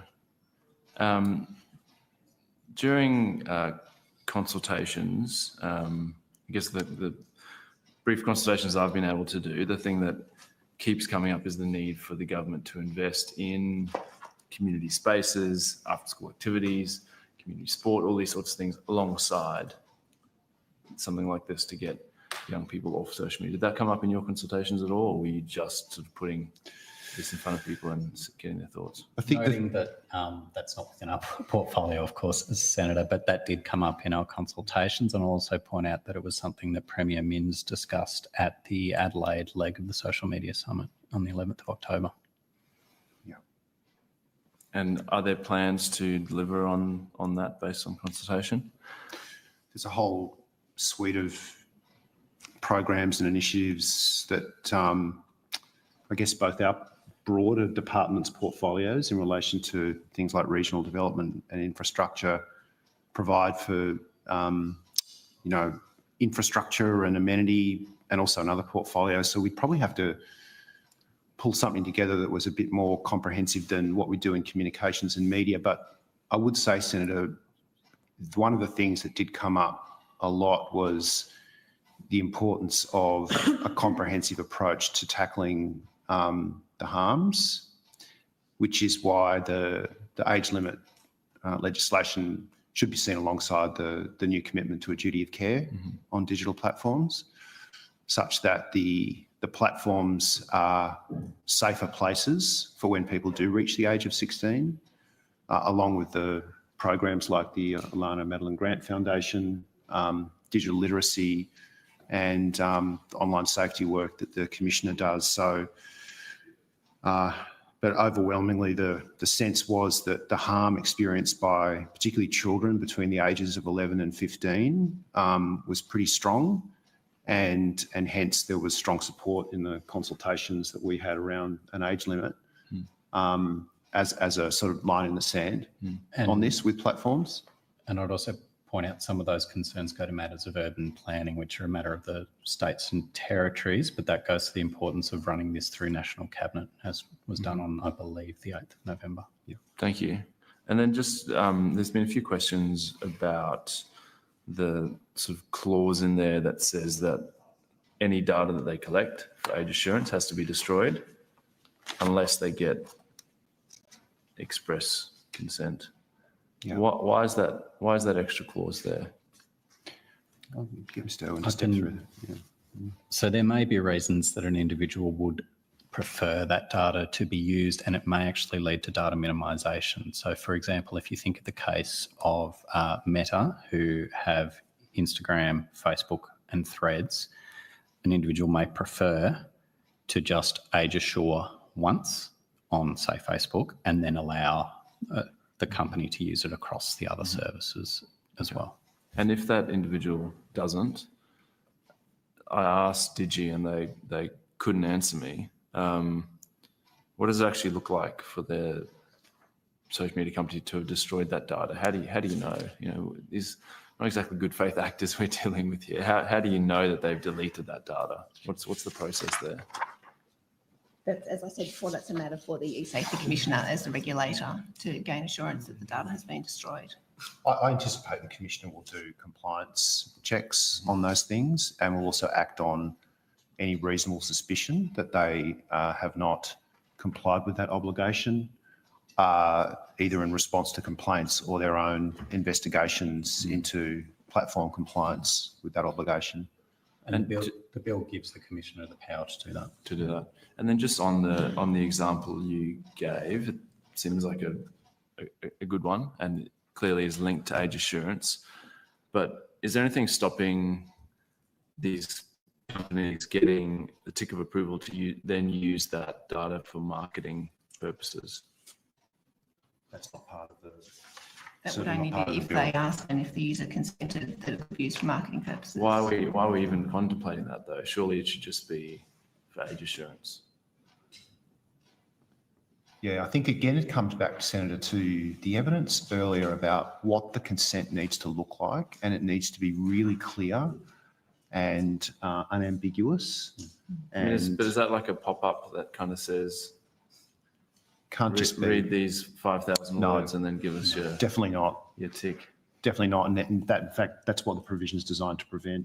I understand. So it can't just be buried in a terms of service document that no one reads. And there's some broader explanation, Senator, in the explanatory memorandum at page 24 that sets out what explicitly that requirement entails. We've seen, and I'll wrap it up after this. We've seen privacy reforms that were sort of recommended as part of the review kick down the road. Do you have any understanding of whether or not those privacy reforms will be in place by the time that this comes into effect, or do you have no visibility over sort of what the work that AGD is doing? Yeah, it's probably a question better directed to the Attorney General's department. I mean, we can try and provide some information, on notice there, Senator, but yeah, I'd hesitate to speak on behalf of that portfolio. Okay, we'll wait and see then. Thank you. Thank you. Senator Sharma. Thank you. And thank you to the department for your presence here today and the Information Commissioner. Just to understand the legislation, so the obligation is on social media platforms to take reasonable steps to prevent children from having an account. Is that correct? Right. So it's not, there's not a strict liability obligation, for instance, to stop any children from having an account. It's just to take reasonable steps. That's correct. And reasonable steps in relation to age assurance, there's been a bit of the use of the word verification where it pains to stress that this is assurance. And that's not just being pedantic. It does have a real on the ground impact for what people will or will not be required to provide. Our the tender for our trial, they are looking at a range of methods. And I think it's really important to point out that age inference is one of those. Some of the evidence introduced by Senator Henderson earlier today in relation to TikTok doing a sweep of its platform and kicking off 1 million accounts based on both technology and moderation. That is quite clear evidence of the capacity that platforms have. And like it or not, people have signed up to these platforms and provided information. They post where they are. They post about their birthdays. If they know what size shoe and what brand shoe I want to buy on an ad, they probably know how old I am, don't they? Exactly. And that's information we have already provided the platforms by engaging with them. So, for example, Facebook's been around for 18 years. I've had a Facebook account for 17 years. So I must be over 17. So therefore, on data they already hold, they don't need to obtain any new information regarding me. So is that your expectation of how this will, I mean, you obviously can't preempt how this will work, but it's likely to be that it's assurance rather than verification, which means Correct. It's information that's already available to the social media platforms rather than requiring people to provide. It would be reasonable forms of identification. steps, and I think you would expect the platforms to avail themselves of the information they already have first before requiring any new information. Now, there will be those where there's uncertainty and they will require more information, and the trial goes towards looking at the various methods available for those circumstances. But the phrase reasonable steps suggests that it doesn't necessarily need to, I mean, the only way you get a perfect regime, of course, is with hard identification, if you like, verification, but reasonable steps suggest that a high level of confidence would suffice. That's exactly why we use such a phrase, Senator. Yeah. Okay. And could you just explain, you touched on the TikTok example. So I understand they said they've removed 1 million accounts in Australia. This is in their evidence to the social media, the other social media inquiry that's been going on. What techniques did they use to remove those 1 million accounts in your understanding? I'm afraid I don't have much detail on that in front of me, Senator, but I understand it was both, from what Senator Henderson introduced, it was both based on technology, which would be looking at the posts. You can look at the sort of things people like, so their content profile as against other people's content profile. You can also look at the way they use things and build together a picture from a series of different pieces of information that on their own wouldn't be sufficient. I also understand they used human moderation in that process as well. I see. So would that, I mean, does that suggest that technology is currently available to take reasonable steps to verify the age of your users, or at least whether your users are under 16? Currently or soon at least, Senator. I'd point out that Instagram in their announcement about their teen accounts, they already verify age when you are changing your age, which effectively amounts to an admission that you're lying. Why would you change your age otherwise? But they are already building technology, and a quote from their announcement here, to proactively find accounts belonging to teens, even if the account lists an adult birthday. This technology will allow us to proactively find these teens and place them in the same protections offered by teen account settings. We'll start testing this change in the US early next year. Mr. Irwin, sorry. Mr. Irwin, can I ask you to table that statement? I know it was It's a a public one. handwritten scribble of my own from a website, but I will provide you with a link to the website. If you could, yes. thank you so much. Mitchie, my 15-year-old, got switched to a teen account about a month ago. So they're saying it's in the US, but it's happening in Australia as well, is it? It must be, because I think what they're publicly willing to state versus what they're starting are different things. Senator. Okay.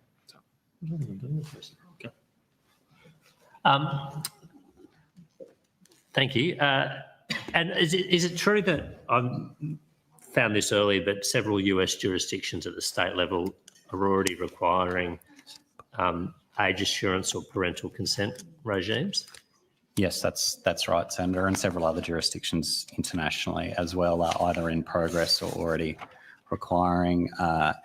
Canada, the EU, France, Germany, Norway, UK, Singapore all have something in progress at least. Okay. So it's not, it wouldn't be fair to characterise this as Australia pioneering as such, where there's many other jurisdictions looking at exactly this issue and grappling with the technology that's required to do it. We might be at the front of the pack, but we're not alone in the race. Okay. And then just the the actual requirements under the Act. So, I mean, it applies to or social media platforms, correct? But that they will need to be either scoped in or scoped out by a legislative instrument. So we've purposely gone with a broader definition than the pre-existing social media definition of social media under Section 13 of the Act. That old definition refers to the sole or primary purpose. We've gone sole or significant purpose. This is to avoid any loopholes, any quibbles about what is the primary purpose. A significant is a broader test there. And then coupled with that broader definition, and it's the nature of tech regulation that these platforms change, the new services pop up. So you need to cast a wide net to ensure that for effectively future proofing. But coupled with that definition, there are both rule in and rule out powers under legislative rules. Right, I see. And I see in the explanatory memorandum, it says in the first instance, the government proposes to make rules to exclude messaging apps, online gaming services and services with the primary purpose of supporting the health and education of end users from Correct. From the scope. Okay. And I also read in the explanatory memorandum that it will not affect user access to logged out versions. So this legislation only prevents those under 16 from having only seeks to prevent rather those under 16 from having an account. That's correct. The obligation is reasonable steps to prevent age-restricted users from having an account. We've targeted that both from a regulatory burden and ability of businesses. For example, many businesses use Facebook as instead of a website. So you can land on those without being logged in. And on the flip side, being logged in to know you is to be able to harm you. In the case of these platforms, that's where a lot of the algorithmic targeting may come from. That's where the notifications and the endless scrolling and so on may come from. I see. So it only seeks to prevent children's access to accounts rather than the content itself. The account and the logged in state is where we see the harms. At a certain point, when you land on these sites, you are limited in terms of what you can look at. They prompt you to log in, create an account. Otherwise, you just for pretty much all of them, you just can't really see what's on there. And then as Mr. Irwin was saying, once you're logged in, that's when the algorithms kick in, the notifications start, and a lot of the harms that we've researched start to occur. Okay. But it doesn't seek to, because I think there's been a bit of, dare I say it, misinformation about this, that this is going to block access. We would do anything about that, though, Senator Sharma. This is going to block access to the internet more broadly for under 16s. That is not correct, is it? No. This bill does not seek to cut off the internet. No. Okay. So children will still be able to access web browsers, for instance, email. And schools, they can still, teachers can still use the internet, students can use the internet. It's about account creation for digital platforms. And importantly, they will be able to do a Google search for how do I get mental health help. Yep, okay. And then just finally, because you touched on this, Mr. Irwin, before about the digital revenue that these platforms, or the revenue rather, that these digital platforms currently earn from under 18. So is it correct to say that they have a financial incentive in the maintenance of the status quo? Continuous engagement is continuous profit, Senator. So, yes. So they do monetize the eyeballs of people under 16 right now, and they sell that attention to an audience and make money from it. With some exceptions, yes, but as a general rule. Okay. So I mean, as I said to Digi, they didn't quite agree. They have a clear commercial interest in maintaining access to that audience and being able to monetize that audience. Yes. Okay. Thank you, Chair. Ably That was all pointed I out had. in the document you tabled earlier, which says that the platforms made $11 billion in advertising revenue in the US from those under 18 in 2022. Not an insignificant sum. Not an insignificant sum by any stretch. Thank you. We'll go to Senator Roberts. Thank you, Chair. Thank you for appearing again today.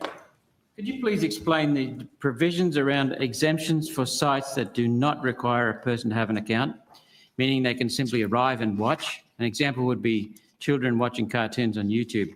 What's the definition here of a site that can be viewed without an account? I guess it goes to the obligation around holding an account or having an account which relates to the creation or the holding of an account. So if there is any Creator's process... responsibility? Sorry? Creator's responsibility? It's the account creator's responsibility. No, all responsibility is on the platform. So if a platform under this definition has the facility to create an account and or has under 16s who have an account on there already, then they will have to take reasonable steps. So what's the functional difference in your definition between YouTube and Pornhub? One contains content that is restricted content that is prohibited to be, accessed by children under law. So Pornhub is a pornographic website. I understand that. YouTube has a whole range of information, including educational content. I've been waiting for this. range So of, good. Information that doesn't really match up with a site like Pornhub. And Senator, that goes to, that was the second limb of the age assurance trial, looking at technologies for 18 or over for pornographic material, for age assurance for that. And that also goes to the matter of the codes that Digi were talking about before. Those codes relate to access to particular types of content, including pornographic content. Let me try and understand. The very design of Pornhub is to provide pornographic material to people who are permitted to watch it. That's the difference. I guess that, but I asked for the functional difference. Pornhub is 18 plus, correct? But you don't have to prove it, as I understand it. Could you show me where in the legislation you're actually including porn sites in this child protection bill? Sorry, Senator, would you mind just repeating the question? Pornhub is 18 plus, correct? But you don't have to prove it, apparently. Could you show me where in the legislation you're actually including porn sites in this child protection bill? There are separate laws in relation to pornographic material, which we can step you through. This bill is more about age limits for digital platforms, imposing a 16-year age limit for digital platforms. There are other laws that prohibit access to pornographic material online, including the codes process and classification system. Correct. Yep. So what's required for them? For someone 16, 17 to get access to a Pornhub, what's required? That's subject to the codes that industry is developing right now that Digi talked about in terms of what specifically is required. And also, Senator, there's a whole system of classification laws that are designed to prevent access to adult content by children. And then on top of that, the E-Safety Commissioner's administration of things like basic online safety expectations and the phase 2 codes that are under development now too. Yeah. So I'd like to move on to that actually, because I'm glad you raised it, because I was going to raise it. You exempt gaming sites because they already carry age recommendation. In fact, some video game sites are MA 15 plus, not 16 plus. Who will have to change, your bill or the MA 15 plus rating? The bill doesn't require them to change. No. Nothing will change. No, because gaming isn't caught by the new definition, then there's nothing that requires the gaming systems to change. So social media is 15 plus, but gaming is 15. Social media is 16 plus. Video games are 15 plus. Yeah, the policy here is to treat games as different to social media for some of the reasons we talked about before. They are seen as a different form of content consumption and engagement to social media. Doesn't this sort of indicate to people that this bill's intent is not about what the government says? No, the bill is definitely about what the government says. It imposes a firm age limit of 16 on account creation for social media for all of the concerns and reasons outlined about the damage that's being done to under 16s through exposure to social media. Games are and games also are subject to classification rules, so they have their own regime they have to comply with now. And they're subject to the broader Online Safety Act as well. Yeah. Senator Roberts, I'll get you to wrap up. Last question. parental controls. I understand that there are parental controls that parents can buy or sometimes free in the form of apps that watch over what children are watching. What alternatives are already available for parents to control children's social media and control the exposure?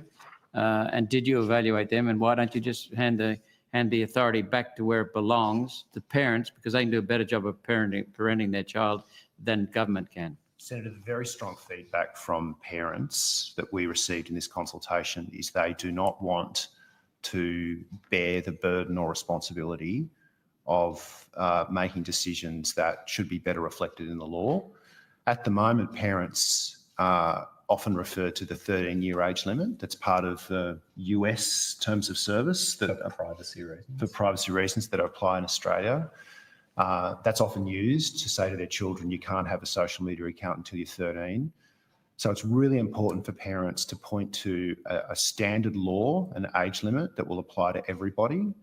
And it's also feedback we've received from a lot of children as well, that they would rather that there was a universal law that applied to all children under the age of 16, rather than have a situation where some children have it and some children don't, and then all of the harms that we're aware of through exposure to social media continue to magnify.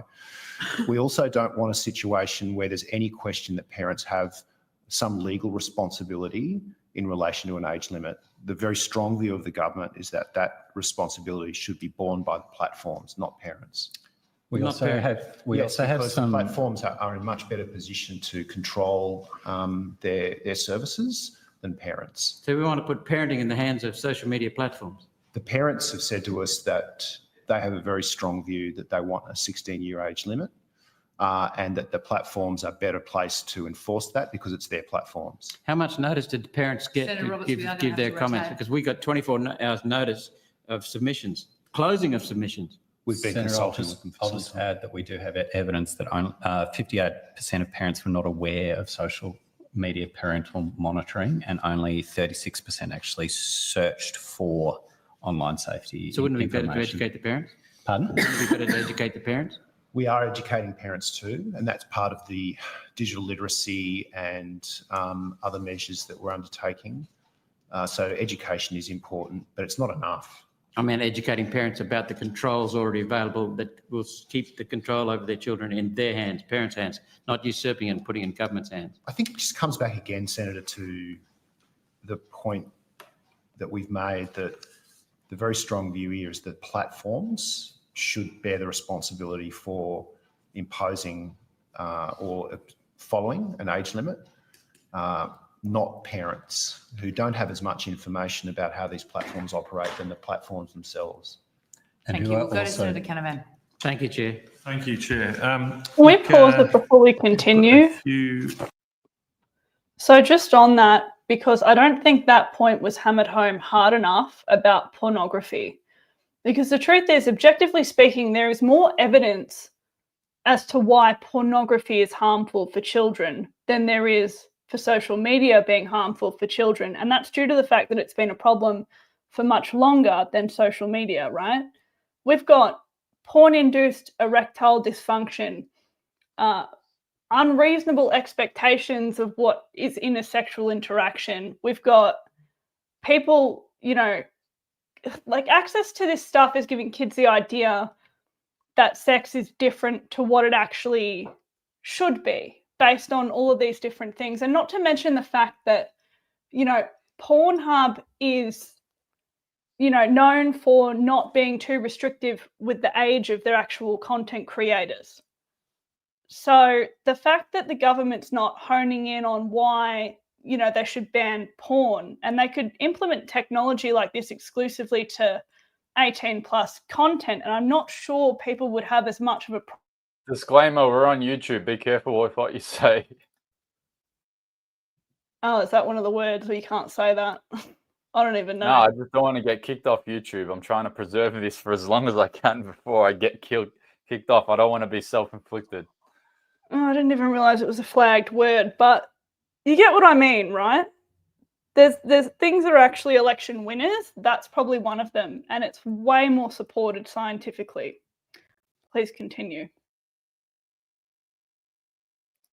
follow-up questions. I'm just perplexed by why do we have this bit in the bill that allows the companies to keep the data for other purposes?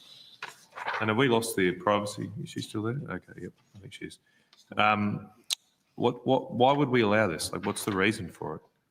Are you asking in relation to the consent elements under section 63? Why do we need to? I know you've gone through, they've got to get specific consent and all these things, but why don't we just make them destroy it?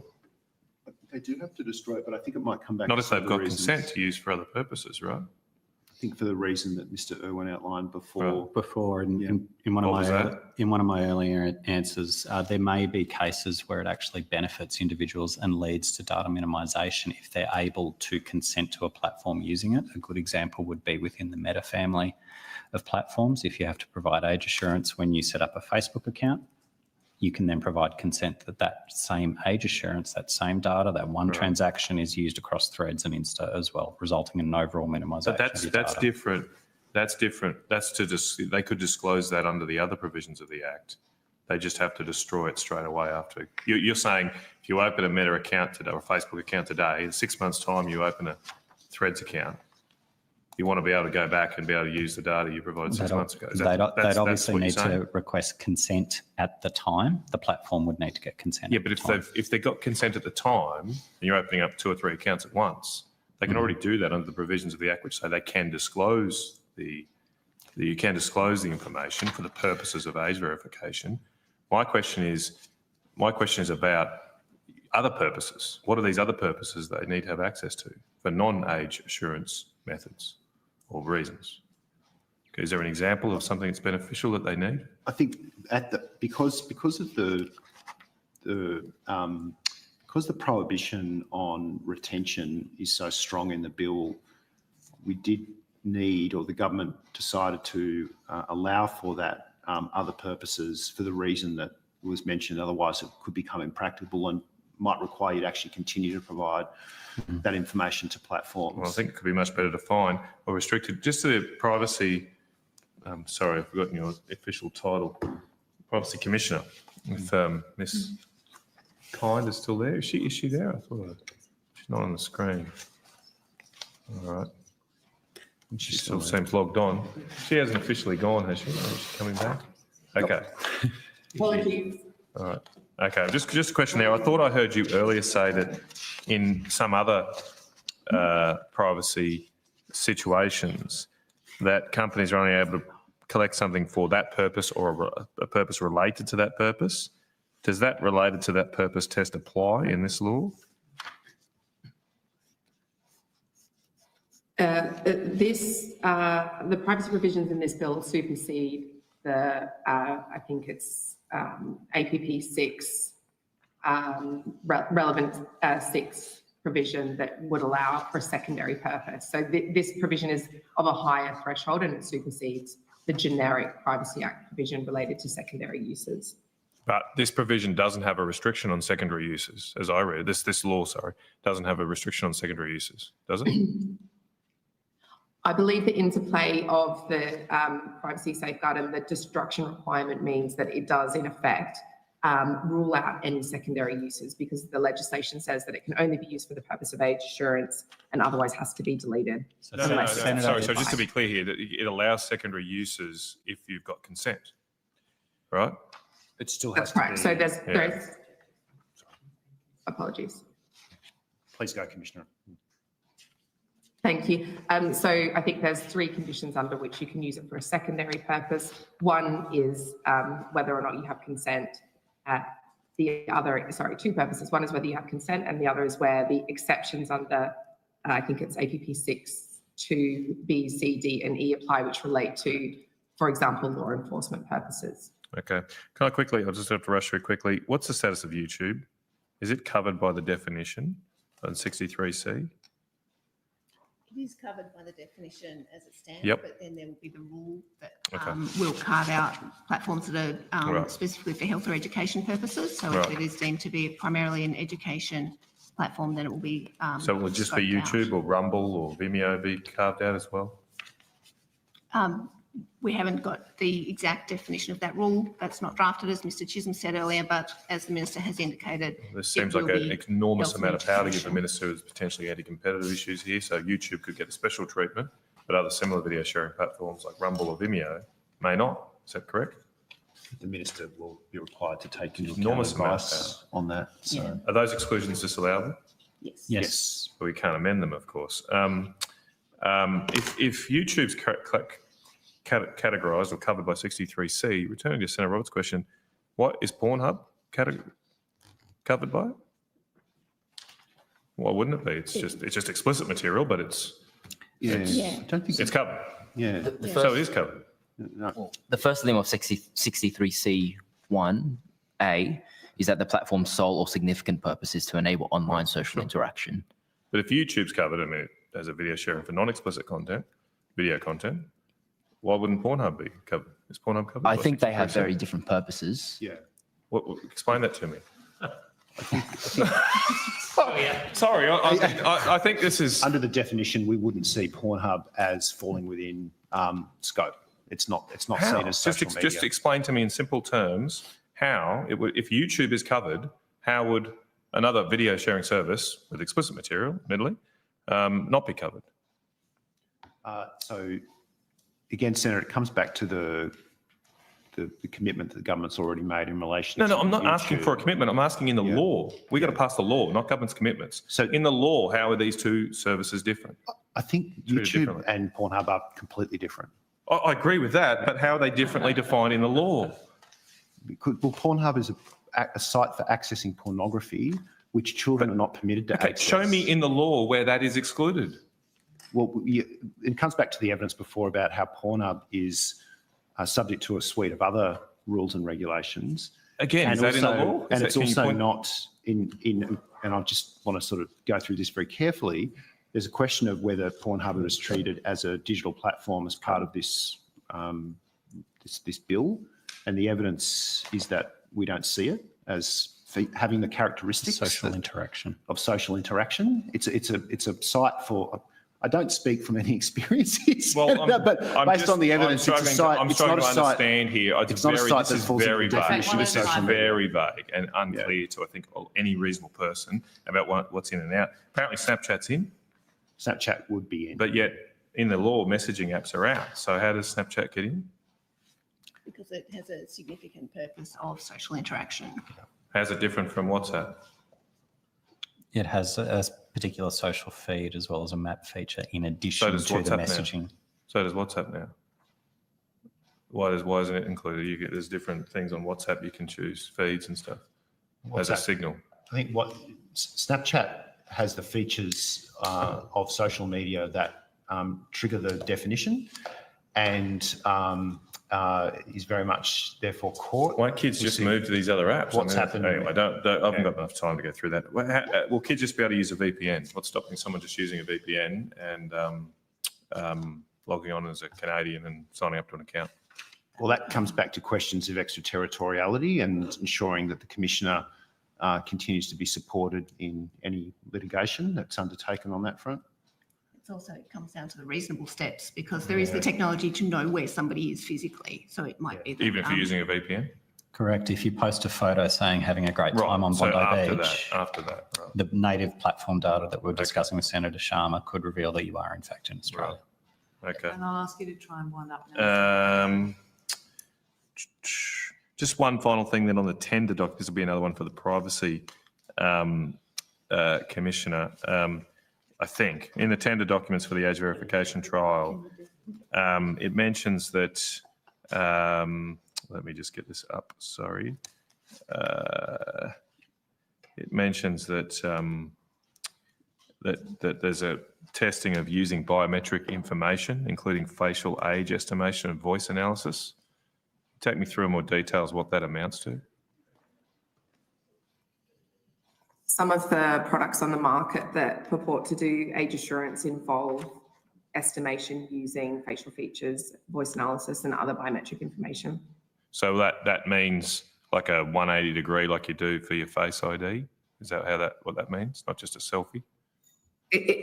Yeah, I can't speak with any details, but there are companies and tools in the market which purport to be able to accurately estimate a child's age using things like facial features, proportion of bone allocation, distance between eyes, etc. I mean, there's a range of different utilising, I should say, machine learning and AI So people with capabilities. There's a range of different. We are going to have people to with move on, existing Senator accounts. Canavan. People with existing accounts, will they have to give this biometric information to keep their accounts?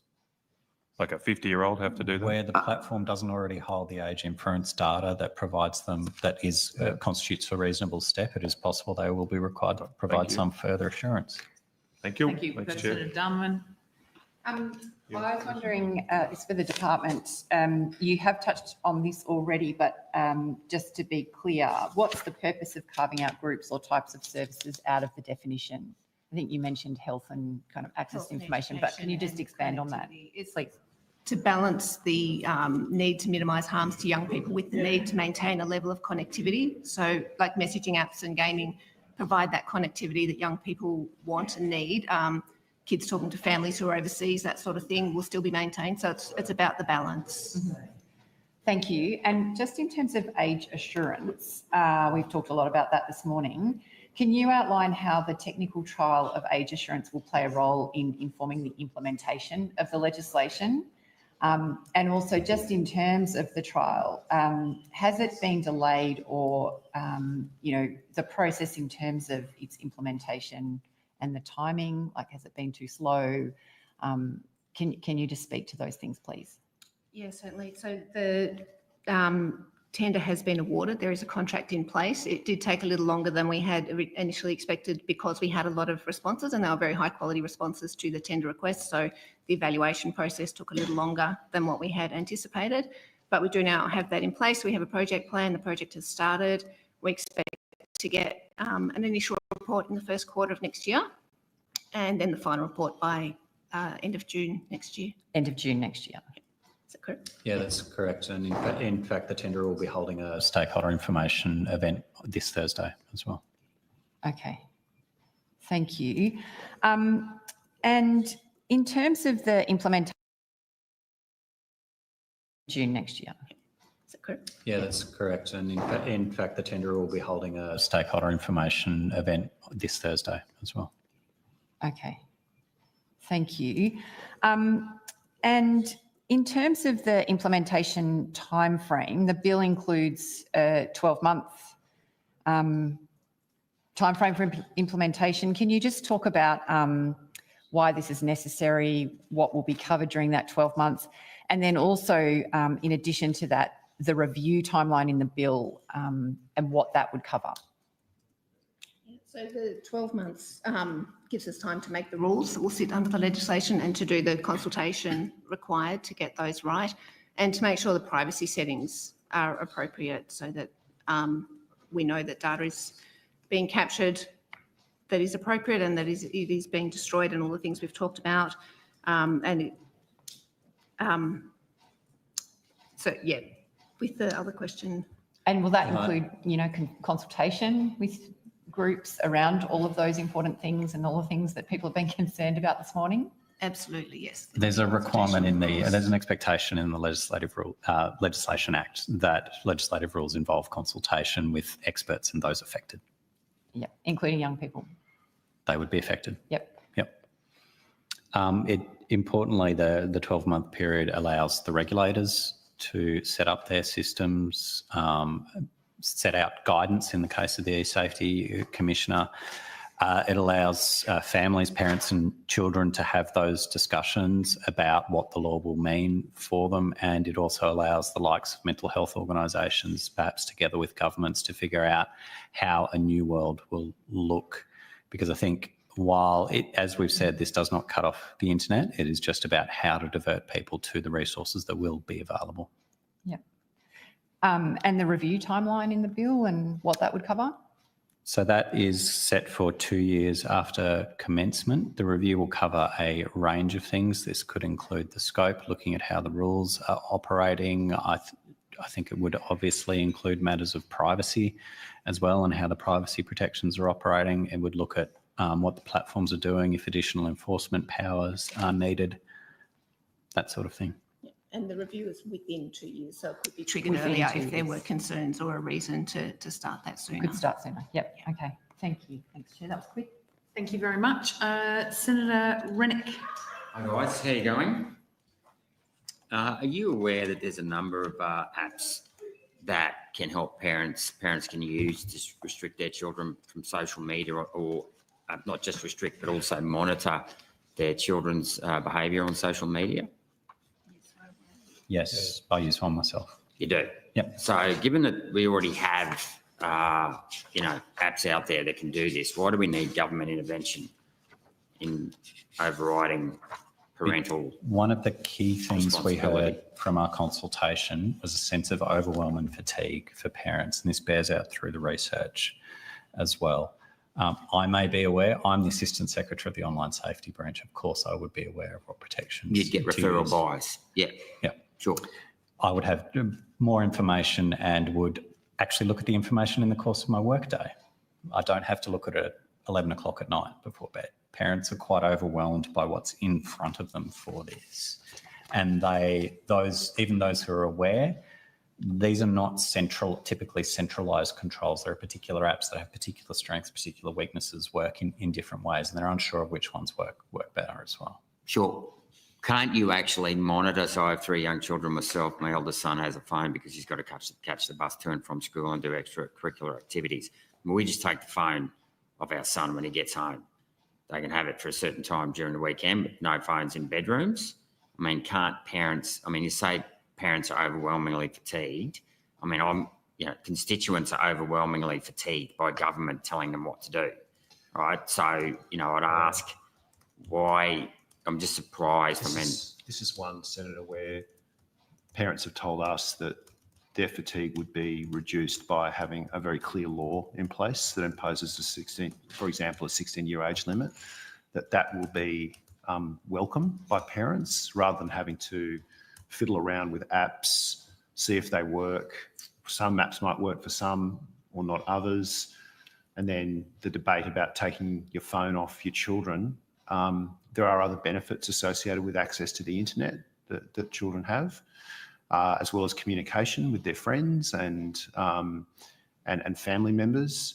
But the very clear view was that an age limit for social media would be much preferred by parents, with the obligation placed on platforms rather than something that they have to, and then they have the responsibility, as you're pointing out, to when their children get the phone and when they don't. But there is a sense that children, particularly between the ages of 11 and 15, there is a lot of research about the harms associated with social media content, and that an age limit. There's no dispute for me, but I guess my point of view and the point of view of many parents that have contacted me is they don't want the government monitoring their lives, and they feel as though there's enough.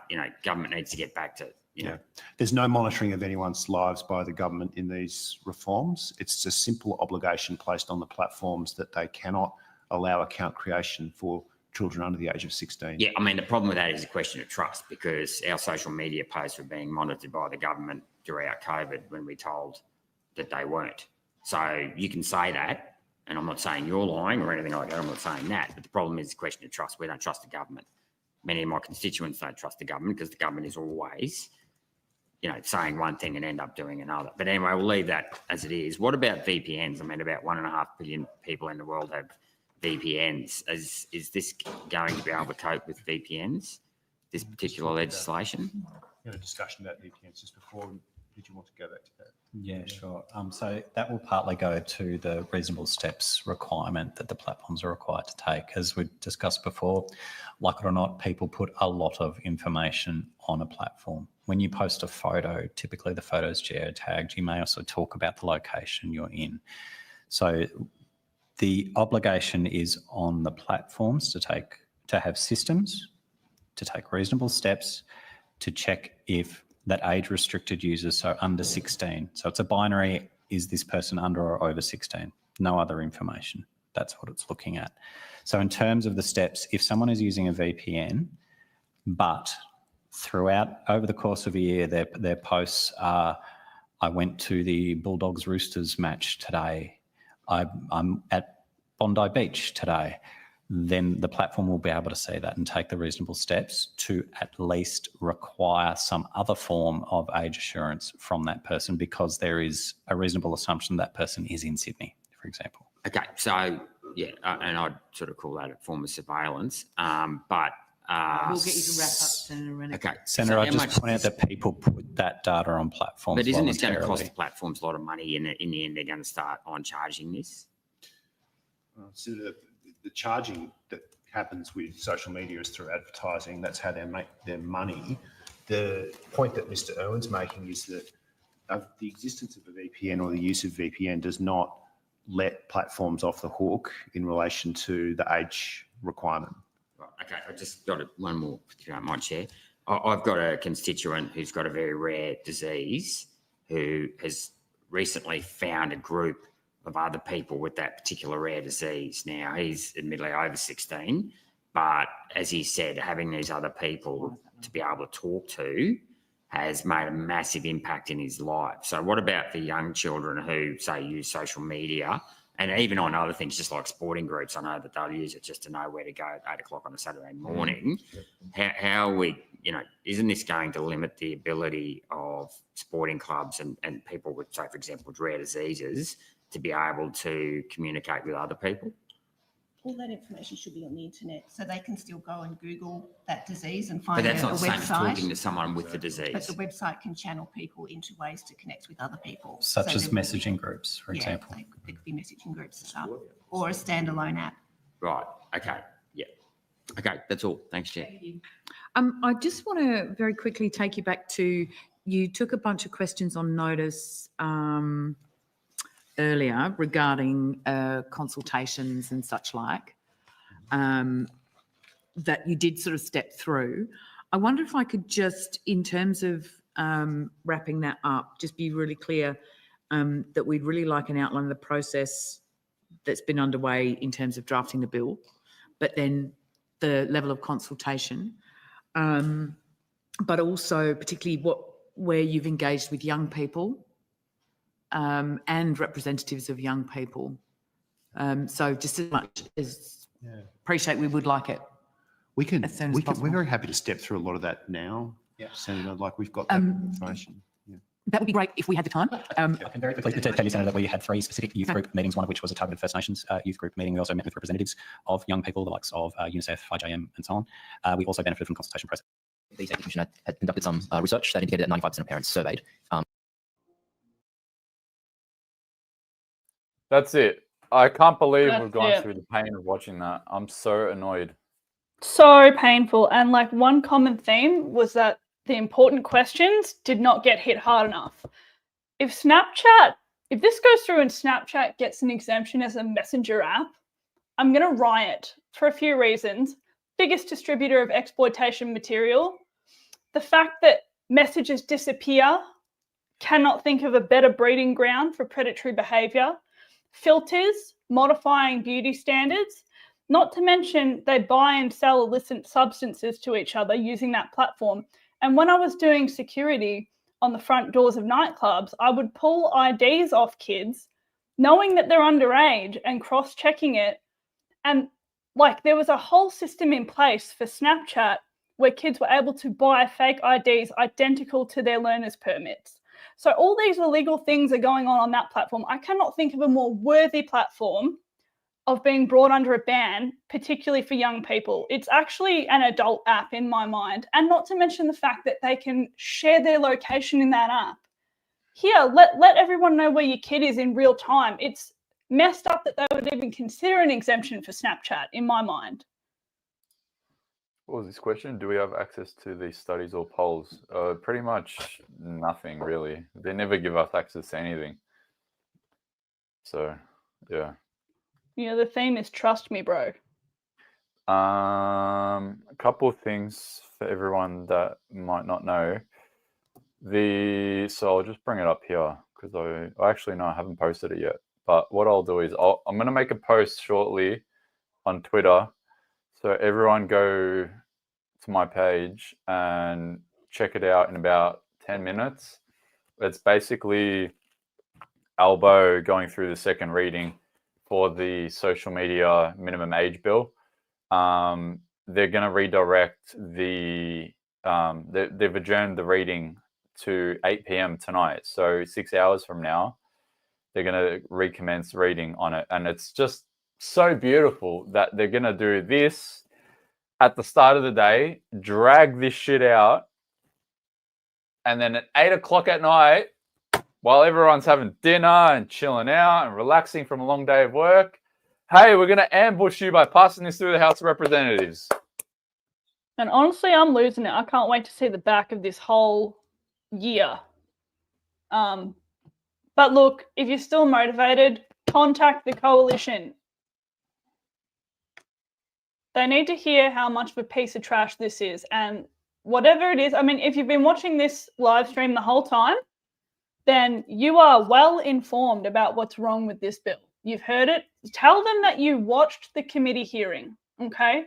Because that adds credibility to what you're saying. So tell them you watched it, you heard the arguments for and against, and you still think it's a piece of trash and why you think it's a piece of trash. And be confident in that. So we've got the list here on the screen, especially the ones that are up for re-election. That's important. And let's be honest, self-interest wins. These are all the senators. I've listed every single one of them. There's 76 senators in the Australian Federal Senate. These are all the senators that are all up for re-election. You need to go and contact all of the coalition ones and literally tell them, if you do not withdraw your support on the social media minimum age bill, I will campaign to make sure that you lose your seat in the upcoming election. Because there's one thing that they don't like is the threat of losing their job. Because we unearthed David Van, a couple of weeks ago now, made him shit the bed, letting everyone know that he's up for re-election, and all of a sudden he figured out the login and password to his Twitter account and made a public statement just to clear things up. So, we don't even know where he sits in the food chain at the moment. But yeah, look, they're all vulnerable. He sits in the irrelevant food chain because the digital, the misinformation bill is now done. So he's back to irrelevant.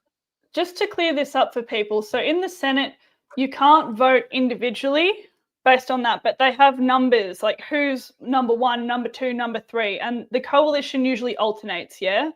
So if there's less people voting for the coalition in the Senate, they get less senators up. So it may even be that we might catch a few that might be at the bottom of the ticket.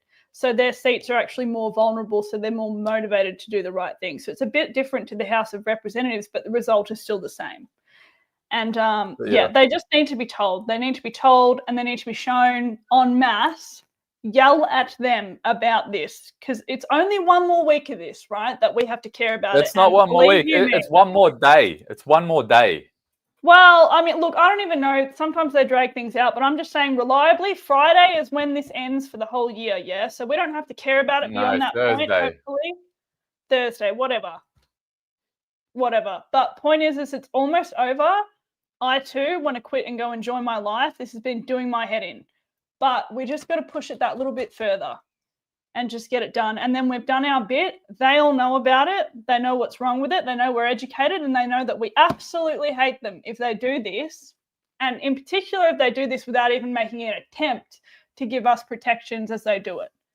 So, yeah. Okay, everyone, I have to go. I've got stuff to do. This is volunteer work for both of us.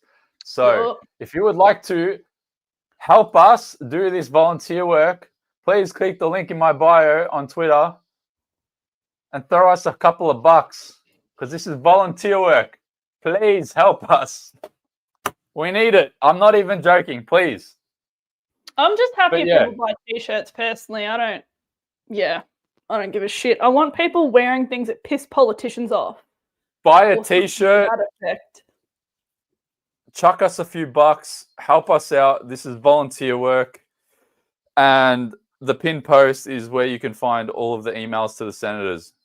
You have literally, and I'm not even capping, you have 6 hours to make sure that they hear your voice, because at 8 p.m. tonight,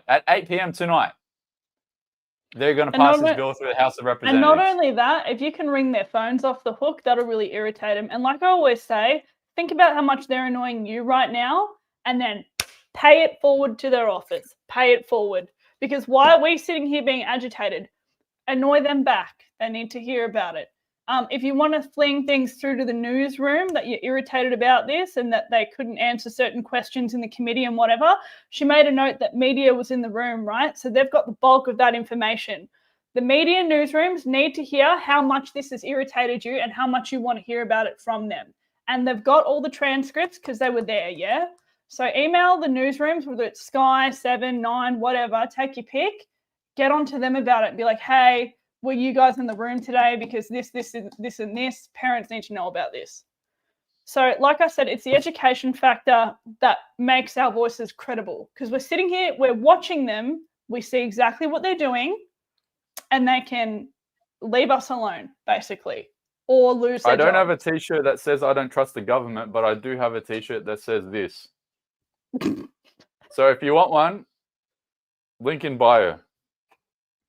I'll ship it to you tomorrow. Buy it today, I'll ship it to you tomorrow. All right, everyone, I gotta go. I got stuff to do, unfortunately. You've got Good 6 job, hours. everyone. You've got 6 hours to hassle every single senator, coalition senators preferably. Apparently Holly Hughes is on the way out, so don't worry about Holly Hughes. I just saw that comment before. It's pinned on the page. If you want a T-shirt, link in bio as well. And yeah, we might jump back on at 6 p.m. or not 6 p.m., 8 p.m.